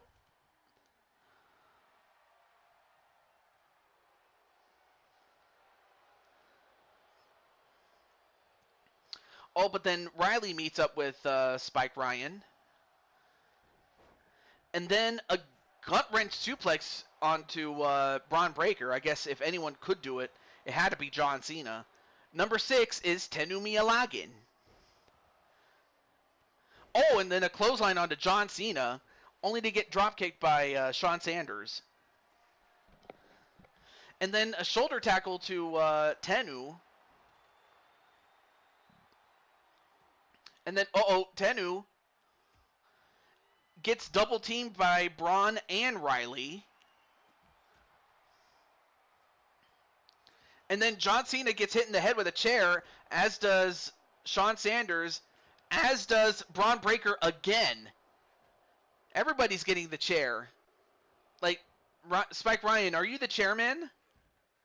Anyway, number 7 is Jesse Jackhammer. And then Jesse, of course, makes his way down to the ring.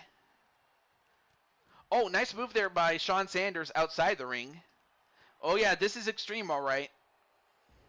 But, yeah, what do you think of Riley? And, of course, Riley is based off of the Spike character from the Mario games. But then Riley gets a pedigree for his trouble. A pin on to Riley. And number 8, and the lucky number 8, is Sly Cooper. I would try to be, but Sean Spears owns that nickname. Oh, yeah, that's right. But then Sly Cooper gets hit with that kendo stick by Braun Breaker, and then he breaks the kendo stick over Tenu's big back, and then a pin. 1, 2, kick out by John Cena.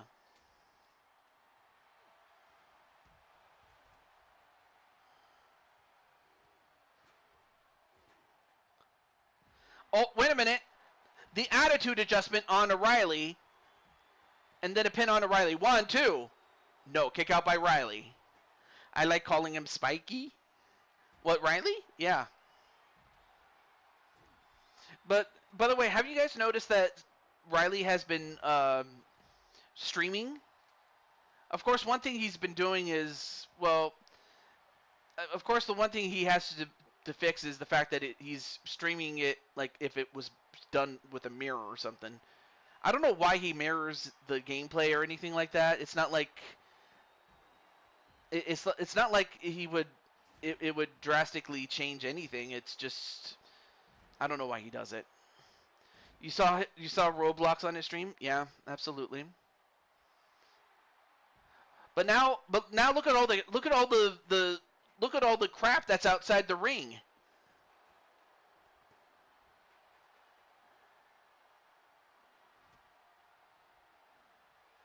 Now, of course, all these guys can fight outside all they want, but to win the match, they have to get it inside the ring and pin them. And then Riley gets hit with that chair. And well, look at the chair. What happened to the chair? Look at that. It's like the sword in the stone. It got stuck in the ring. Meanwhile, Spike Ryan doing some football and shoulder tackling Spike. Or, I'm sorry, Spike is shoulder tackling Sly Cooper. My bad. But then Sly Cooper reverses it. And then Spike in a bit of trouble. And then a curb stomp right to Spike Ryan. Now a pin onto Spike Ryan. And then a 1? No. Referee took too much time, and then Riley tapped out, but the referee was too busy looking at the pinfall. She did not notice that Riley had tapped out, but yet Riley is still in the match. Yeah, exactly. He should have been the retirement opponent at WrestleMania 35. He really should have been. Just like, really, if I had to choose somebody to be John Cena's retirement opponent, it had to be Randy Orton. But it wasn't. And that's sad.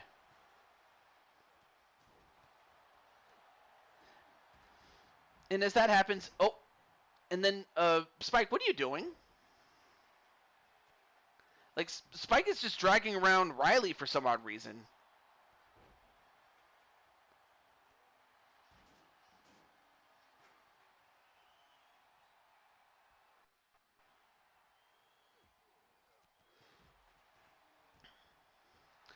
Look at Spike Ryan. Yeah, exactly. I would have also chosen him too. Just keep dragging. Just keep dragging.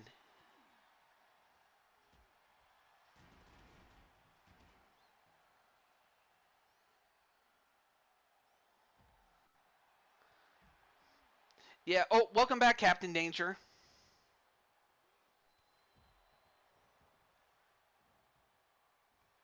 Well, so far nobody has been eliminated yet. Oh, and John Cena just getting hit with those steps.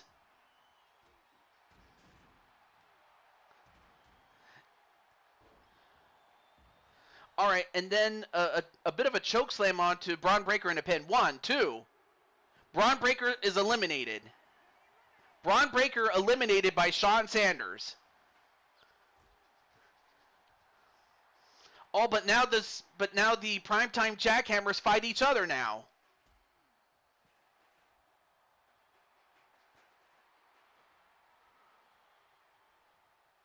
Oh, but wait a minute. Now it finally got broken up by Jesse Jackhammer now.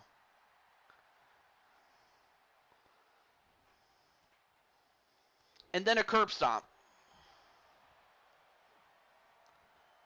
But as that happens, Jesse Jackhammer gonna go for it. The Jackhammer onto, or the Canadian Jackhammer, excuse me, onto Riley. 1, 2. Riley is eliminated.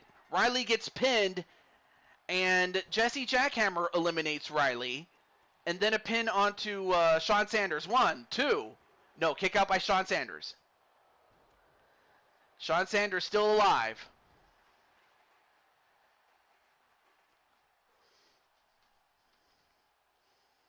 Yeah, well, not only that, but Riley's gone now.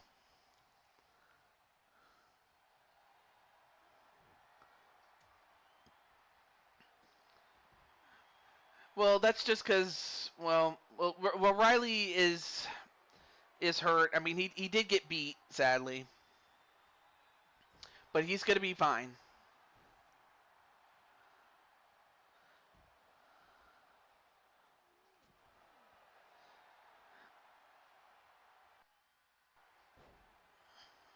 If anything, he's sad, really, but he'll be all right.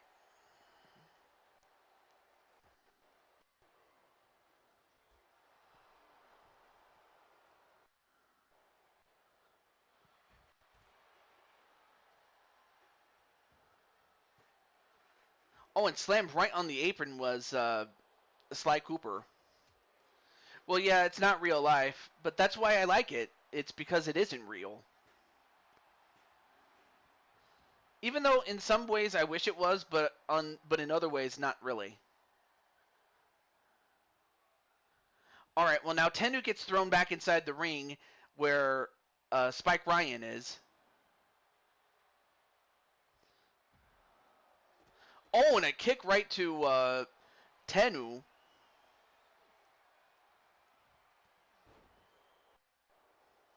Yeah, of course. Out of character, we don't want people to get injured. But that's just what makes these men supermen. Or women. I don't want to be sexist.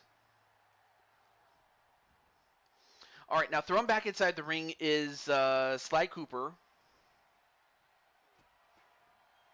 But then Sly Cooper... Oh, no, wait. Nice counter onto Tennu.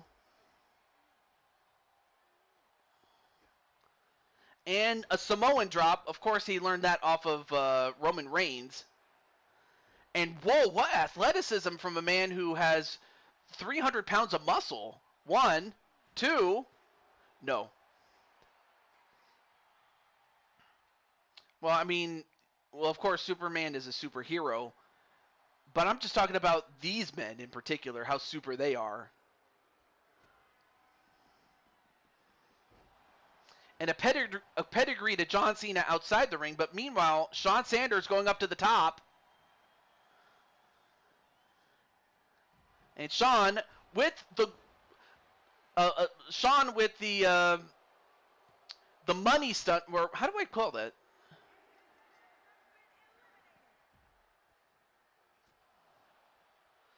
I got to come up with a move for that.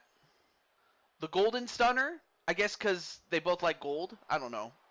I'll have to come up with a name for that, or if Shawn has a proper name for it. But Shawn Sanders eliminates Sly Cooper.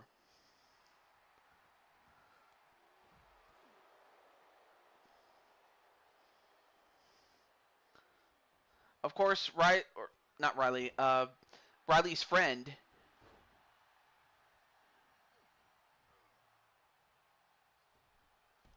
Oh, nice jumping kick there to Tennu. Oh, absolutely, Spike Ryan.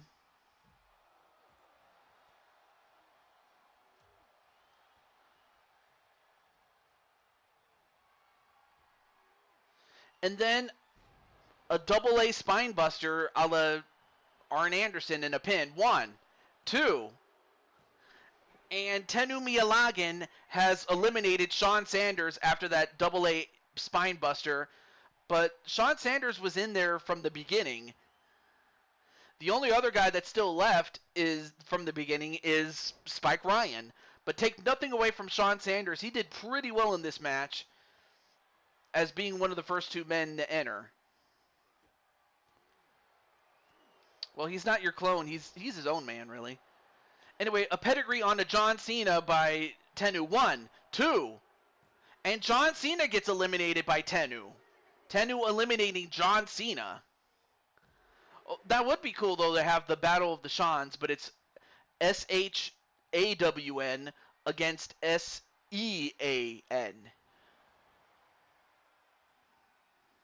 But that would be cool, nonetheless. I you know, because we've had 2 Jens, or 2 Jennifers, really, or 2 Lilies, or 2 similar gimmicks, or anything like that. I mean, heck, I've had Mario and Luigi fight each other, so it's not that uncommon. All right, well, now we're down to 3. We're down to Spike Ryan, Jesse Jackhammer, Sean Sanders' tag team partner, and Tennu Miyalagan. And, oh, what a counter, though! With a counter with the JKO, or the double JKO, you know, Jesse Jackhammer. Although, wait a minute, Tennu now going up to the top, and a frog splash, even though he's a tiger splash. 1, 2, no. Kick out by Sean Sanders' tag team partner, Jesse Jackhammer.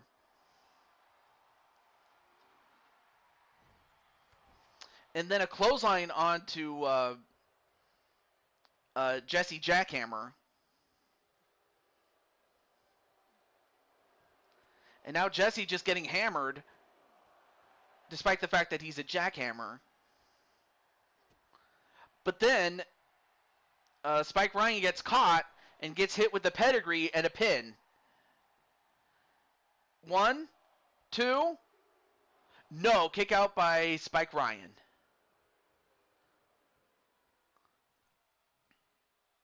And then, no, wait. Countered into a suplex of his own right on top of Spike Ryan. What a battle this is. This is already a 5-star match, baby.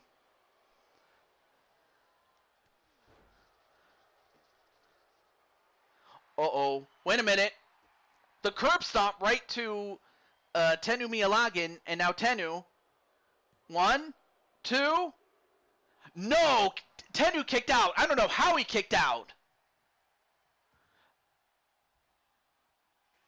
But while Tennu rolls out of the ring to get a little bit of a reprieve, and a turnbuckle powerbomb onto Jesse Jackhammer. And now, wait a minute. A curb stomp to Jesse Jackhammer. Oh, but I guess his back must be acting. I guess he couldn't go for the cover, though. Yeah, he was close, but he got it. Anyway, a jumping knee. That is a good question, though. But hey, if he is, more power to you. At least I've seen, like, Sean Sanders, or not Sean, Monty Molshan. Not really. But I'm pretty certain you've seen, like, fighting games like Super Smash Brothers, Street Fighter, or any other games of that kin, right? But on the other hand, this is video game wrestling. But that's why I don't just call it created wrestling, it's video game wrestling, because that's really what this is. So I imagine he's more of a fan of video game wrestling, if anything. And that's not a bad thing.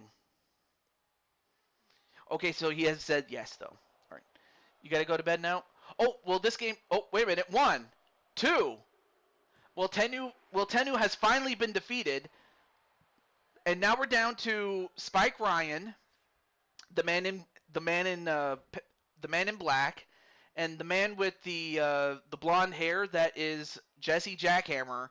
But Tennu just got eliminated, but he made it to the final 3, and that's nothing to sniff at. But now Jesse Jackhammer gonna go for it. The Canadian Jackhammer, and a pin. Not a problem. 1, 2, And it was Sean Sanders' tag team partner, Jesse Jackhammer, that wins the Sean Sanders Open Invitation.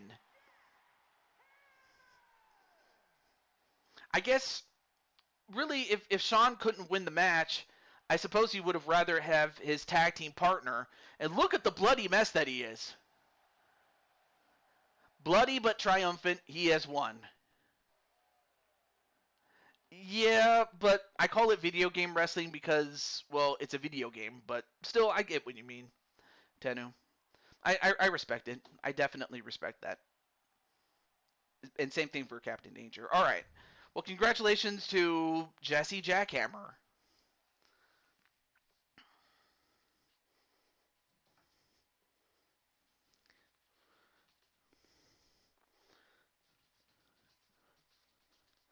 And I can't believe that Spike Ryan lasted from the start all the way to the bitter end.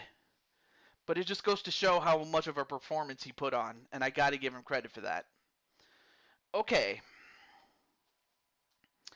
So, let's see. We have Wally and Patty, but of course none of them are here unless Patty comes in. So that means that the next person up is Sly Cooper. So Sly Cooper, you are up next.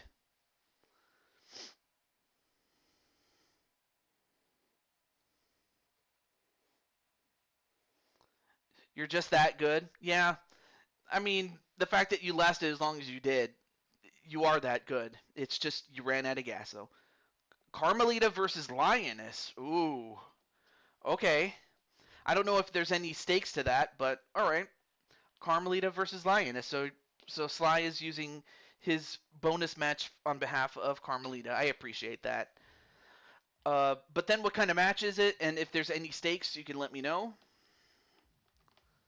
And I have more under custom. Yes, she used to have long hair, but I guess she cut it because people just kept pulling on her hair.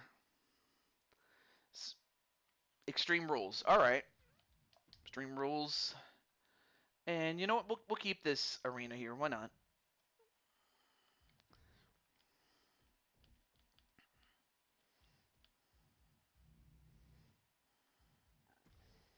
And we'll show off her second outfit. Why not?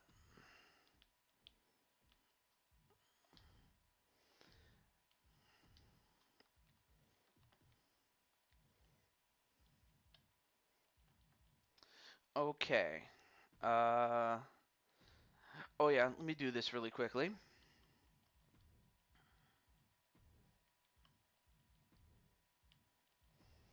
I'm just gonna change the weapons. That's really what I'm doing here.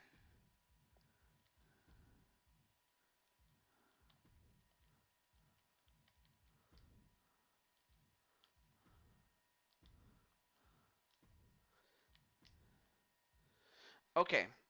So, Sly, are there any stipulations in terms of like, is there anything at stake, or is it just a fight? If it's just a fight, then it's just these two fighting each other, which I have no issue with. And since we've seen both of their entrances, we can just go right into the match. So I don't want to do that. So anyway, anytime you're ready, there, Sly.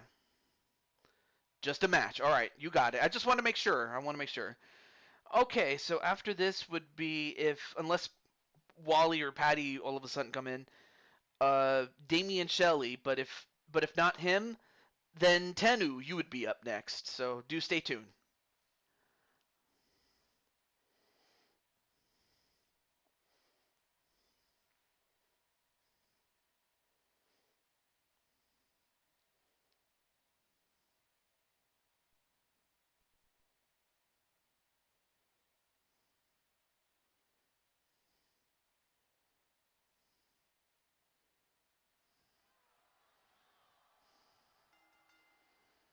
All right, here we go.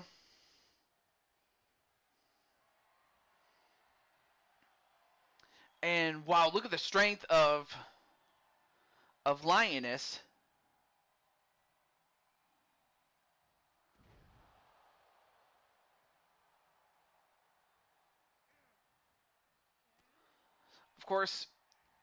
course, I mean, really, this is a fight between a lion and a fox. And I will say that under any other circumstance, a lion would probably win. But this is Carmelita Fox we're talking about. I mean, she is strong enough to take on Lioness. I mean, she is buff.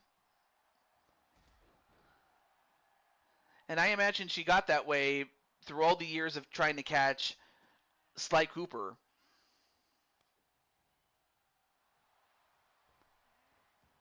And there you see some of her speed, though. And that's what she has to do to take down the mighty Lioness. And then, and then, of course, the power of Lioness.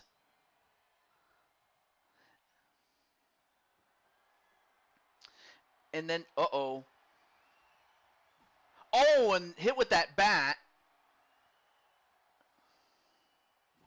And then again. Nope. But then manages to take the bat away. And then hit with the bat several times.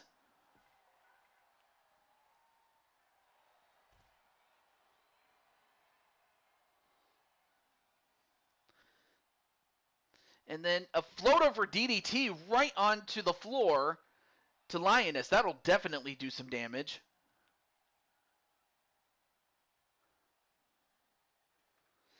Carmelita defeated a kaiju monster after getting slapped across an island. So Carmelita was slapped across an island and then got her revenge? I did not know that. But anyway, she sets up the ladder bridge.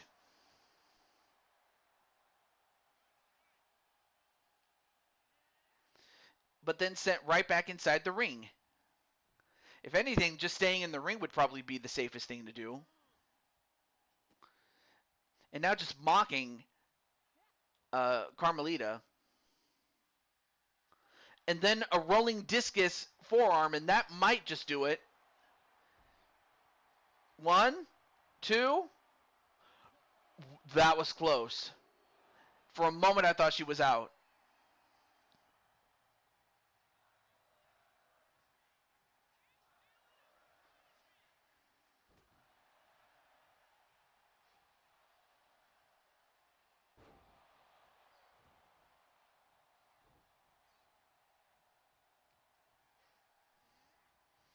It was in Sly 3. Sly was going to be eaten by the monster, but Carmelita wasn't going to allow that, as Carmelita just ended up being forced to sing the blues.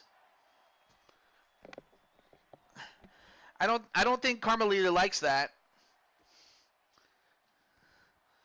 I mean, I suppose the last thing she wants to be reminded of is being part of a mariachi band or something after getting hit with that guitar.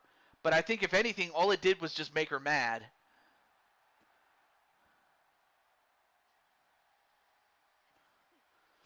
And say what you want about Lioness, but Lioness is showing us how quick she can be, that she can keep up with Carmelita. But now Carmelita gets that bat again and then just throws it.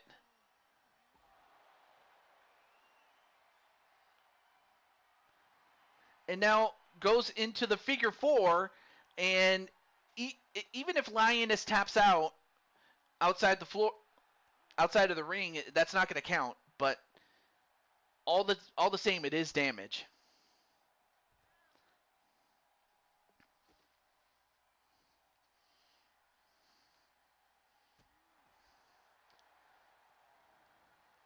Oh, and just hitting the head with that bat, and then throwing the bat right to Carmelita.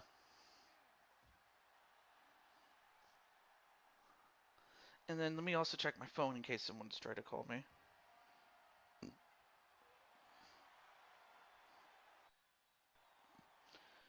Okay. All right.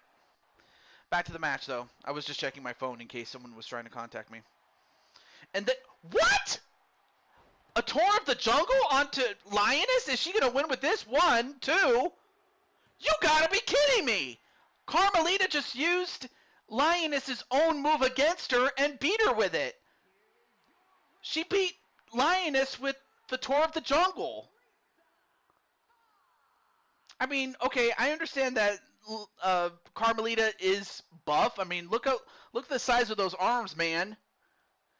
But she used her own move against her, and by she I mean Carmelita used Lioness's own move against her. Lioness's move on Lioness, and won. I don't know how she did that.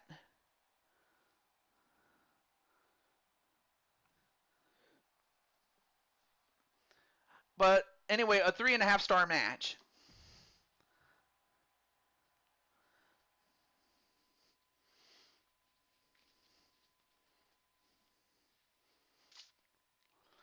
Well, next up is Damian Shelley. I'm going to reach out to him, though. That is true, Tenu.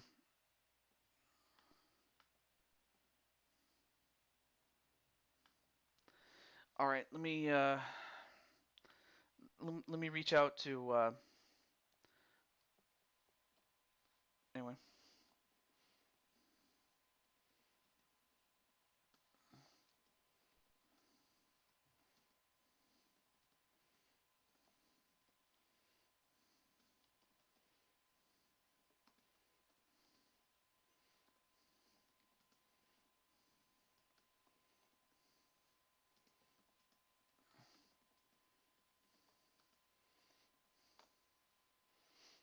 All right, so I just let Maddie know so that she can let Damian know. That's the thing about Sly Cooper characters. You never know what to expect from them. Aww.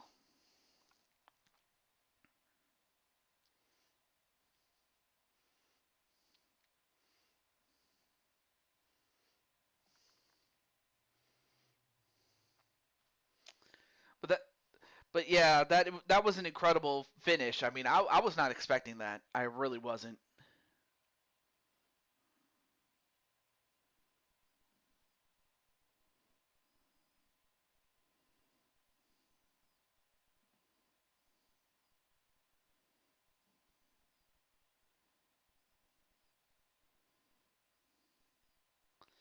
All right, so I'm gonna give Maddie or Damien the next uh, the next what is it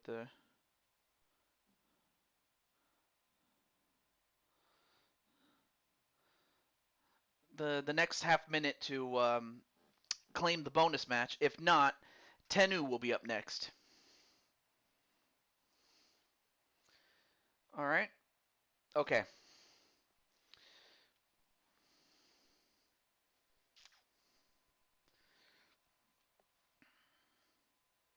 20 more seconds.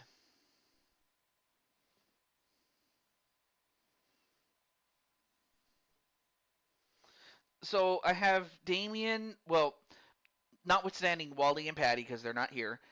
Notwithstanding Damien, we also have Tenu, Leo, Jose. Although I think Jose is sick, so I'll have to excuse him, and then you, Spike Ryan, Blaze McCoy, Joker, and AJ. Okay, so I'll have to now go over to Tenu and find out what his match is. In the meantime, I'm gonna step outside and take care of something. But Tenu, let me know what your bonus match is. I just need to take care of something. Hold on. Hold on.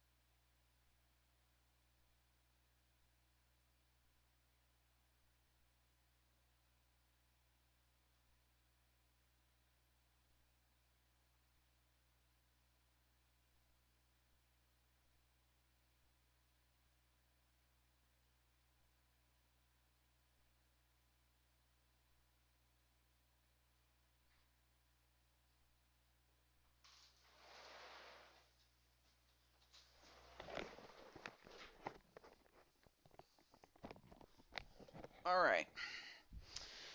Oh, you against Azriel Black? Okay. Sorry about that. I had to uh, take care of some business, if you know what I mean. But what kind of match is this going to be, Tenu? What kind of match is this, my friend?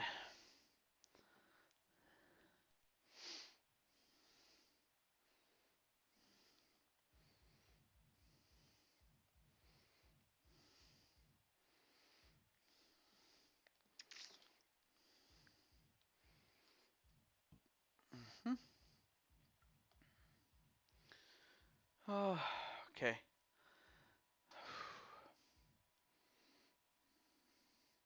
No holds barred. Okay. And you know what? Battleground sounds pretty good, so we'll go with that.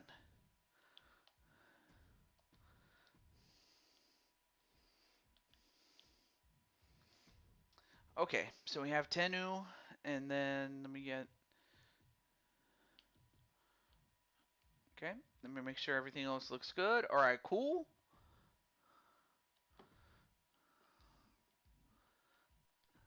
There we go. All right, here we go. Well, all right. So unless, like I said, Damien, Shelley, or Wally or Patty come in, next up would be Leo, and then Jose. I imagine he's sick, so he's probably still recovering. So I'll give him a pass. Then Spike Ryan, then Blaze, then Joker, and then AJ. But I will say this though, we have less than an hour to go, so just know that if I don't get to you, it's just because time is running short. Oh, hang on a moment. Let me see. What's this? I'm not going to read it, though.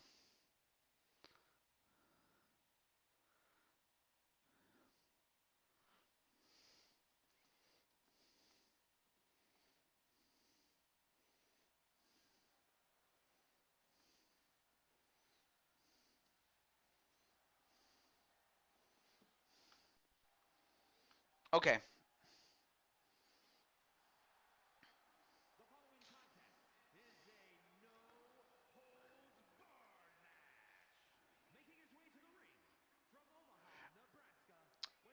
Hmm. Oh, yeah. Let me. Oh, yeah, that's right. I already got 10 new there. But thank you, Dakota, for letting me know.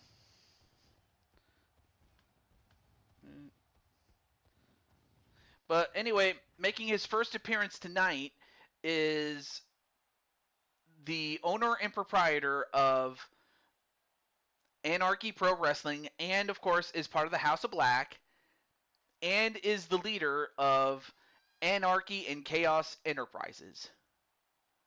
I give you Azriel Black. Okay.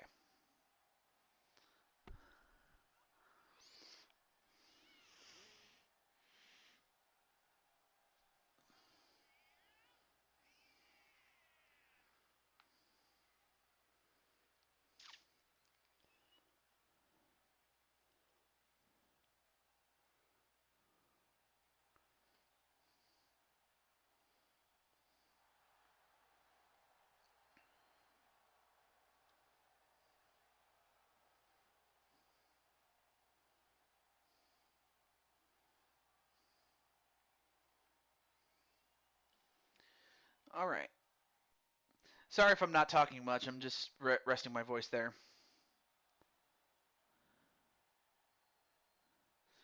But like I said, I might not be able to get through all the matches, so um,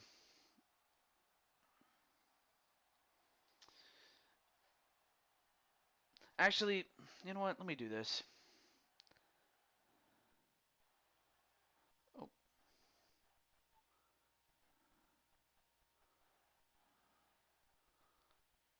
And as that happens, here is Tenu Miyalagin.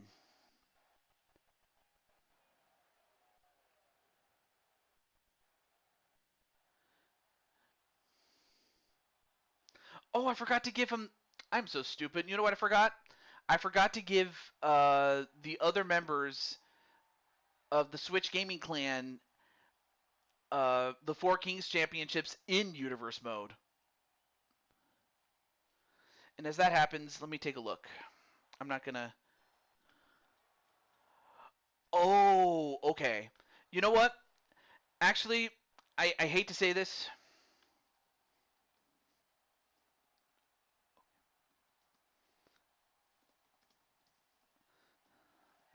Okay, so it looks like I might have to end the stream after this match. So what I'm going to do is I'm going to finish this match. So basically anybody else who has not gotten a match yet, you'll just have to wait another time. As much as I hate doing this, but I am on a bit of a time limit, sadly.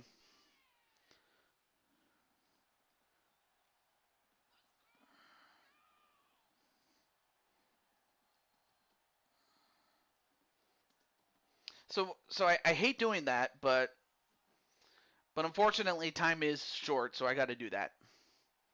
The current NXT champion, um, I'll have to check because I forgot who the champ was. Oh no, wait! I'm sorry, I remember now. It was Tomura Tagaya is the NXT champion. I just remembered. But yes, I forgot to give Tennu and Dakota and um, Riley and Sonic McCracken the Four Kings championships in Universe mode. I already awarded them out of Universe mode. I just forgot to do it in Universe mode.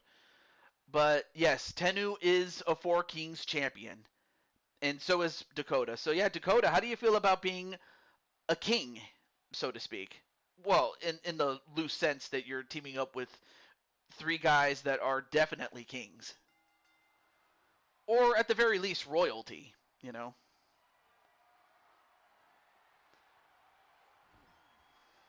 But I do have a raid target after this match, and that is Majestic Queen.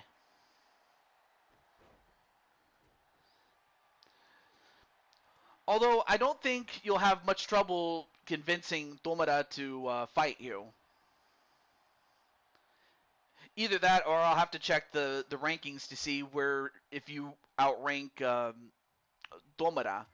And if you do, then yes, you do get a shot at that title. But hey, I mean, of course, if that championship, actually the championship hadn't been defended in a while, so I might actually give you a shot at it anyway.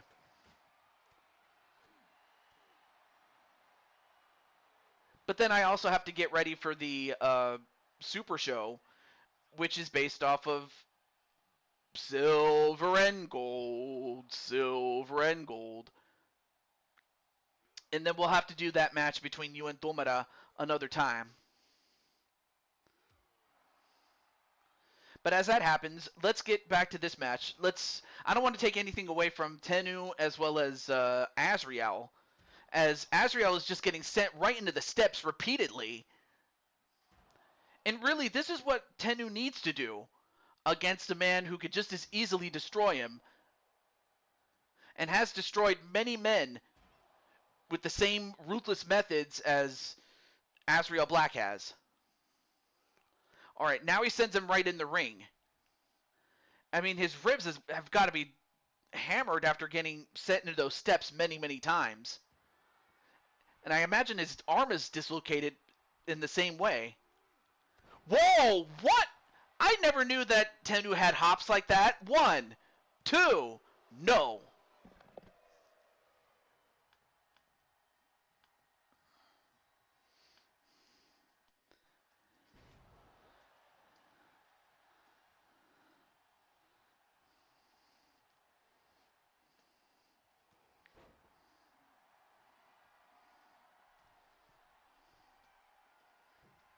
And then, well, I was going to say a frog splash, but a lion splash. 1, 2, no.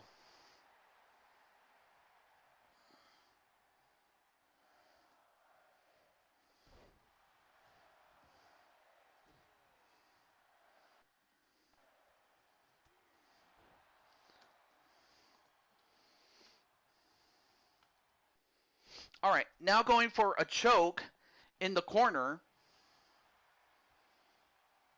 And now just trying to get some air to breathe.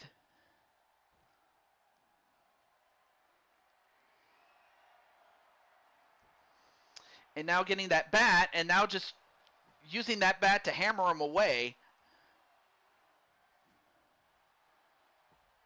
Oh, and then got the mist spat in his face. And now he's blinded by the mist. 1, 2, and somehow kicked out.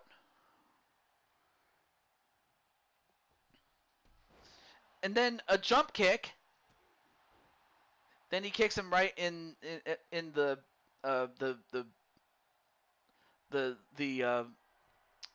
thigh or the pelvic muscle.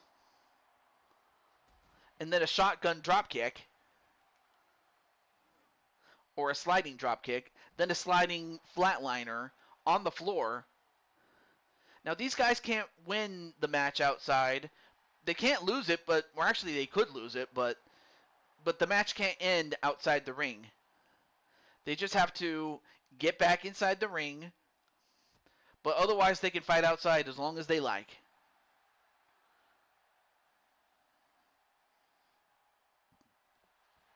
But then Tennu gets sent right back inside the ring.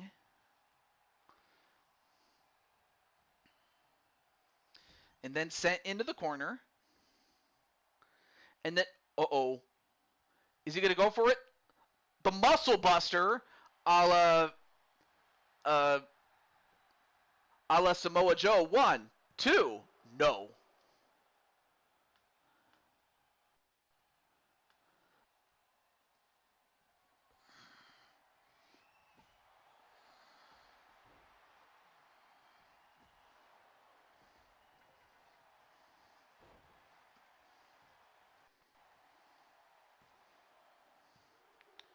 Oh, there we go. Sorry, I was talking to somebody.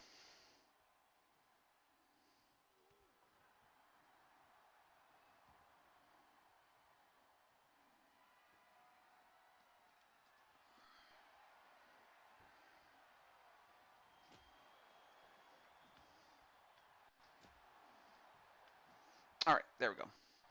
And wow, just breaking the hockey stick over the back of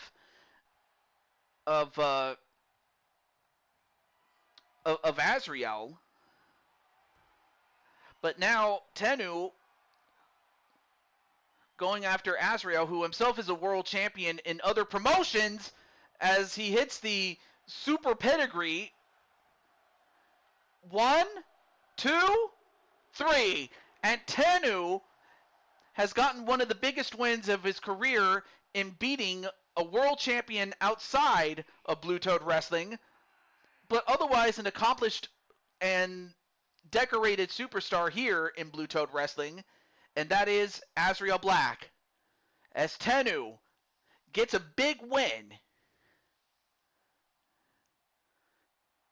I mean, he had to basically take everything that he learned from all the times he lost and apply it to this match, and he did exactly what he needed to do. And for Azrael, nothing to be ashamed of, but he had to know that he was dealing with a tiger that wanted to win and was willing to bite, scratch, and claw, literally and figuratively, to win. But let's find out what Tennu has to say about this before we get on to our to the end of the show, which we end off with the raid. So let's hopefully we'll get a word from Tennu. But yes, oh yeah, before I forget. So I'll give Tennu some time to type his answer while I do this, and that is let me go over to championships, and of course. Let me give Tennu and the rest of the Switch Gaming Clan their championships that they did win. So let me do that. You're very proud. I imagine you would be. And then, you know what? I'll give Dakota the green one. Why not? You know, for his boy Luigi. And then I'll give Sonic the blue one. You know, because he's Sonic, darn it. And because he has blue hair. And last but not least, I'll give Riley the red one. Because sometimes he can have a hot temper. Nah, not really. But okay. Well, thank you, Tenu, for coming up with that. But yeah, I'm very sorry for Ryan, Spike Ryan, and AJ. But hey, at least AJ, you do have big fish to fry, my friend. You have a big match that's coming up, and that match will be at the next Super Show, and it is based off of Silver and Gold, Silver and Gold. So between now and when I so between now and when I create the arena and when I book the show, I will be focusing on other shows or other games, including getting the Madden series back up and running again. Same thing with the NHL series. I still need to get the MLB video game, so I haven't gotten that yet. But the only thing I can confirm. So here's one thing I will confirm here, and I'll type it in the chat. So I'll type it in the chat for those who are hearing impaired, but I'll just do it for them. And by them I mean multiple people.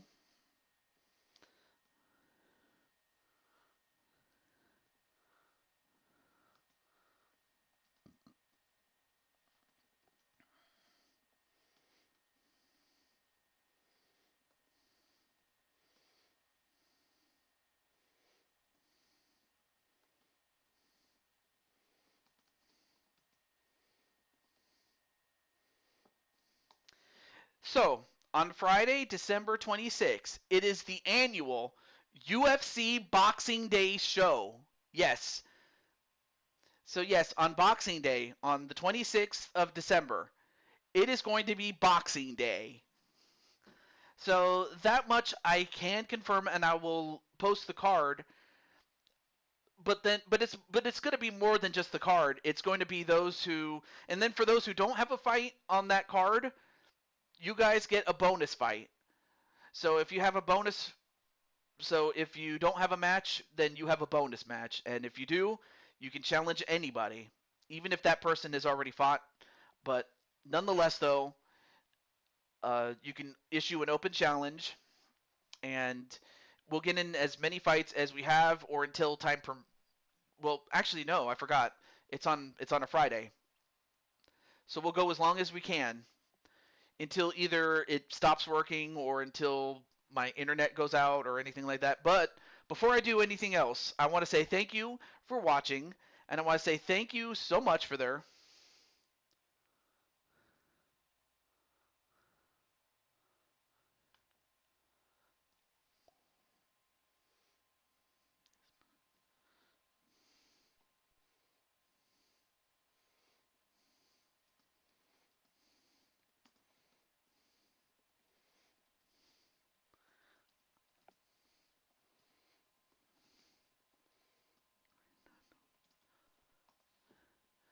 Okay, there we go. Sorry, I was also talking with somebody else in the chat, but let me get you guys the raid target, folks.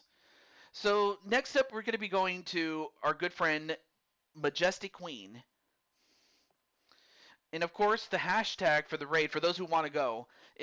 But if not, you guys are more than welcome to bow out. But if you want to come in, it's going to be under the hashtag TJ Raid. So that's what we are going to do. So let me just get the the stream ready. There we go. All right, so let me get you guys the link.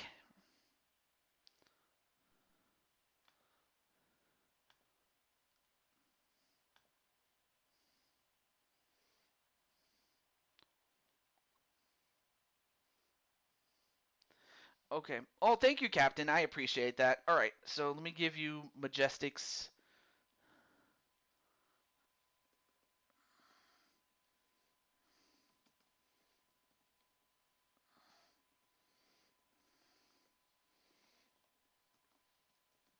There we go. So there's the link for those who want to jump on in. But from all of us here, this is the Blue Toad to Jew22 signing off. And you know what? To make up for the fact that I did not stream on Saturday, I might actually do a bonus stream sometime this week. I'll keep you guys posted, but it's also going to depend on the fact that I am looking to collaborate with someone I haven't collaborated with, and I want to get that off my bucket list. But until then, I'll keep you posted. And until then, take care. God bless. Do take care of each other. And for some of you, have a good night. But for others, we'll go over to Majestic Stream. Until then, peace out, everybody. All right.